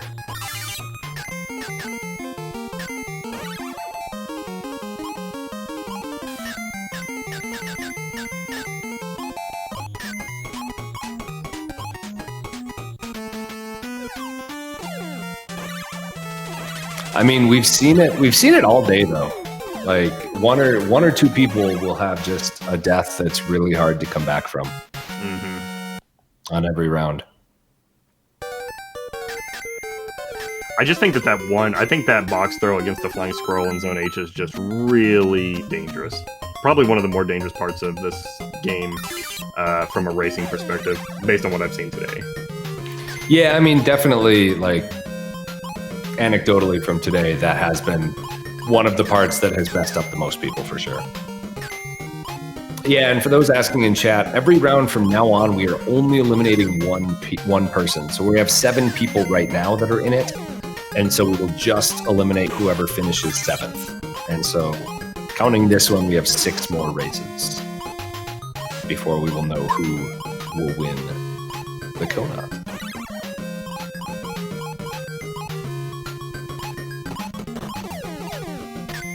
Stan's missing a throw on the caterpillar. Yeah. Small time loss, but I was gonna say he got it. He got the last hit in before he broke apart again. So it was really only about what, maybe a second. that feels right. Whoa, Andy and X-Ray are still bringing the heat. We'll wait a sec until they finish, but Andy was in with a 951. Somebody get me a glass of milk. That is spicy. You can have mine. As a lactose intolerant person that does still love dairy, it hurts.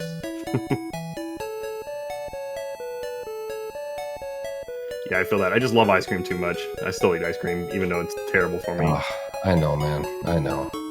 So now that X-Ray is finished, you can kind of get a feel for how far apart the latency is in their run, because X-Ray finished 2 seconds later with a 953.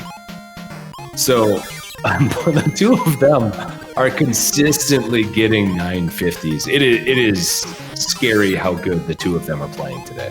Holy smokes, Stans just took a death in Zone J2. So Arcus is actually ahead at the moment. It's very close. Well, depending on the latency. I'm literally on the edge of my seat right now. This is crazy. Also, I would appreciate it if no one spoiled anything for looking at race chat.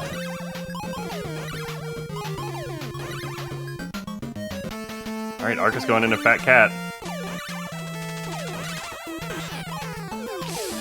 Hit.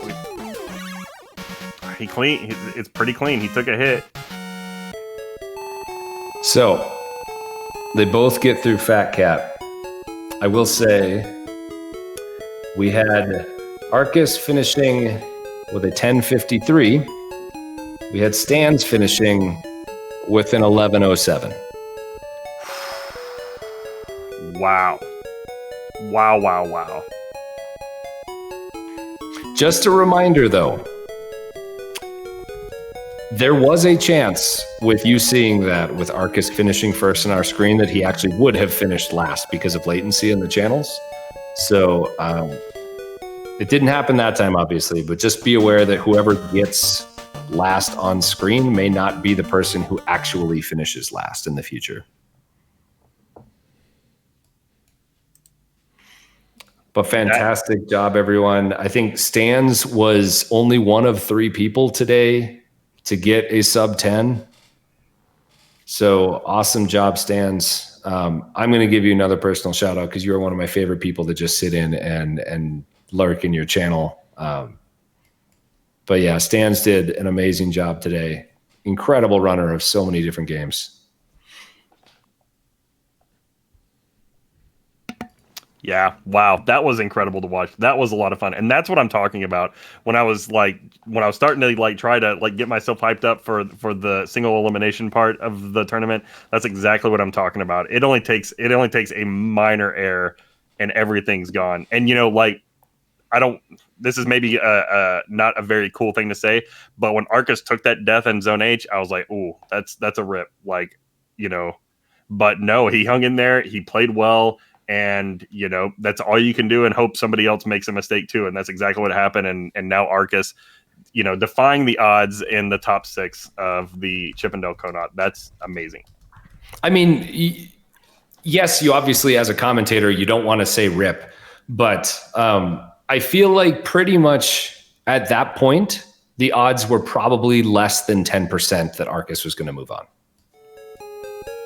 Or they were at least very low. But yeah, I mean, it just shows you've got to play it out. No matter how bad of a death you have, that doesn't mean somebody can't have just as bad of a death later. Yep. All you can do is focus and play your game. That was awesome. I feel bad that a Dell runner just got knocked out, but that was really exciting. My first thought was, what is an Adele runner? As in the singer, but then my brain caught up with me. Nice. Yeah, last 2 rounds we lost the Dell runners. I think everybody's chip. Oh man, you're right. I feel like I'm cursing all the Dell runners here. I'm sorry, y'all.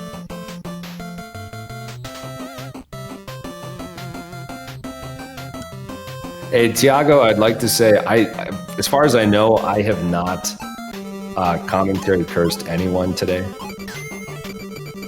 We are off with our top, I want to say 6 now? Yeah, top 6.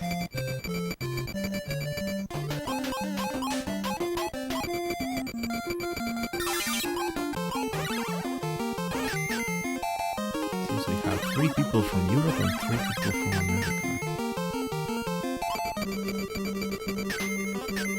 When I get the trophy home. Yeah, I guess I would assume probably that any person that was Russian is, population-wise, many more are in Europe. Yeah, I guess so.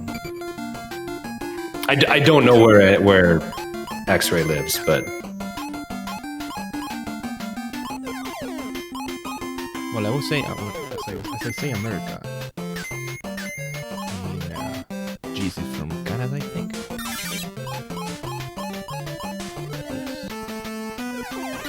North America, I should say. Yeah. According to speedrun.com, yes, you are correct.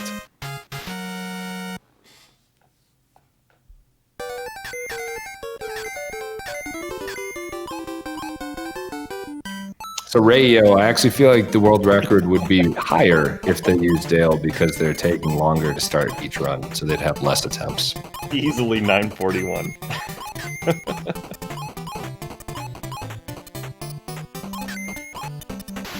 This is the big wild card though, because it seems like X-Ray is the one person that's left that is noticeably behind the other runners, for what we can see.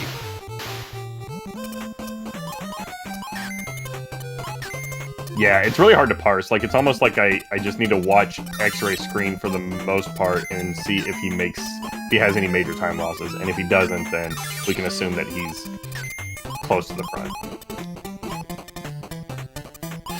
Follow, please.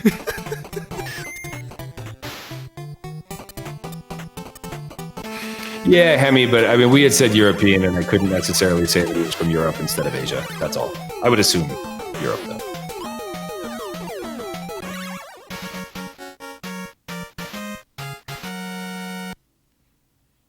Virus, I have a question. Let's say that like hypothetically, if X-Ray's in the finals, is there any way that you could delay the start on your side of things to sync them up, or is that not a thing that can happen? I don't think I can do that with the app, to be honest. Okay.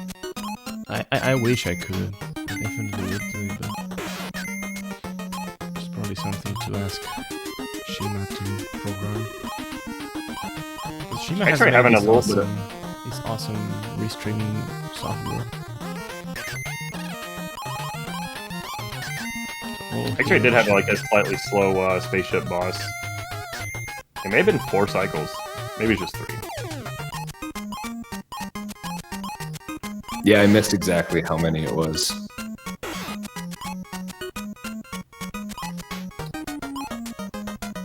Yeah, I definitely want to shout out the RGL admins that we have here, because we have people that almost all our software that is built is in-house. They've created ways for us to restream so much easier for like multiple people. So thank you very much to Shema and everyone else who has been doing work for us at RGL.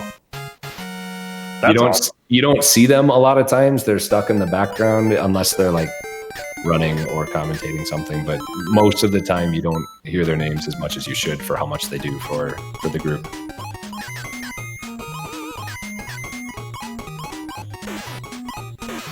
Yeah, it's awesome to have that kind of support.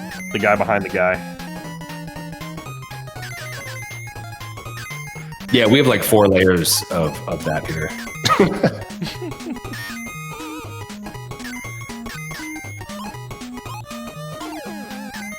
Yeah, Andy is having a good one here. And looks like he's going for a fast version of the climb as well. Yeah, that was pretty clean.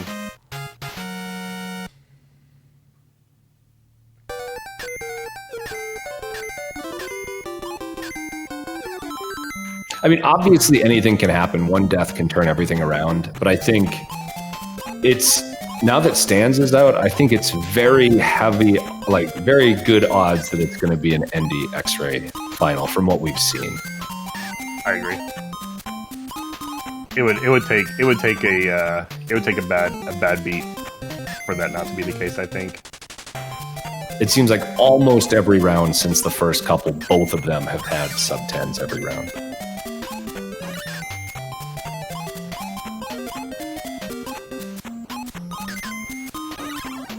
Which just shows you how insanely consistent they are, because most, like we had probably 8 to 10 runners today that had a sub-10 PB, and there were only 3 people who got any sub-10s today. Mm-hmm.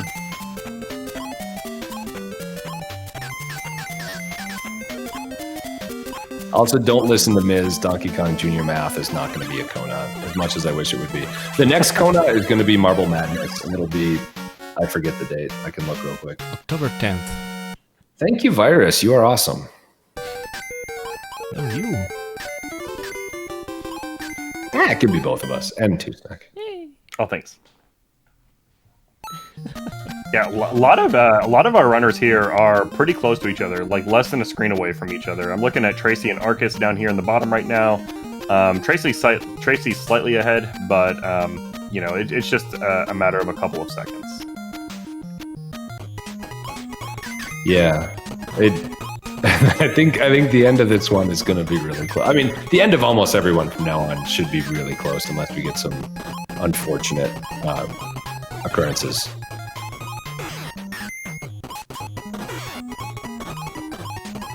Ooh, Andy getting slowed down a little bit there on his climb up.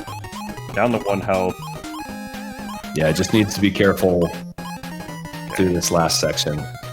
Yeah, it looks like he took an alternate strat there and picked up the box so he wouldn't damage boost through the second squirrel. Yep, exactly. The jump at the end of the screen is kind of tight. I mean, it's not that tight, but I think that it is probably the only part of the screen that has the potential to mess him up. But he clears it easily. Actually, I could be mistaken. I think maybe the strats aren't...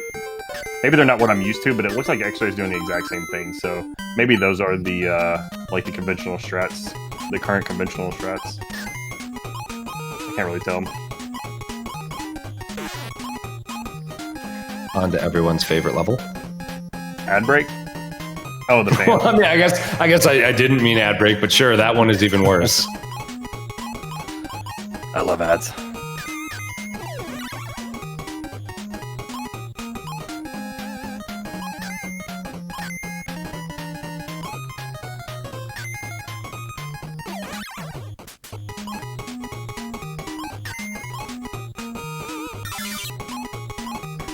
Yeah, it's kind of...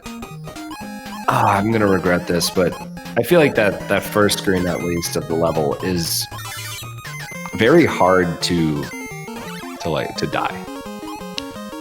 You know, so I think everyone's through the first screen, except for at least X-Ray on screen. But yeah, I mean, it's... That level... This level is... Uh-oh. Uh-oh. Yeah, grab a box, my dude. Right.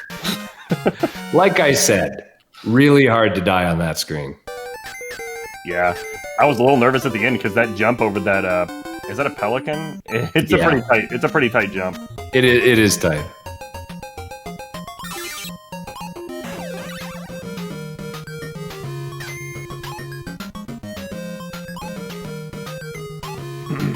So it looks like we have Daygees, Indy Sweet, and Damien going into J here. Daygees and Indy are onto J screen 2, past the first checkpoint. Yep. This is, I mean, it's pretty much down to how many deboosts are you going to take, and can you make it to the health, and then get to Fat Cat. So it's just everything on the level.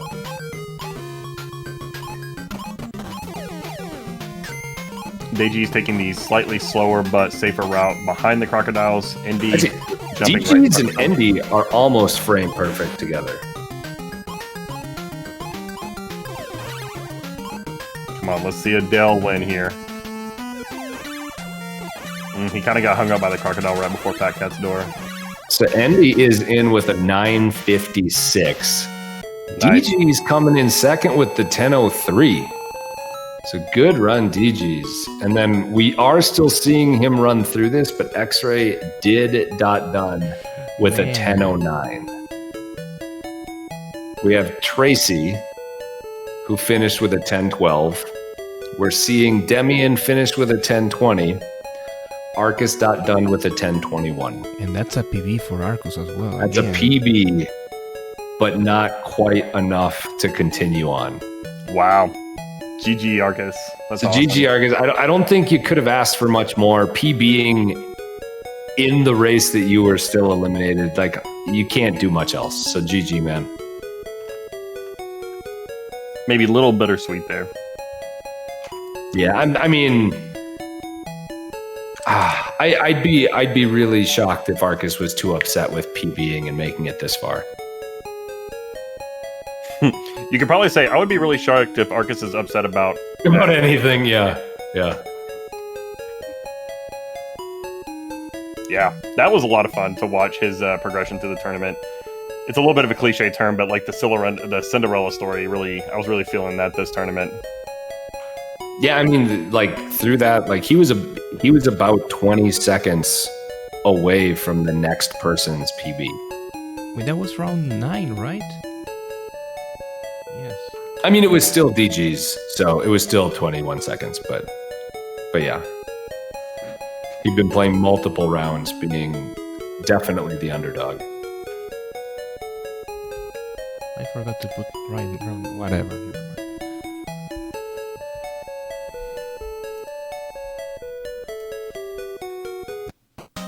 On to the top 5. We can almost get all of our competitors on one screen, which means no more ad breaks, hopefully. I think so. Because it seems it loads like 1 or 2 streams in the background, so Damian's stream might be loaded as well. And no more horrible ad breaks.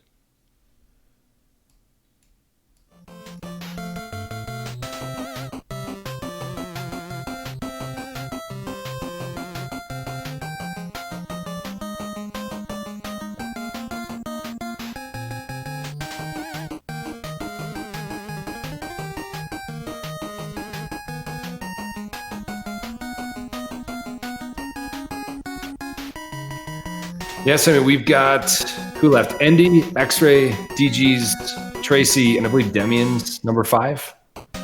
So we've got 5 really amazing people with PBs. Like, let's run down the PBs, at least what we got on speedrun.com. X-Ray's got a 945. Andy has a 946. We have Tracy with a 957. Demian with a 958. And DG's with a 10:02. Like, we've got really, really good runners left in here.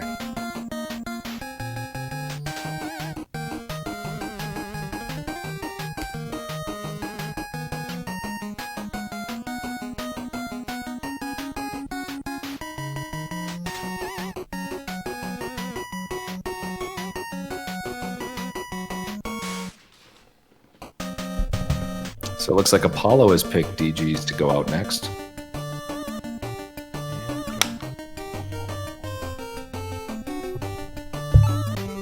And we are starting the round of top 5. Yeah, that made complete sense. Round of top 5. So we do see DG's and Andy getting a bit of an early start compared to X-Ray and Tracy. I guess Tracy is behind too.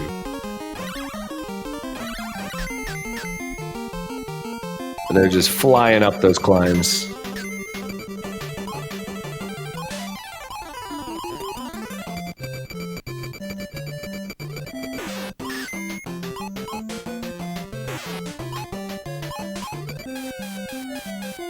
Everyone seems to be making it through okay so far. DG's and Andy both on the last main screen before the boss. Obviously, I have the Monterey Jack kind of cutscene.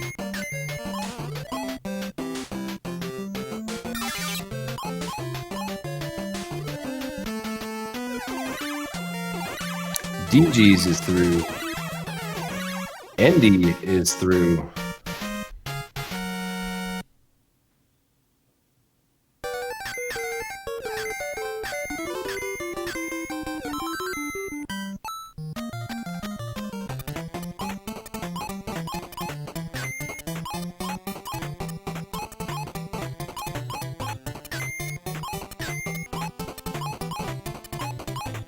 It's always crazy when you get to this point of the tournament and everyone is playing almost flawlessly. Like we're to the point now where you don't even need to die to kind of push yourself down into last place. If you just have a couple missed seconds here or there, that could make the difference, even if everyone is deathless.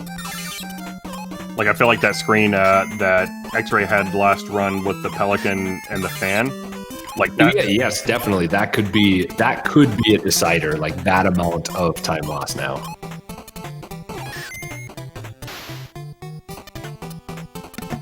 Yeah, good point. I forgot about that example.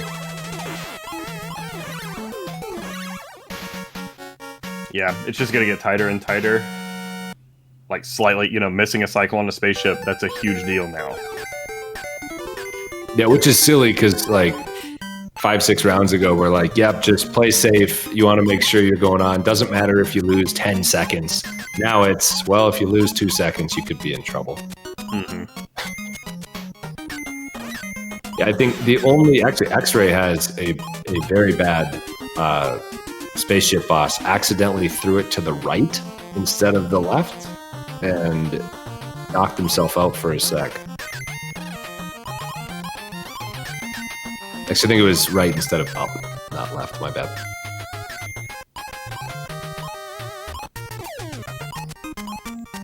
Yeah, I would say based off of the times, Endy and X-Ray are really the only ones that could afford a small mistake and maybe not pay too badly for it. Right. Yeah, Tracy, Demian, Daygees, they need to play their best game, and they need one of those other three to hit a snag, or they need X-Ray or Endy to play to hit multiple snags. Yeah, to essentially, if Endy or X-Ray get a death, yeah, they could definitely get out. But otherwise, I think it's going to take a few mistakes from them, given the quality of play they've given all day. So from now on, we are only going to remove one each round. So you just need to not get last out of however many are left.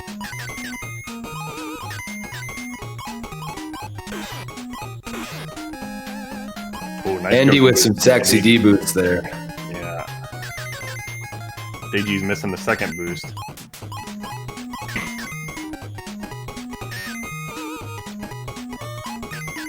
Ooh. Hitting a snag there on that bird.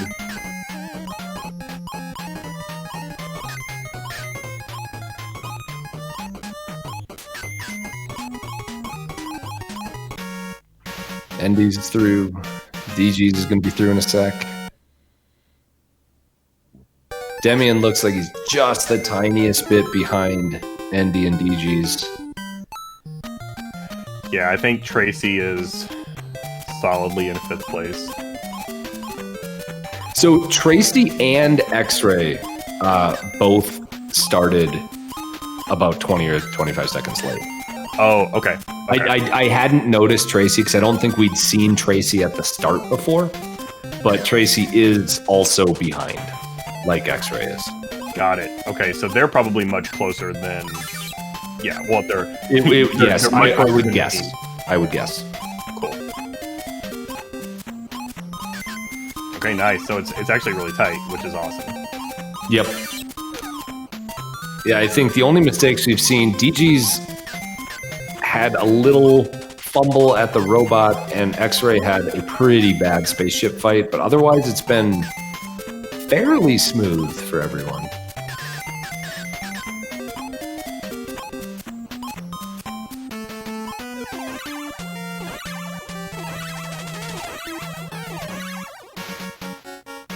Thin Cat goes okay for Endy. Thin Cat.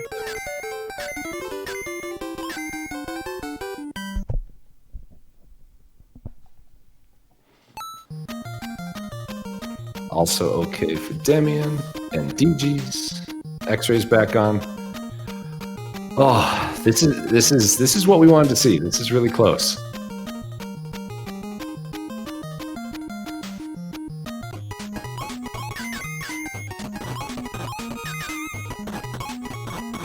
So Tracy's ahead of X-Ray. Potentially, if that's if they are exactly even on their timing, yes. I guess I don't see Tracy. Do you have Tracy open on a different stream? Oh, no. I'm looking at DG. Sorry. Okay, yeah, Tracy's been gone for about a level now, or off the screen at least. My bad. No, it's fine. It's fine.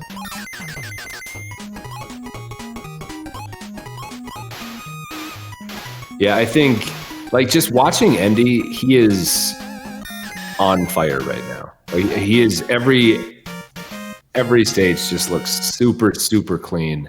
The climbs are really smooth and fast. Like, it just looks really good.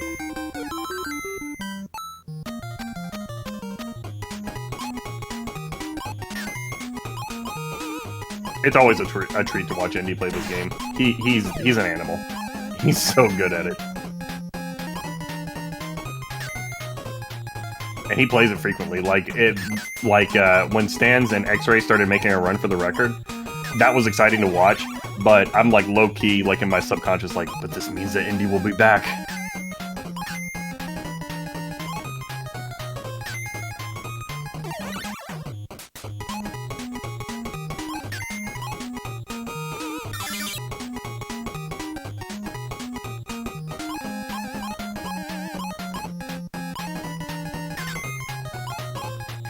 Yeah, it's pretty awesome when that happens in the community, because for so long, like, Endy, and I want to say there was someone else who was trying to push it down with Endy for a while, but like Endy was kind of alone at one point, just with him, like, where nobody was really challenging him a ton in the game. And I think you're like, well, okay, I've brought it to a good enough point, I can stop.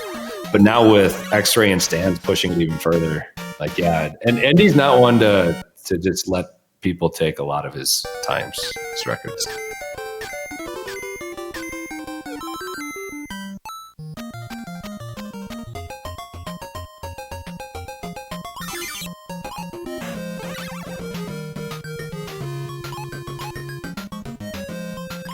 And we at least have one person. Endy has started the last level.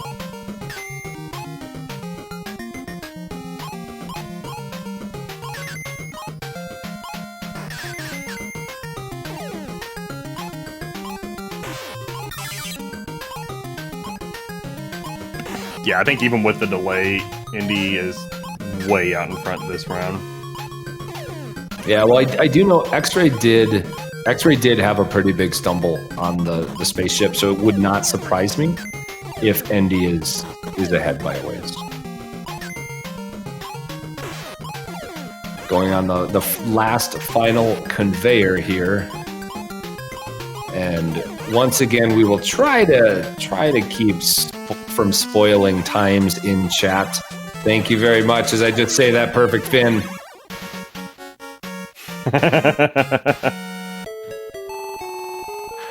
Yeah, I guess if we could, let's try not to spoil chat, everyone.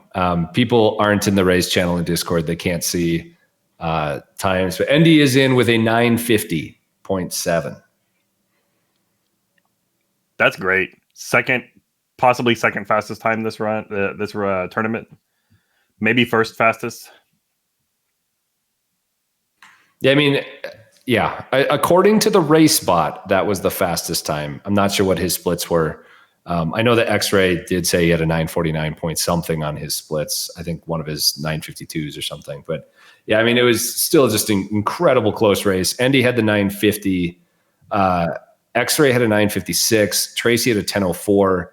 Demian had a 1018. And DG's did have a 1030. So the death that DG's did have in H, which I apparently missed, was the difference there. But GG DG's, you had an awesome run. And we will be back shortly for the final four. Yeah, GG DG's. Really great performance today.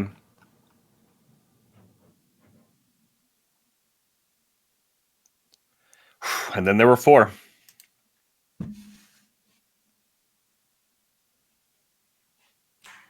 Wait a minute. Do you remember at the beginning of this round when Apollo said that DG's was going to go out because he was Dale? Because I do. Oh.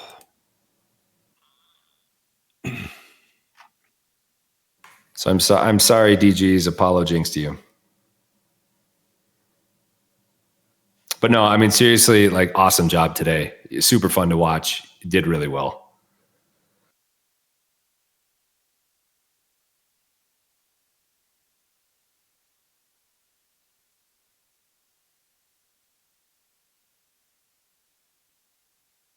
Yeah, while we are kind of setting up this last round, people have been kind of asking about some of our events going on. I did mention we have the SNES Sprint, the SNES Sprint, which is a 5-game race. We are doing a blind reveal race. So if you want to just come and have some fun and race 5 SNES games that you don't know what they are right now, show up tomorrow at 1 p.m. Eastern. And then the race itself, you'll have a month to learn the games. The race will be on October 24th. We have our Marble Madness KONOT on October 10th, which will be coming up in just a couple weeks. It'll be the same exact format as this, but we'll be doing Marble Madness, much quicker game. If you're interested, join our Discord. If you're interested in any of these, join our Discord. If somebody could link that in chat, that'd be great, please. We have a Castlevania KONOT. I'm wondering if my friend co-caster here, Snack, might be joining us for that one, either on October 17th or during our horror marathon. Absolutely. I'm super hyped for this. Yeah, it should be a really good, like, Castlevania is one of those that, with how many, you were talking about this earlier, with how many tricks there are that like can save you a good amount of time in Castlevania and are super risky. It's going to be a really volatile tournament, I think.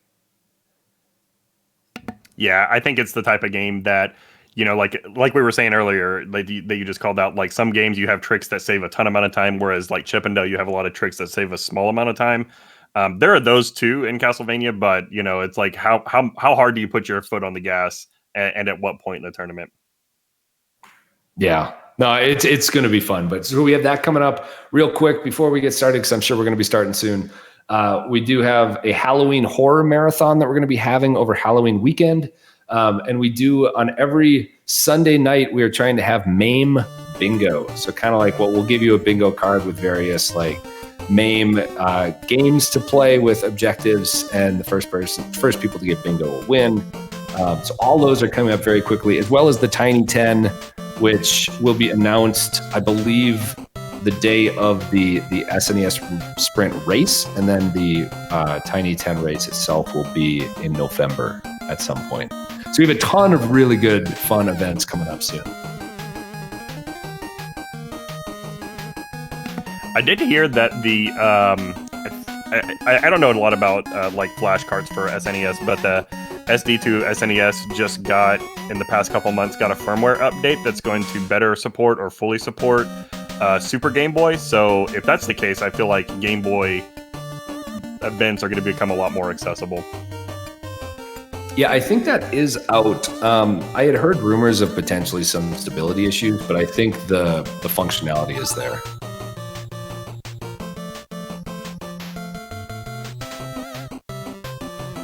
And I do want to say, Andy, X-Ray, Tracy, Demian, you guys have just been amazing today.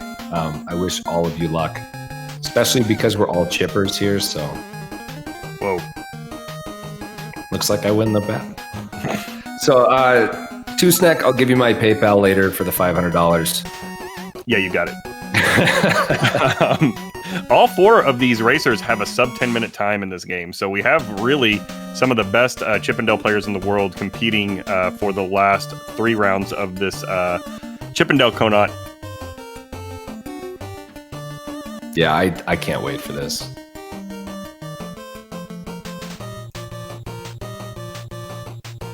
I'm going to be paying close attention to when people start, so that I have a good idea of like what kind of delay we can expect between runners. That's a good point. I will do my best to also figure that out, and then we can compare notes. Nice.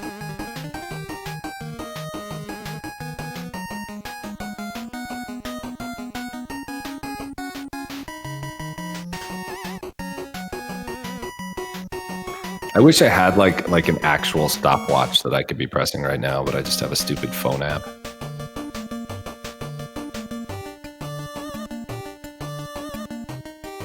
Then I'd need to get like a whole like gym pants, and I don't know. So it looks like Demian started. Andy's like a second behind Demian. And then we'll see where Tracy and X-Ray end up. So Demian and Andy are pretty much identical.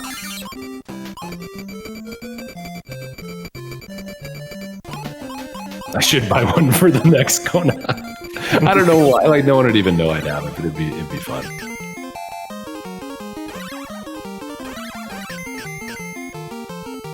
Okay, so Tracy started 28 seconds after Demian for me, and X-Ray was almost immediately after. Okay, cool. So we've got Endy and Demian are almost identical, and X-Ray and Tracy are almost identical. But there is about a 28-second difference between Endy and Demian and X-Ray and Tracy. That would be good, Virus, if we could swap like X-Ray and Demian, so we could have like the two together, the two groups together. Potentially, that would be really good. Tracy hitting a couple of snags here in the first level. Had a misstep on the stairs, not too bad or anything, and then took a knockback from one of the Mises. Robo Mouse things.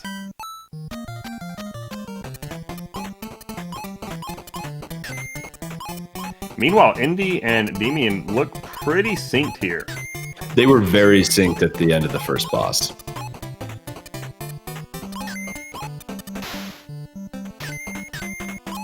Got X-Ray probably about 3 seconds ahead of Tracy.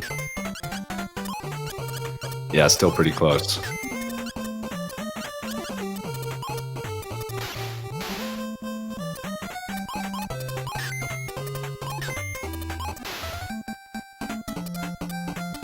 This is the other thing that's really insane to me about speedrunning is when you look at games that are popular, like Chippendale, like a Mario 1, like you could have somebody who is in like the world record holder and the 50th person, and they can be almost neck and neck. It's just very little things on the popular games that separate times on the leaderboard. So even though we do have Endy does take a death on Spaceship.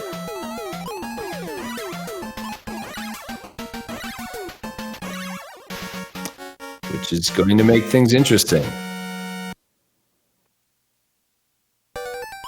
I mean, thankfully, it's not the worst death in the world. It was on a boss. But right.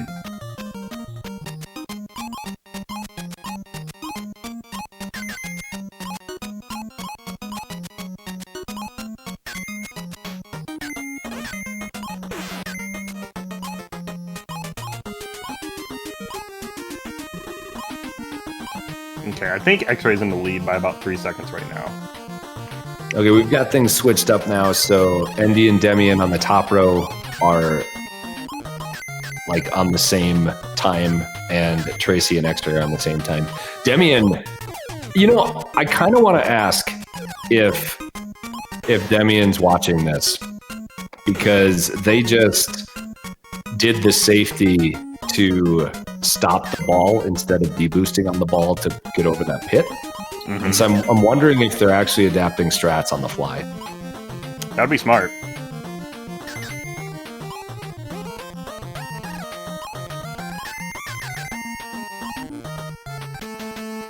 I don't remember if Demian's been doing that the whole day, but with their time, obviously they can do the deboost fine.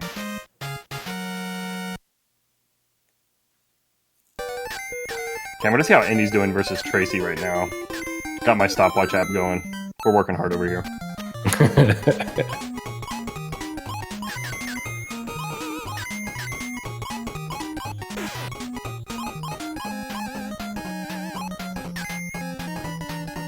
It's like Endy has pretty much caught back up from that death already. Endy's looking like he's about a second behind now. Yeah, that's true. That's the downside of taking those safety strats. Is like, yeah, well, like you said, I guess Endy took a death, but I missed it. I was watching Tracy and X-Ray. I guess Demian died at the start of the level. Oh, okay. And just game over. So that is definitely not good. It's definitely not good. Second try, or like I guess third try through, did get very good deboots there.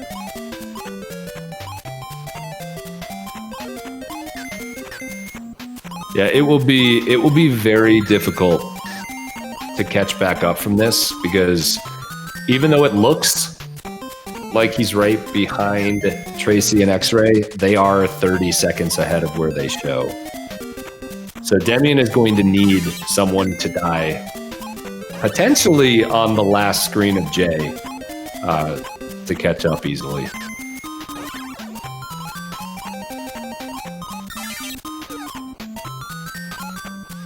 I feel like we are starting to see some of these nerves come out in these people's play, though. Yeah, I mean it's Final Four. It is the time to. I mean, this sounds mean, but put up or shut up. I mean that is way too mean for what I'm trying to get across. It's really it's the time you need to perform at your best, or else you might be going home. Yeah.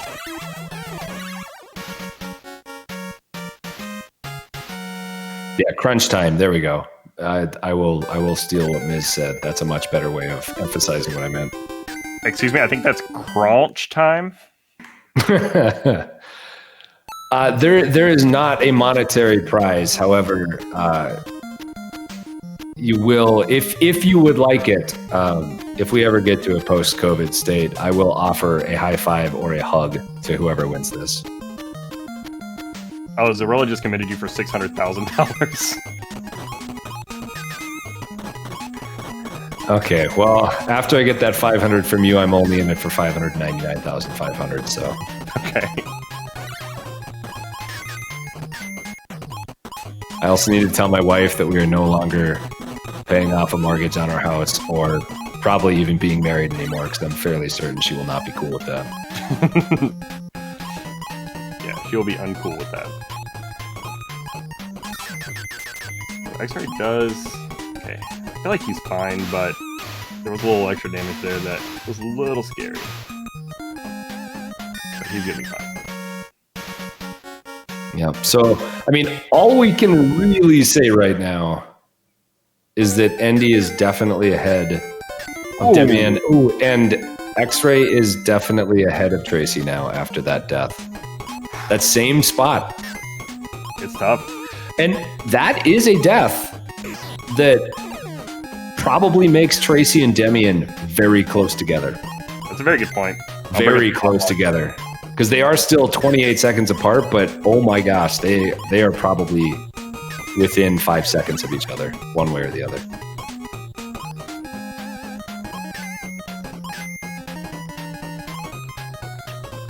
Yeah, I think everyone has made a mistake this game. I'm trying to remember if X-Ray did, but Endy died on the spaceship. Demian's taken a couple deaths. Tracy had a bad death. I don't remember if X-Ray had anything, but I still think Tracy's 15 seconds ahead of Damien. okay, maybe. I mean, if you just timed it, I trust you.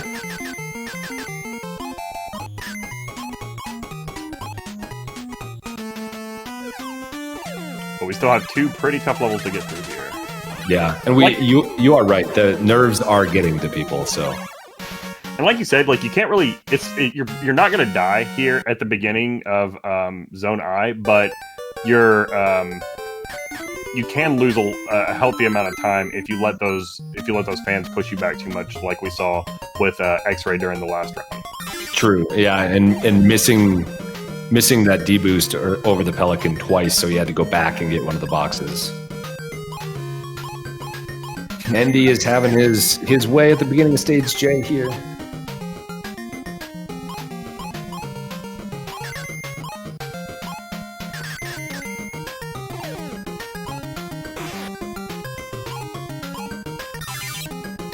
Yeah, I'm not timing it, but my gut says that X-Ray is slightly ahead of Endy right now.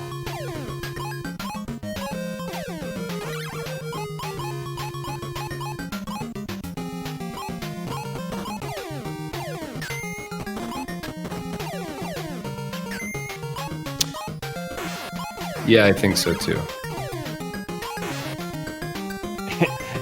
I clench every time I see them jump in front of the crocodile at the end of the bottom floor of J2.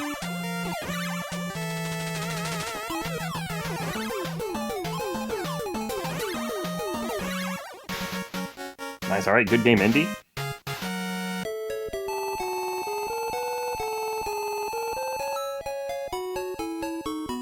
Looks like X-Ray is also closing a clean kill on Fat Cat.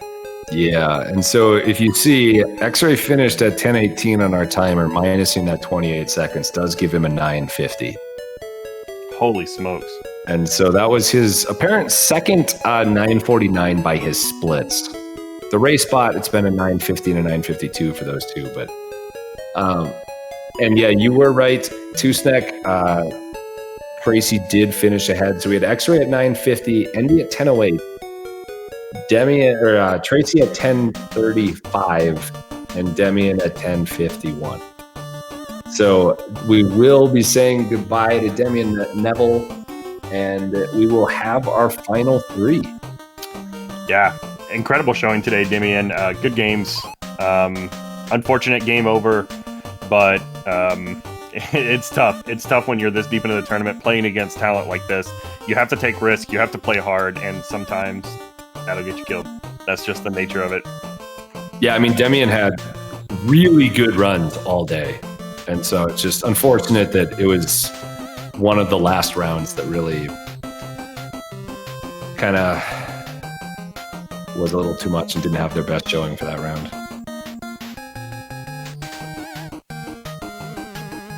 Awesome. And then there were three.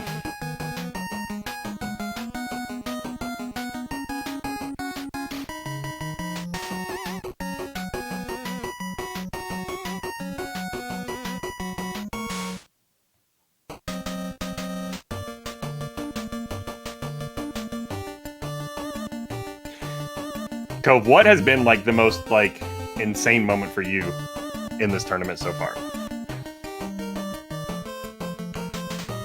That's a good question.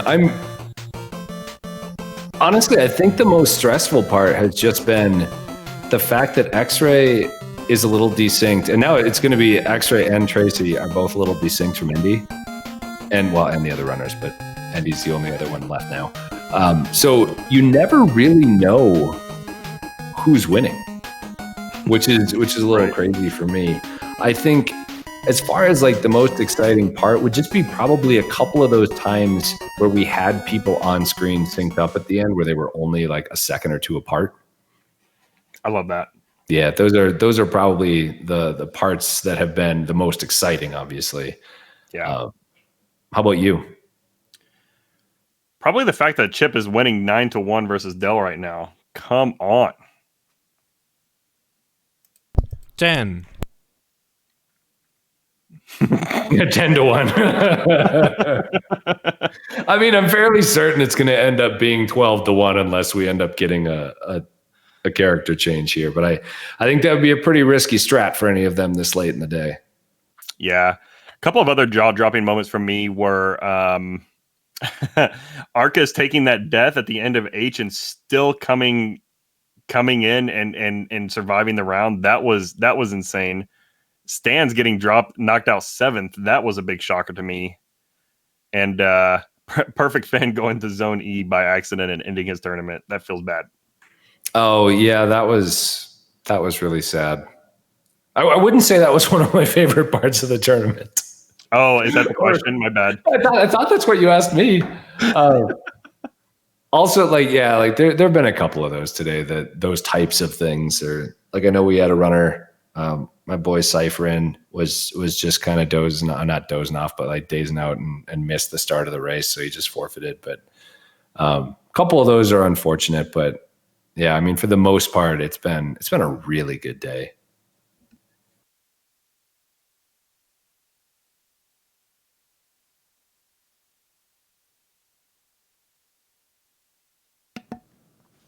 Yeah, this has been really smooth. Thanks again, Virus, for putting this together. This has been it's been really good. It's my pleasure. Yeah, I thought something about that mage buy, but I don't think we can make something like this at this moment. What why did you choose Chippendale? I actually can't remember. I think I saw Sorilla play it, and I said, hey, I think this is a great game to do the thing. I actually can't remember why.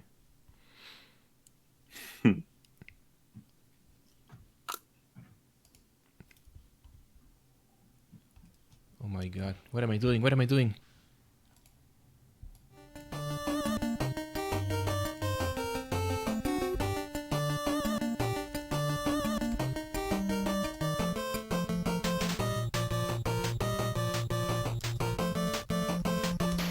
Sorry, I was a little bit distracted by stuff. Like I have a cat walking on my keyboard and stuff like that, but we're gonna start the round 12 semifinals or something.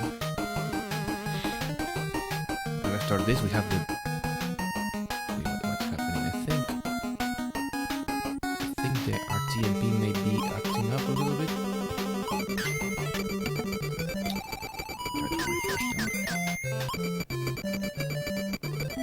Okay, so Indy's off here, and a reminder that Indy's going to be about 30 seconds ahead of X-Ray and Tracy.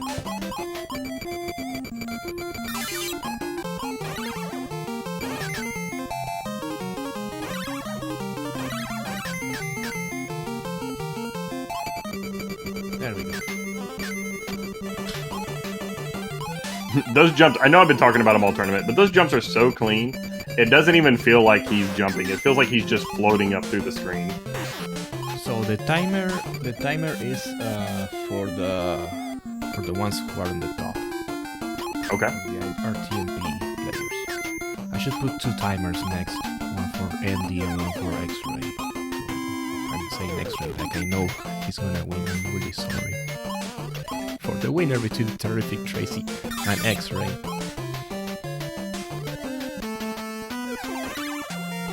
It's like it's all arranged for X-Ray to win or something like that. No, I mean, it is what it is, Virus.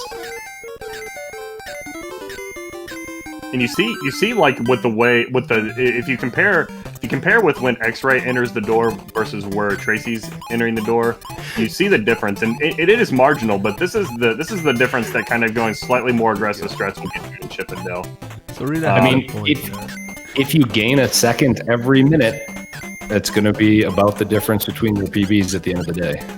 Yep, absolutely. oh my god. Yeah, little did you know, this was actually math education. It's easy to figure out. Just see when they finish the level, add 28 seconds or so to X-Ray and Tracy, and you're good.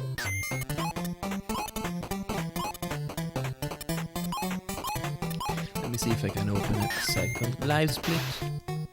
Takate says, I am bad at math. Doesn't he have a PhD in math? You know, from personal experience, I have definitely gotten degrees in things that I am not necessarily great at. But yes, I would assume Takate is good at math.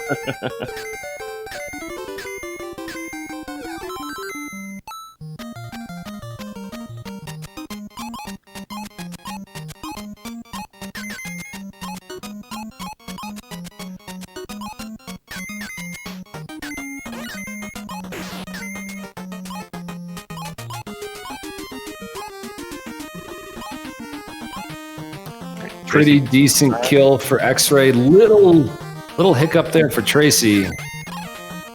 Took a stun there.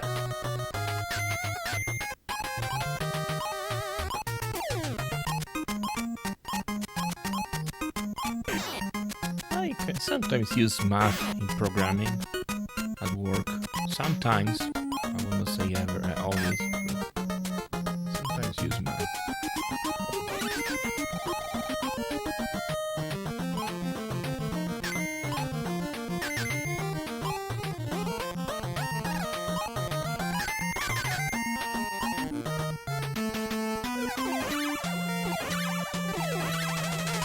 Everyone is just cruising along. Good kill for Endy.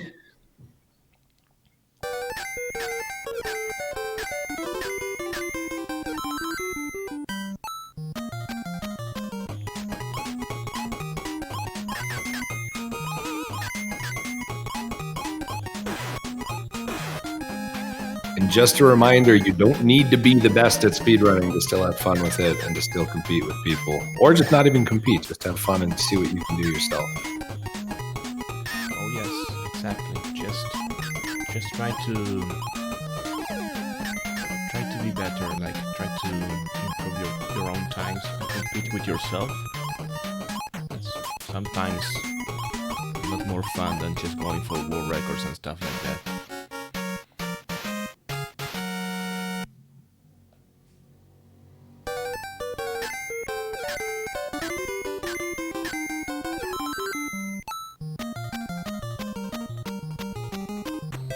Self-improvement. 2G now.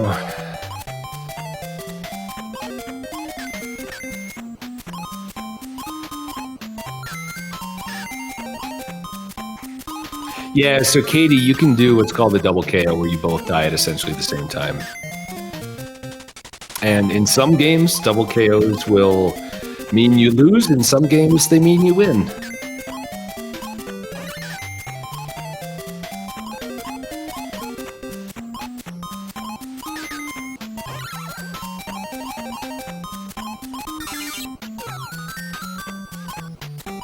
Yes, in this game, double KOs are good. You win. But some games, if you double KO, you do not progress. Like the soft locking turtles at Splinter. yes, that is one of those times. I have facts.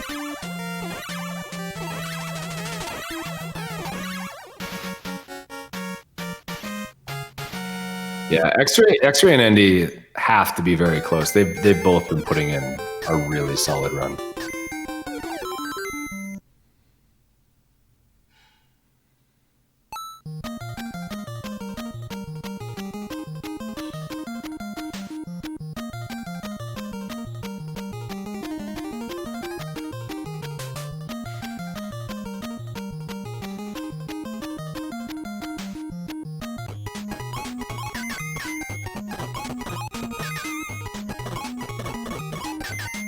And outside of the spaceship fight, Tracy's had a really good run too.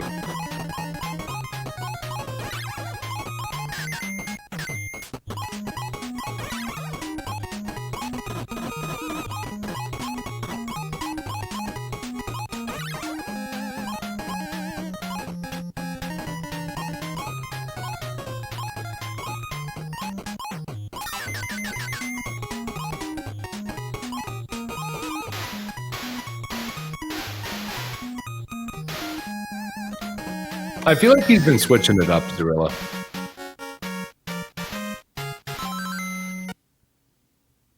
They won up.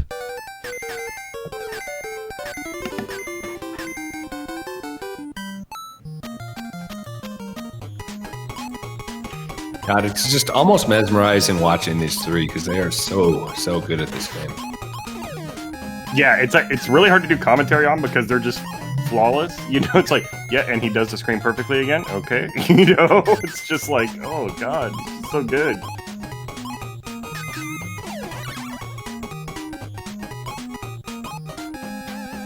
Yeah, and the mistakes they are making, whether it's they get caught just the tiniest bit on a box or a ledge, or they don't pick up a box perfectly. It's like you almost don't want to mention it because by the time you would explain it, it'd be gone and people wouldn't have been able to recognize it.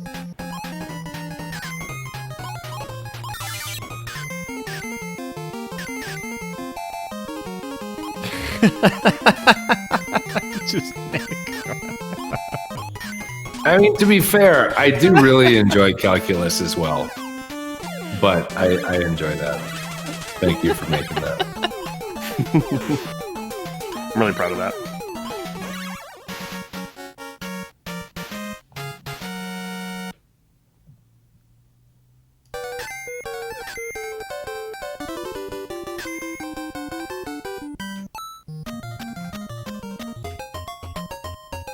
Here we go, Zone J. I'm gonna plug Sour Please and Jam emotes right now because I feel like I haven't done it in a while. Been building up this capital, I feel like. Actually, yeah, you didn't even do it every round. Come on, I was promised the announcement every single round.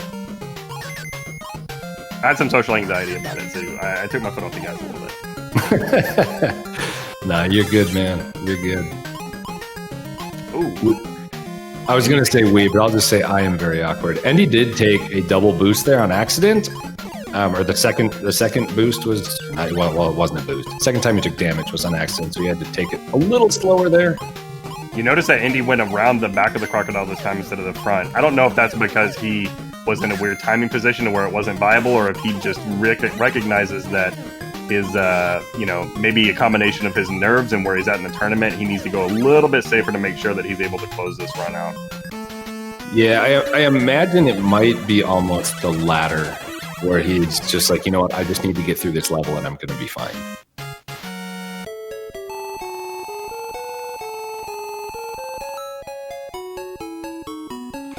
Let's hope we don't get any spoilers here. I will tell you, Andy is in with a 956. Ooh, nice run.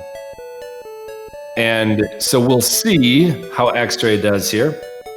X-Ray is done with a 955. Whoa, that is one so nice. 1 second faster than Andy.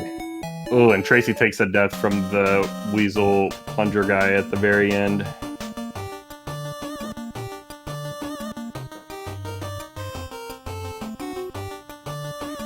I mean, just as a reminder, and I'm going to put this in the race chat as well, our official timing is going to be on the race bot.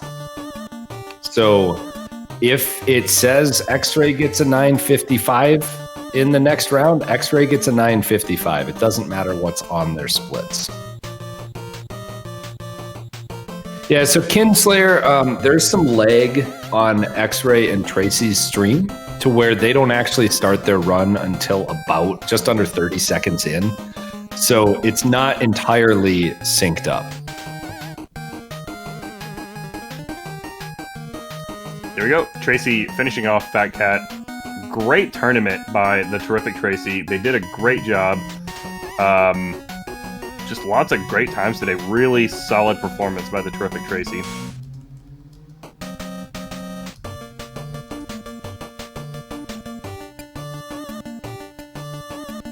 What time did terrific Tracy get? Let me see. It was at 10:59.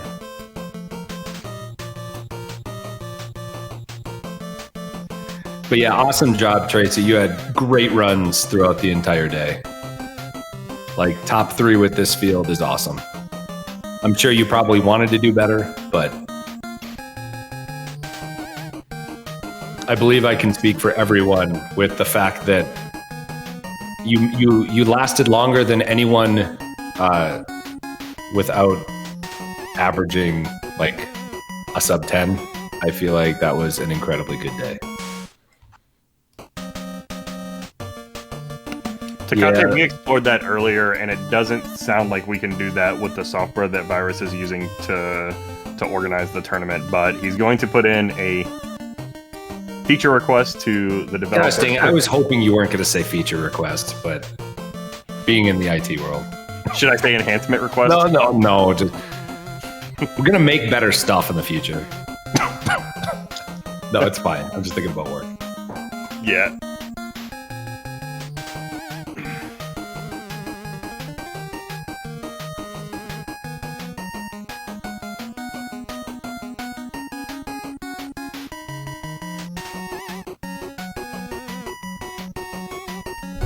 Just give me 1 second while I set up the second timer, so we can have 1 timer for each runner. It will give us at least an idea of how they're doing.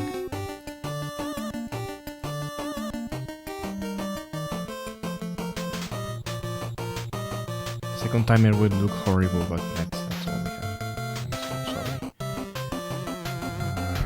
Timer 2.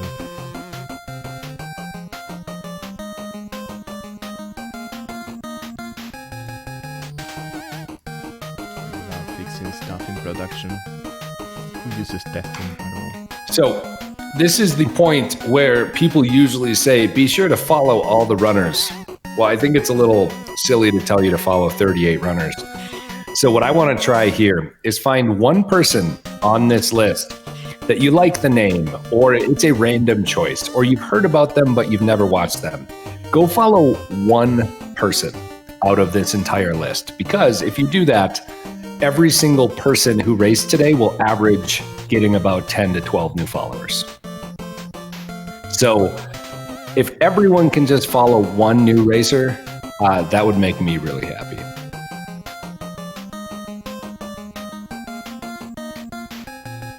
That's great. Thank you. Can we get a list of the Dale runners? Well, Stans was a... I mean, if you can, awesome. Follow them all. But I know that a lot of people, when they hear that, they're like, yeah, I'm here for the race. But I mean, I feel like it's not too much to ask to just say, hey, if there's one racer that you saw today that was pretty cool, go follow them.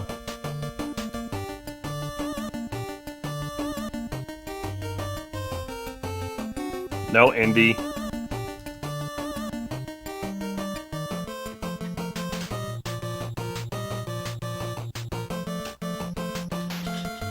Okay, so just a reminder here, X-Ray is a little desynced from us, so Virus has nicely added a second timer.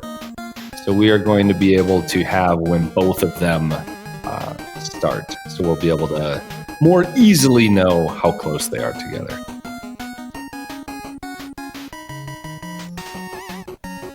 So the pink timer will be for Andy, and the white timer will be for X-Ray. I'm just saying this to myself so I don't screw it. And I will say this has been, these have been far and away the best two runners all day. I would say more often than not, they were 1 and 2 or 2 and 1 every, like the majority of the races. So I think it's only fitting that we have these two in our final. Absolutely. Two of the best Chip and Dale runners in the world. If not the two best Chip and Dale runners in the world. Their PBs are only split by about a half a second or 2/3 of a second. Yeah, this is, I'm really looking forward to this. This is going to be amazing. Yeah, I was going to say, I think the only person that would even think about disputing what you just said is Stans. But I mean, at least today, ND and X-Ray have been much more consistent.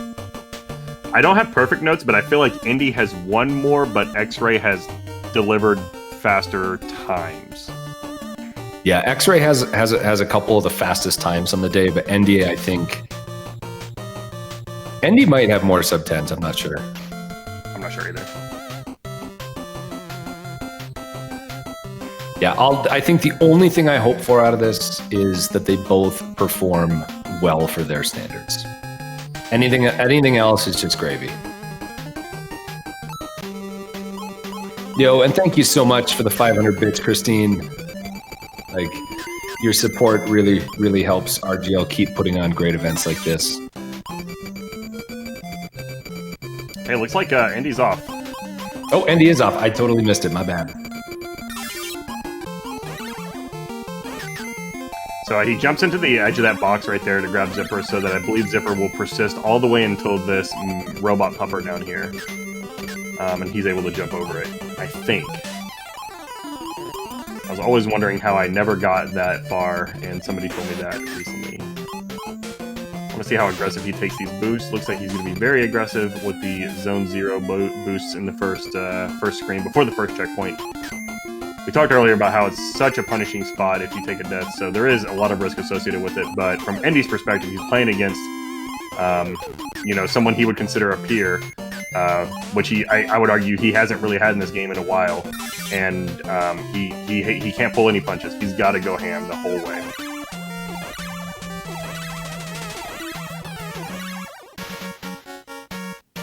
Clean kill on the rogue grooming robot. Ooh, X-Ray hitting a snag on that gray block right there. That's going to cost him a few frames, maybe half a second. I think it's fitting to point that out, but it's also ludicrous that you need to point that out in a race like this. I think, yeah, but it's these margins that will decide the winner, right? Likely. Yeah. I mean, if they don't die, yes, it'll be stuff like that.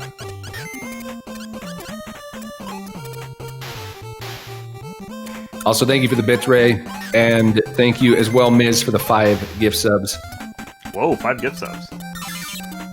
Sub height.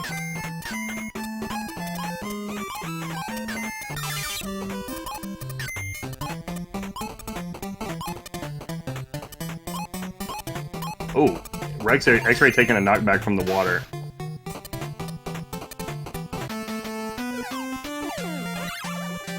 I'm trying to remember. I don't think there are. You don't go down to 1 health. I think so. He should be fine. He should be fine. I think the only thing that really, besides the time loss, obviously, is it might add some spiciness to the spaceship fight if things don't go perfectly. That's a good point. All right, rolling into the spaceship boss now.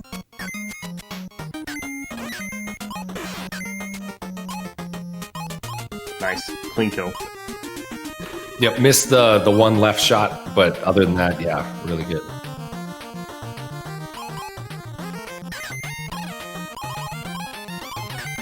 I think this level has my favorite soundtrack besides Zone J in it. It's real poppy.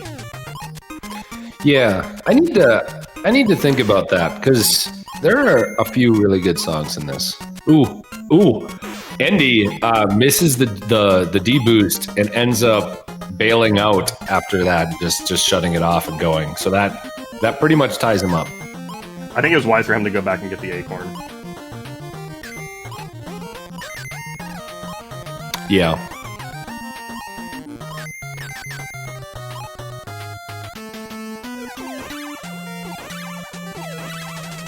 X-Ray hits the D boost. Clean boss kill from Indy.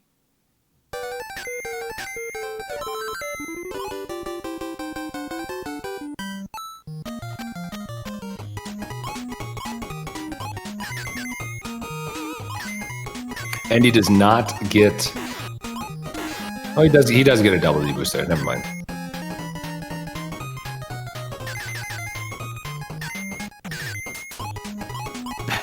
That always gives me like a little anxiety as you approach that that weird glitch where you can throw the box through getting hit from the marble that's falling from above.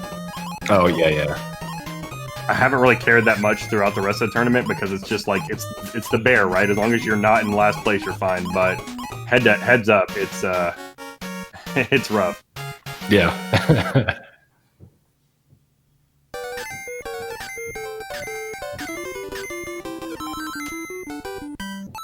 I do notice ND is getting the 1-ups. Especially after what we saw with that game over.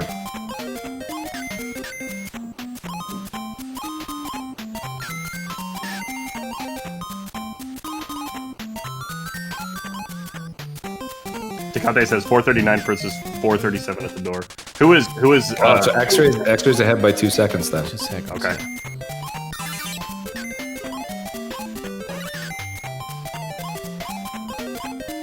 Yes, this is great. Good addition to the timer virus. Thank you so much. And thank you, chat, for keeping us up to date.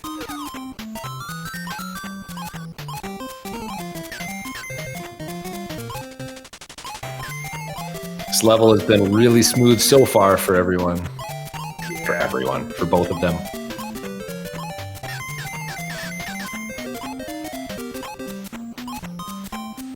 I'm gonna start saying that when I'm just like commentating a single person running and be like, yeah, no one has messed up yet.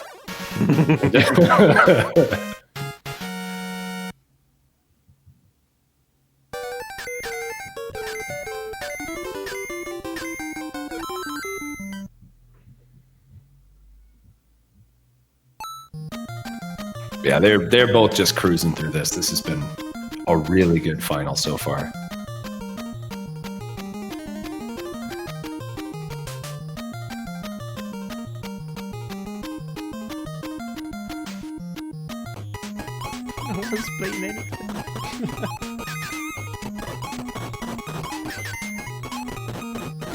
This stage is definitely one of them, even without a death, can definitely have a couple seconds here and there missed or gained. And he does take a couple hits there. I'm not sure if he wanted to take both of those. I've seen that happen a lot. I think they're intentional. Okay, I know one of them is, but I maybe I just missed that the other one is too. The first one doesn't look like it should be intentional, but I've seen him do it a few times, so it may just be really tight or what, but he did get hung up on those boxes before the first flying squirrel in that pair right at the end of the screen. He grabbed the bottom box instead of the top box, so he did probably lose about a second there. Okay, Link says that the second one, the first one didn't look intentional. Okay, the second was intentional. Got it.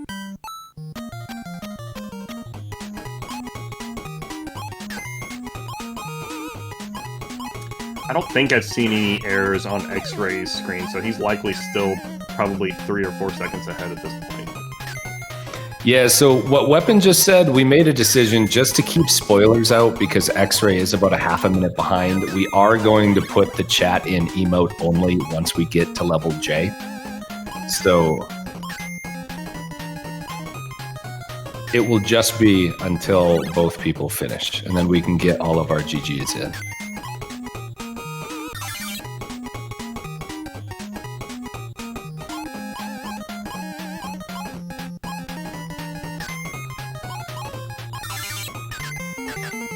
Christine says that Andy's -0 against world record splits. Does that imply that X-Ray's ahead of world record right now? I don't know how that's possible. Because I know there have been a couple spots where Andy has missed a little time.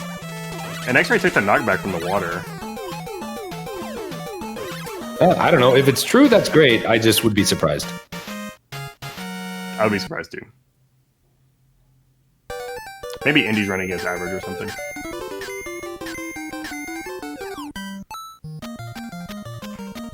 And unfortunately, we won't know who's in the league going into this last stage. But go ahead, spam whatever emotes you want. Have fun with it. Cheer Andy and X-Ray on with your emote spam.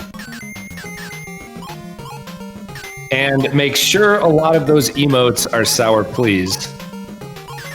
Thank you. There, I got one in for you too, Snack. My man. Yeah, this has been an awesome tournament, and this race is not disappointed. This is extremely tight.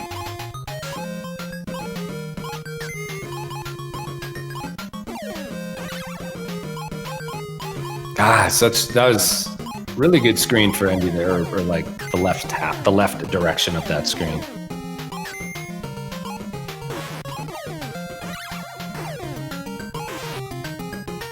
Oh, took a knockback. Unfortunately, did not get the one box kill. All right, time coming up for Indy. Clean fight. Clean fight. So Andy is in with a 954.7.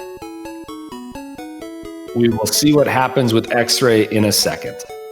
954. That is a crazy time. It'll be tough to beat. Whew.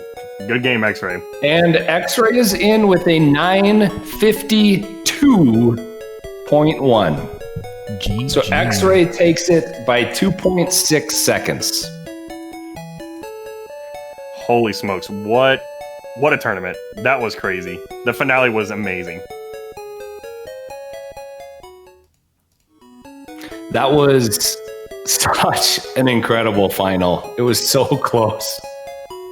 It boiled down to that knockback, that missed boost off the marble. That was it. That was that could have been about 2.5 seconds. That was probably about the difference, yeah. But no, congratulations so much, X-Ray, and congrats, Andy, as well. Like, the two of you were far and away the most consistently amazing runners today. Like, we had tons of the best Chippendale runners today, and they all performed very well, but you guys were consistently excellent, which was just so fun to see. Absolutely. Absolutely.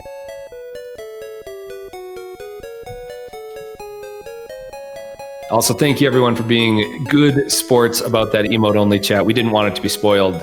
We wanted it to be a little hype at the end. So thanks for putting up with that too. I think that's a good idea. And could we get a lot of thank you viruses and GG viruses in chat? Because Virus put on so much work today. He's probably lost about 10 pounds from sweating and stressing throughout the day with everything he's had to do. It's been awesome. Thank you so much, Virus, for planning this entire thing, for repping it, for setting everything up, for cropping everyone, for swapping screens, for adding the second timer, everything today, man. Thank you so much. Oh, it was my pleasure. Thank you. Thank you all for watching. Thank you very much to Snack and Cough. No, I'm kidding. For commentating. Thank you very much, all participants for running. It was awesome. Yeah. I hope I can keep doing this. I see how I can improve them, how to make them less stressful for the first rounds. That's something I need to think about. You did an awesome job. And once again, thank you to Shema for the actual software we're using to be able to restream this for you guys. I'm not sure if anyone else helped with kind of some of the back end stuff for this event, but thank you. Thank you very much, Shema. Yeah, for sure. I love using this thing. Do you have anything planned, Virus, or should I just shout out events again and we can No, that's just give a loving goodbye? Go ahead. Okay, so like I said, Sunday nights we got MAME Bingo if you like kind of arcade MAME stuff. We've got a Halloween horror marathon you're going to see in a month for over the weekend. Halloween weekend, that is. We have a Castlevania KONOT starring my co-caster 2Snack that is probably going to be on the 17th. It might also be during that horror weekend marathon. We will keep you up to date on that. The Marble Madness KONOT is going to be 2 weeks from, I believe, today, October 10th. So definitely get signed up for that one. And the big announcement, we do have the SNES Sprint, which is a 5-game SNES race, which are going to be longer games. It'll still be a 2 to 3 hour race, probably. I haven't seen the games, I'm not sure. But we're going to have a blind race during the reveal. So if you want to come have fun, learn what the games and the goals are going to be, and then race them with everyone, that will be tomorrow at 1 p.m. Eastern. And then the official race is going to be October 24th. So you'll have about a month to learn those 5 games. I do want to say thank you, chat, again so much. Thank you, my co-commentator, 2Snack. You did such a good job today, my friend. Thank you for being here with me. Yeah, thanks for having me. I had a great time. It was good to get to know you a little bit better. Thank you, RGL and Virus, for putting this on, and thank you for the runners. This is an incredible tournament. X-Ray, congratulations on the win. Indy, congratulations on the runner-up. Cove's gonna send you that 600K in the mail next week. Yeah, thanks. Hopefully we can make it like rubles or something, because that would at least be a little better on the conversion rate. But either way, yeah, congrats X-Ray. Andy, you're also a champ in everyone's mind. Like, I know how competitive Andy is, and he wanted to win this so bad. But I mean, I hope that you'll get over it soon, man, because you killed it. But yeah, thank you everyone. Congrats, X-Ray. We are gonna head out. We will see you tomorrow for the SNES Sprint game reveal and blind race. And thank you so much for spending a lot of your Saturday with us here at RGL. We'll talk to you guys later.